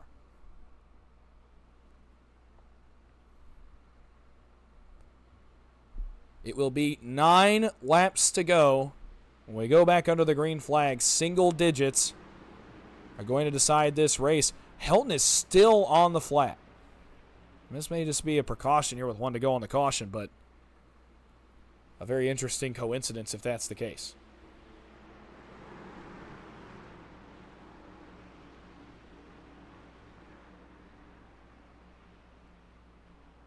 Here we go. 9 laps to go. The Gobble Gobble 500 has come down to less than 20 miles. We are down to it. A late race restart. Exactly what you could possibly want out of a super speedway race. As of now, there are 26 trucks on the lead lap. As we get into the Tri-Oval, 26 trucks with a chance to win. 9 laps to go from Talladega Super Speedway. Steve Karosik, Josh Ball, and their group. Do they have enough to make it? Green flag is back in the air. We're back racing. Up through the gears, and now as we approach the checkered flag, the question will be, do the top 4 have the fuel needed to make the end of the race? Karosik up immediately in front of Josh Ball. Marin now surges to the bottom with the help of Logan Helton. Marin may get double clear of his teammate right here. This may be planned, but not quite. Josh Ball shoves Karosik hard enough that he stays to the outside of Sebastian Marin. Down the backstretch, they have no help. It's only those 2 trucks. Jim Mayer trying to come to the aid of those trucks, but not quite there yet. Marin will get clear for the lead. Does he go up in front of his teammate? Yes, he does. Mayer up to the outside. Gabe Butler goes with him. Mark Mann with him. Does Nagels go with him, or does he stay middle? He chooses option 2. Nagels squeezes through the middle. He tries to get a few extra spots. Jim Mayer tries to come forward. Gabe Butler pushing him. Marin and Helton on the front row, but here comes Jim Mayer. 8 laps to go from Talladega. 3 wide, 3 rows deep here at the front of the field. Everett Lane, Zach Range jump out to the outside line. Can Zach Range get back to the front? That's the caution he needed. Jim Mayer will try to surge once again. Gabe Butler all over the back of him. Baker pushing hard on Helton. Ray Rittenauer and Josh Ball make contact there in the middle of 1 and 2. Marin surges to the lead down the backstretch with the help of Steve Karosik. Jim Mayer even with the leaders now in 3. Through 3 and 4 and off onto the front straightaway once again. It'll be Helton and Marin. Mayer trying to hang tough on the outside. Third line, will it work? 4 trucks are out there. Jim Mayer starts to surge once again into the tri-oval. Here comes Jim Mayer. He's going to poke the nose out front right as we get to the start-finish line. Jim Mayer to the lead at Talladega in the Gobble Gobble 500. Helton, Marin, surge back to the bottom. Great help for both of them in the middle and bottom lanes. 3 wide, make it 7 rows deep. The intensity is all the way up. These guys have turned it up to 11. It is go time. If you're going to make a move, if you're going to put yourself in position to win this race, you have to go now. There is no choice. Who is going to be the lucky driver that wins the Gobble Gobble 500? Helton up to side draft the middle line with Sebastian Marin. Baker all over the back of him. Karosik still shoving hard on the back of his teammate, the 23, Sebastian Marin. Mayer and Butler trying their best to hang tough up on the outside line. Richard Sanchez, Marin sideways. Again, he saves it. Sebastian Marin. Unreal. Helton now clear of the middle. Does he go up? Yes, he does. Logan Helton up in front of Sebastian Marin. Now leading the bottom. Here comes Matthew Baker. Back to the bottom of the 5. Now Mayer. That allows him to surge back to the outside as Helton checked up the middle. 3 wide once again for the lead. Now Baker has Ray Rittenauer pushing on the back of him. Richard Sanchez has made his way up to 3rd in that inside line. Karosik now relegated to 3rd in the middle. Mayer starting to fade. The run's going away for the Alliance trucks and Gabe Butler up in the outside line. For now, a 2-truck race here at the front between Helton and Baker. 5 laps to go. 12 miles remain.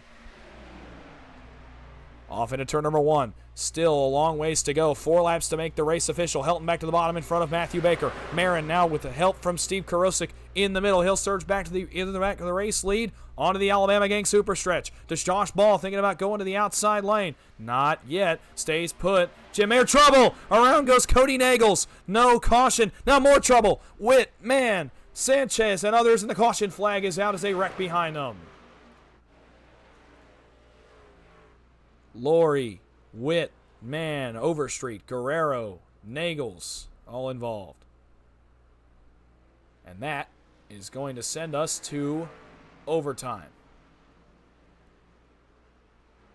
Here in the Gobble Gobble 500.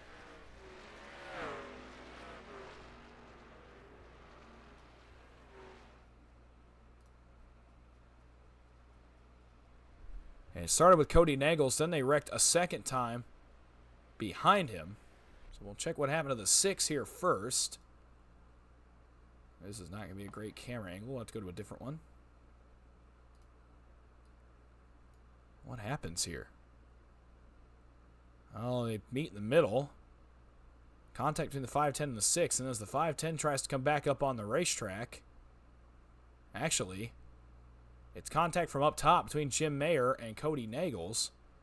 And then him and Sanchez get together and slides him sideways. We'll get a better angle of this. And then they wreck further up. We saw this one. Well, as Sanchez actually comes back up the racetrack, he collects Paul Witt and Mark Mann. Dean Wilkinson, Eric Laurie also involved. Big damage to Paul Witt. There's Mark Mann. He gets collected by Charles Johnson. Kenny McCullough is going to get in this as well. Zach Range gets by it. So does Joe Delavecchia. Actually, Kenny may very well have come out of that unscathed, as does Bobby Forbes. Kevin Hash in it. Bubba Winningham scoots on by. We'll take another look at this. Try to get a little bit better angle. Here's a good one right here. Oh, actually, as Sanchez comes back up, he makes contact with Vicente Guerrero, and that slides the 510 loose. And this is a track blocker. There's nowhere to go. Halfway down the back straightaway, they start to pile up. You see Witt get piled into by Eric Laurie. Dean Wilkinson actually made a heck of a save on that. He managed to keep going straight. Rick Seabrand's on by. David Overstreet looks like is actually not going to be collected. Actually, yep, he is sliding. There's Kevin Hash. I mean, he just tries probably to pick a spot in the smoke. It does not work for him. And he ends up sideways as well. And that sent us into overtime. Our 13th caution of the night, and that is not what Helton, Marin, Ball, or Karosik, or excuse me, not Helton, Marin, Ball, Karosik, and Rittenauer wanted to see at all.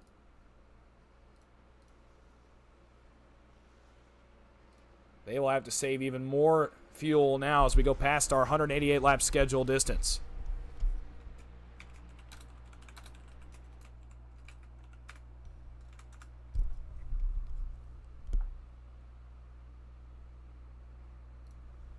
I believe we have 3 overtimes available to us. I'm double checking on that information from race control right now.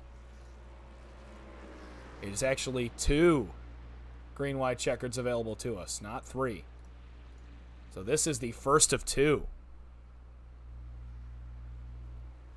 With that being said, here's how this is going to go down. On the first green-white checkered, a caution will reset the field and allow us to run our second green-white checkered attempt, no harm, no foul. On the second attempt, if the race is stopped at any point for a caution, the moment of caution will determine the race winner. And that is the result we will go off of for who wins the Gobble Gobble 500. I know for a fact, whether it takes 1 attempt or 2, these guys want nothing more than to finish a race of this length, a race of this magnitude, under the green flag. We'll see if we can do so right here. And I know for a fact, Sebastian Marin, Steve Karosik, Josh Ball, Ray Rittenauer, they may have no choice. They may only have enough fuel to go 1 green-white checkered. I mean, they're going to be pushing 40 laps on 1 tank of fuel. So they're going to probably need it to end right here. And here's how they will stack up on what could be the final restart of the night. Green-white checkered attempt number 1. Logan Helton is the race leader. To his outside, it'll be the Dale Cup entry of Sebastian Marin. Row 2, Matthew Baker and Steve Karosik. Row 3, Josh Ball and Ray Rittenauer. Row 4, Jim Mayer and Gabe Butler. And row 5, Everett Lane and Dean Wilkinson. I'll take you a little bit back further through the field. Give you an idea of where some guys run here on what potentially could be the final restart of the night. Zach Range runs 11th. Rick Seabrands runs 12th. Charles Johnson in 13th. Joe Delavecchia 14th. Ken McCullough Jr. in 15th. Bobby Forbes 16th. Rob Connors runs 17th with Bubba Winningham in 18th. Cody Nagels 19th. And David Overstreet rounds out the top 20. There are 26 trucks on the lead lap. The last 6, Paul Witt, Mark Mann, Kevin Hash, Matt Lee, Eric Laurie, and Vicente Guerrero. There you see Guerrero, the last truck on the lead lap. 26 trucks have an opportunity at this. We have to go 2.66 miles to make the race official, and from there, whatever happens, it happens. And we'll crown a winner. If not, we are going to use our second and final overtime attempt. 187 laps have come down to this. Logan Helton and Sebastian Marin are on the front row. Green, white, checkered attempt number 1. If we get to the white flag, this race is official. It all comes down to 5.5 miles. Logan Hilton has control. The field shapes up behind the 63 Roasted Gem Chevrolet. Into the restart zone. Green flag. 2 laps to go from Talladega. Great push on the bottom. Baker shoving Hilton. Josh Ball in the back of him. Top starts to shove as well. Karosik, Marin, and Ray Rittenauer. Dead even. Hard pinching in the middle of 1 and 2. Sebastian Marin all the way on the door of the 63 of Logan Hilton. Onto the Alabama Gang super stretch. If we get another half a lap, this race will be official. Who makes the first big move? Logan Hilton now out front of the field. Baker shoving as hard as he can. Shoving for all he's worth. Gabe Butler to the outside. He's got Dean Wilkinson with him. Now Seabrand's able to get up to the middle. Mayer able to get up to the middle. Alliance may have another look at this. Hilton off turn number 4. Marin, Karosik trying to get it going once again in the middle. Into the tri-oval for potentially the second to last time. Marin, a huge surge to the outside. All the way to the line. White flag. 1 lap to go in the Gobble Gobble 500. Third line working. It's Mayer and Rittenauer. Zach Range has peeked through the middle. He suddenly finds himself in a pretty good spot. Hilton able to get all the way now. Does Baker be able to? Can he get clear? He gets turned. Matthew Baker around. He gets hammered. He's out of the race. Wrecked in the back of the field. Up front, Hilton. Marin now will continue to battle. Karosik giving Marin everything he's got. Logan Hilton just hoping to pin it to the bottom and hope he can get there. Range throws a block further back. Through turns 3 and 4. Trouble around goes Kenny McCullough. He gets spun. Cody Nagels is involved. Off of turn number 4, it's going to be a drag race. Who's got the best push? Who steps out? Who's able to take a look? Hilton blocks. Ball on the bottom. Ball, oh my goodness, how in the world did they not wreck? Hilton throwing blocks left and right. Drag race all the way to the stripe. At the line, Logan Hilton wins the Gobble Gobble 500.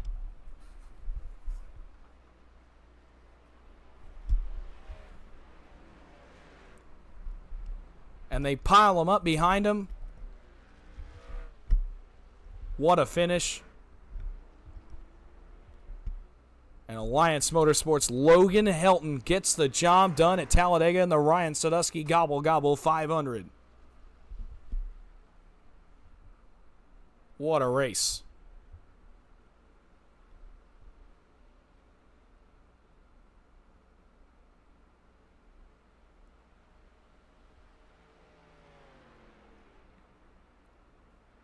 We'll let Logan celebrate here on the front stretch. Then we'll go back and take a look at what happened on the back straightaway between the 23 of Sebastian Marin and the 5 of Matthew Baker. That saw Baker get hooked into the outside wall.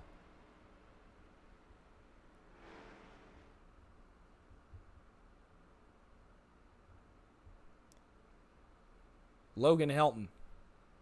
What a heck of a win it is for him. Everything he needed to go right went right. And a heck of a job here today by the 63, and rightfully so. He and Alliance Motorsports will celebrate here on the front straightaway.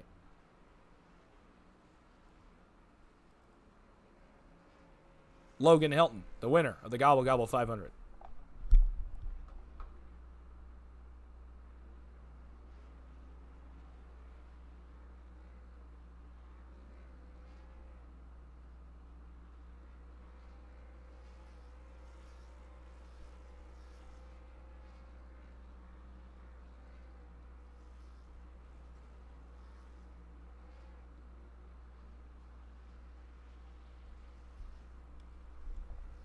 And in Logan Hilton fashion, the long burnout here down the front straightaway. We saw him do it so many times in the OP Racing Premier Series this season.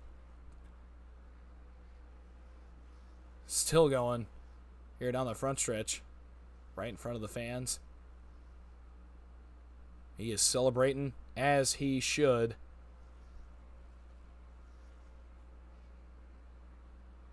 Gotta wonder how many more seconds of this he's got under the hood here before he expires the engine.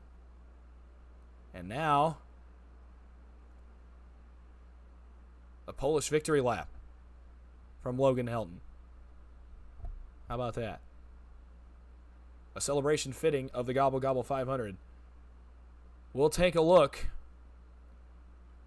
at what happened on the white flag lap as Hilton continues to celebrate. And it starts with the incident on the back straightaway. So they took the white flag. And coming off of turn number 2, it looked for a moment like Matthew Baker was going to be clear to the lead. And as he goes to take it, I think he either misjudges or maybe some netcode between himself and Sebastian Marin. And yep, it's netcode. Right rear netcode. And Baker hammers the outside wall. Jim Mayer actually gets involved in the crash. And he slides up into the outside wall. And here comes the field. And there's just not much place Mark Mann can go. He kind of had already committed that lane. He gets in the side of the 5. Now what a unfortunate end to what was a really dominant effort today out of Matthew Baker. Put himself in the right position, and unfortunately, the luck does not go his way at the tail end. Then further up,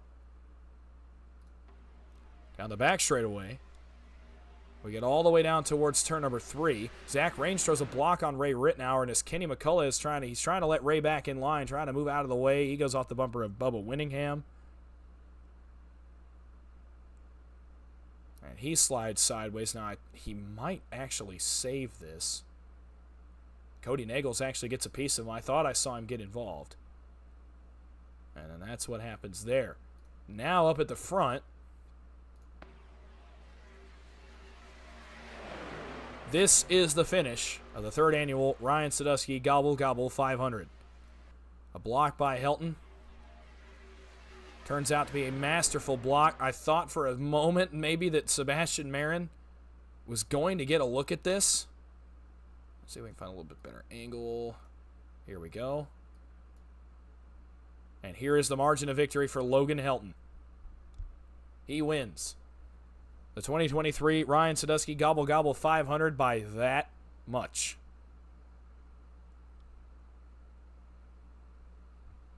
And what a win it is for him. We're going to talk to your top 3 in this race after the finish of this one. And we'll go ahead and go ahead and do that now. And we will start with the man who finished in the 3rd position tonight, the driver of the 1, Josh Ball. And see what he's got to say after his efforts this evening.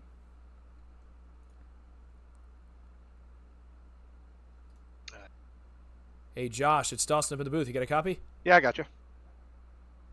Well, what a heck of a race it was. A long race, but nonetheless, you find yourself in the right position right there. You had a look at it. You come home 3rd. First off, just take me through your afternoon and how you wound up with a 3rd place finish. Yeah, it was definitely up and down. We were up at the front in the beginning and then got involved in 2 wrecks and had to use our fast repairs before lap 60. So then we were like 3 laps down. So battled back from that. Got a couple lucky dogs able to stay out. So, yep. And then towards the end there, I sped on pit roads, went to the back, but ended up being saving grace. We decided to, a couple of us stay out or go back in, get enough fuel, and try to stay out to the end. And luckily, that gave us track positions. Able to bring it home P3. Yeah, I thought there was a chance off 4, but Logan just worked the lanes perfectly, and he was able to keep in front of both me and Seabass. Well, nonetheless, you come home with a 3rd place effort here tonight. It's a very impressive effort in this long a race, and that leads me to my next question. What was it like trying to plan for this race? It being obviously a full 500 miles, and how did you go about attacking it differently than you would say an OP Monday night race? So it's only 100 laps.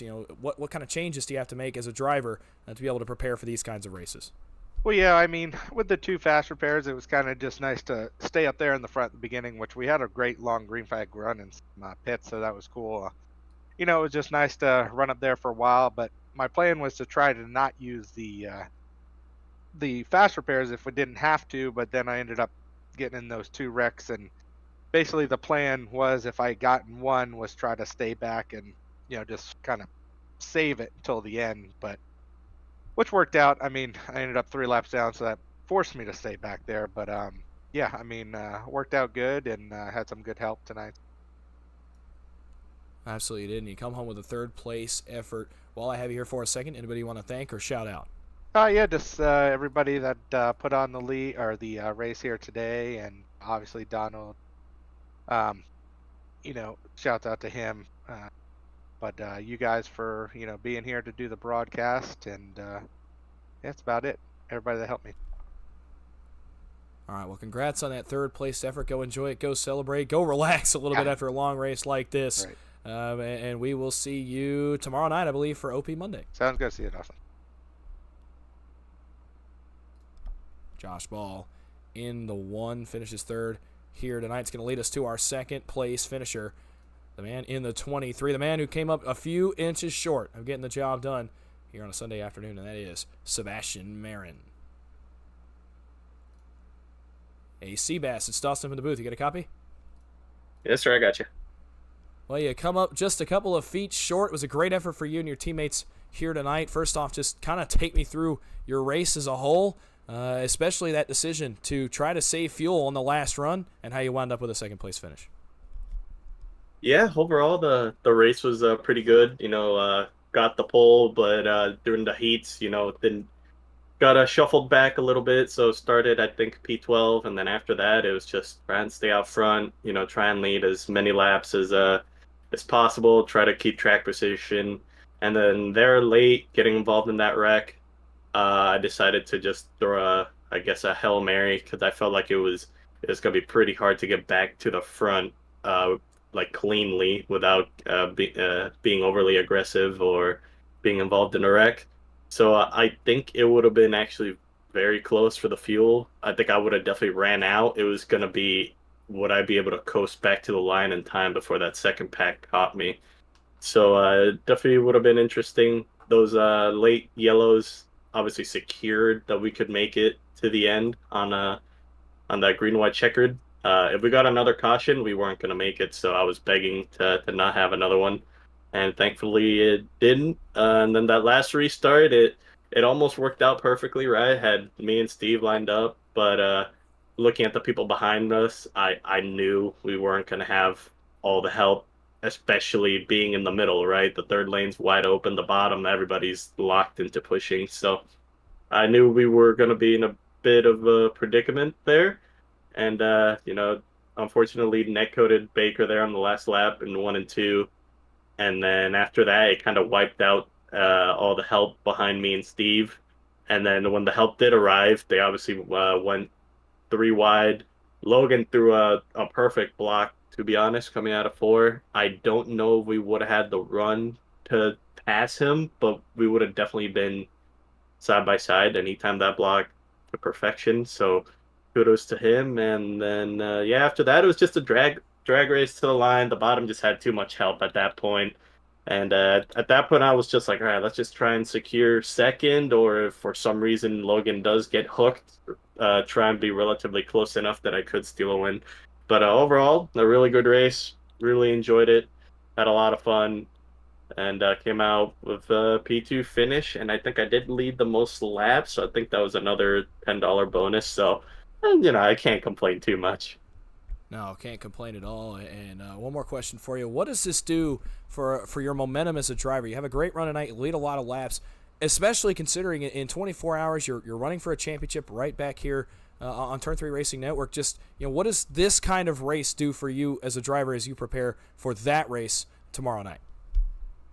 Yeah, it definitely helps with the confidence, right? Knowing that you can run out front and stay out front and, lead as many laps as I did and not control the race, right? Because it's hard to control a race with these trucks, but, kind of control my own destiny and stay out front as much as I did.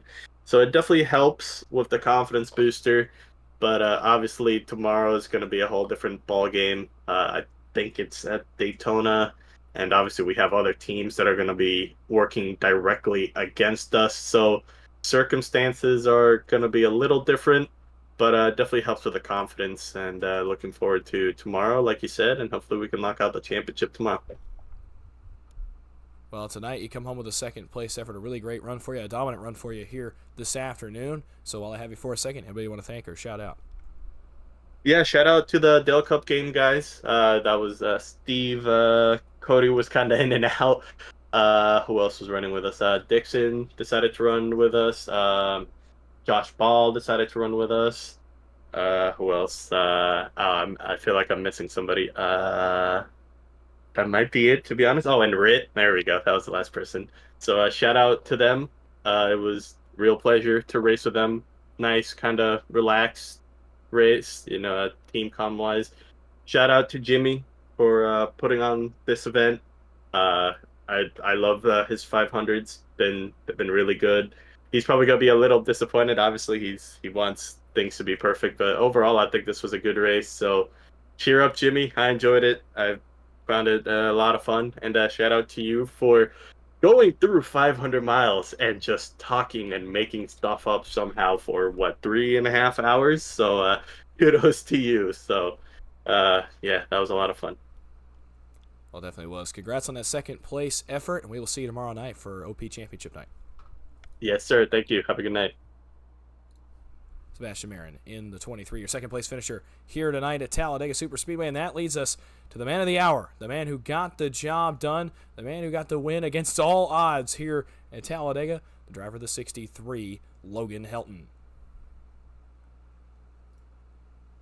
Hey, Logan, it's Dawson up in the booth. You got a copy? I have a copy. All right. Well, you get the job done against all odds. You said you were going to have to come to pit road right after we talked to you at halfway. Luckily, you get a caution, and then you never left the front of the field, and you get the job done here tonight. First off, take me through how you're feeling after a win like this. Yeah, I was just told by Jimmy there that, I've been racing with him for a long time. 2019 was the first year I started racing with him, and I've never won a 500 that Jimmy Crow has hosted. So it's pretty cool to finally get a Jimmy Crow 500. But obviously it's super cool. Obviously this one's dedicated to Ryan Sadusky, so just all thoughts with them over there. I was racing with Donald a lot there, and that he was doing great. It's just unfortunate he got caught up in something and he ended up having to leave the server. So sorry that happened to him. But other than that, it's just thanks to everyone that put this event on. I enjoy racing in it every year that I can. And just good racing there at the end, along with Seabass and Josh and Steven and Gabe, all those guys. They're a lot of fun to race with, and I'm glad I can race with them like I did tonight. Well, absolutely, and kind of take me through, what happened after the halfway break when we saw you and the 14 of Vicente Guerrero dive to pit road, make the unscheduled stops, but just kind of take me through how you got back to the front first off, and then how you were able to stay there through all the chaos that happened the last 80 or so laps.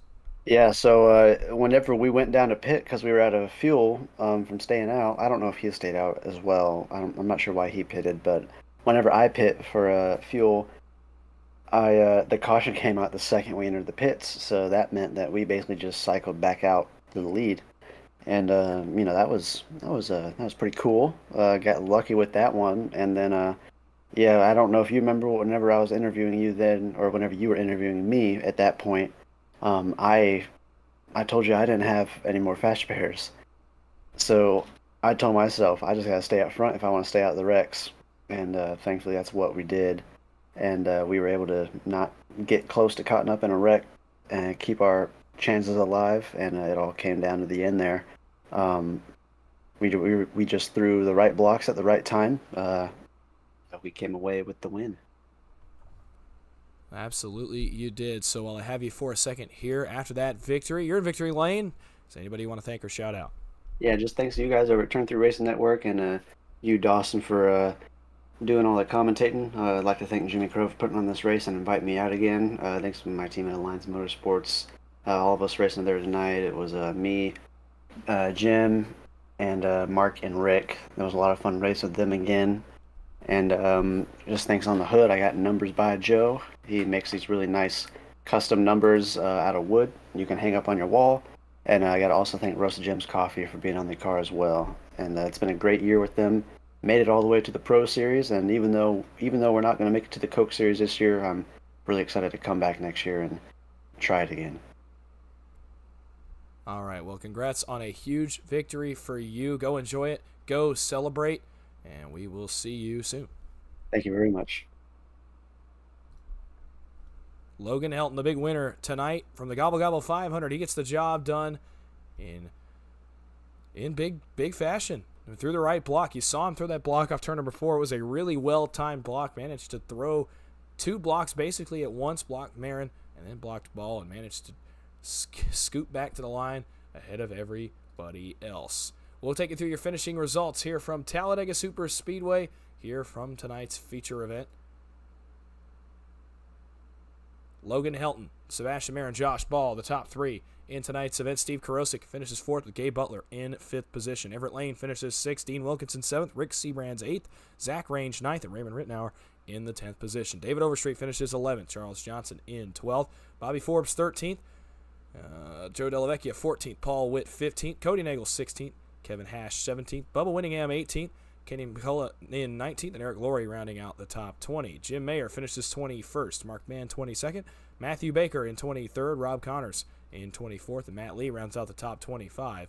Vicente Guerrero finishes 26th, Robert Jordan 27th, Richard Sanchez 28th, Tom Dixon 29th, and Matt Swope rounds out the top 30. Chris McCullough finishes 31st, Donald Sadusky 32nd, Les Levy 33rd, Rick Cadat finishes 34th, Justin Mills 35th, Ernie Williams 36th, Seth Groover 37th, Thomas Holder in 38th, Danny Barnes in 39th, and Patrick Groover in 40th. David Bone finishes 41st, Brian Ranville in 42nd, and Dude Conrad finishes shotgun on the field in 43rd position. I'm joined now by the man I was about to go ahead and get up here anyway, the organizer, Jimmy Crow. Jimmy, what a heck of a race. What a heck of a finish. Logan Helton gets the job done. What'd you think of the action out there tonight? It was pretty good. Had a little more cautions than I would like, but, we still had 92 lead changes.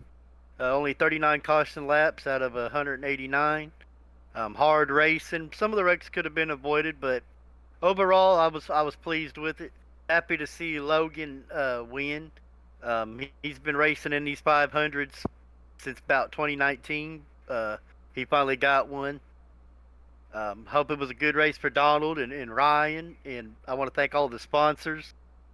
Levy Designs, Limitless eSports, Mac Tools, the Pit Stall. I also want to thank the Pit Stall and Levy Designs for sponsored 3 years in a row, and all the guys that chipped in, and Turn 3 Racing Network, and Dawson for doing a hell of a job calling the 500 solo. Awesome job, brother. Appreciate you doing it. Appreciate all the drivers, all the fans that watched. It was definitely a very fun night here at Talladega. I want to thank everybody that came out. It was a great audience all the way from start to finish. A great audience that got to watch a great race and an incredible finish. Logan Helton gets the job done at Talladega. He wins the Gobble Gobble 500, the 3rd annual Ryan Sadusky Gobble Gobble 500. And that's going to just about do it for me here from Talladega. I'm glad, again, everybody that came out. It was a long one this afternoon. It's now turned into Sunday evening. Hope everyone has had a great time watching. Have a great rest of your Sunday. Come back and join us tomorrow night on Turn 3 Racing Network. Myself and KR Stolfus will be calling the OP Racing Premier Series Championship 4 race from Daytona. And we're gonna have some more great truck racing action for you tomorrow night. We'll have some more programming information for you later on in the week about what is coming. And obviously, until then,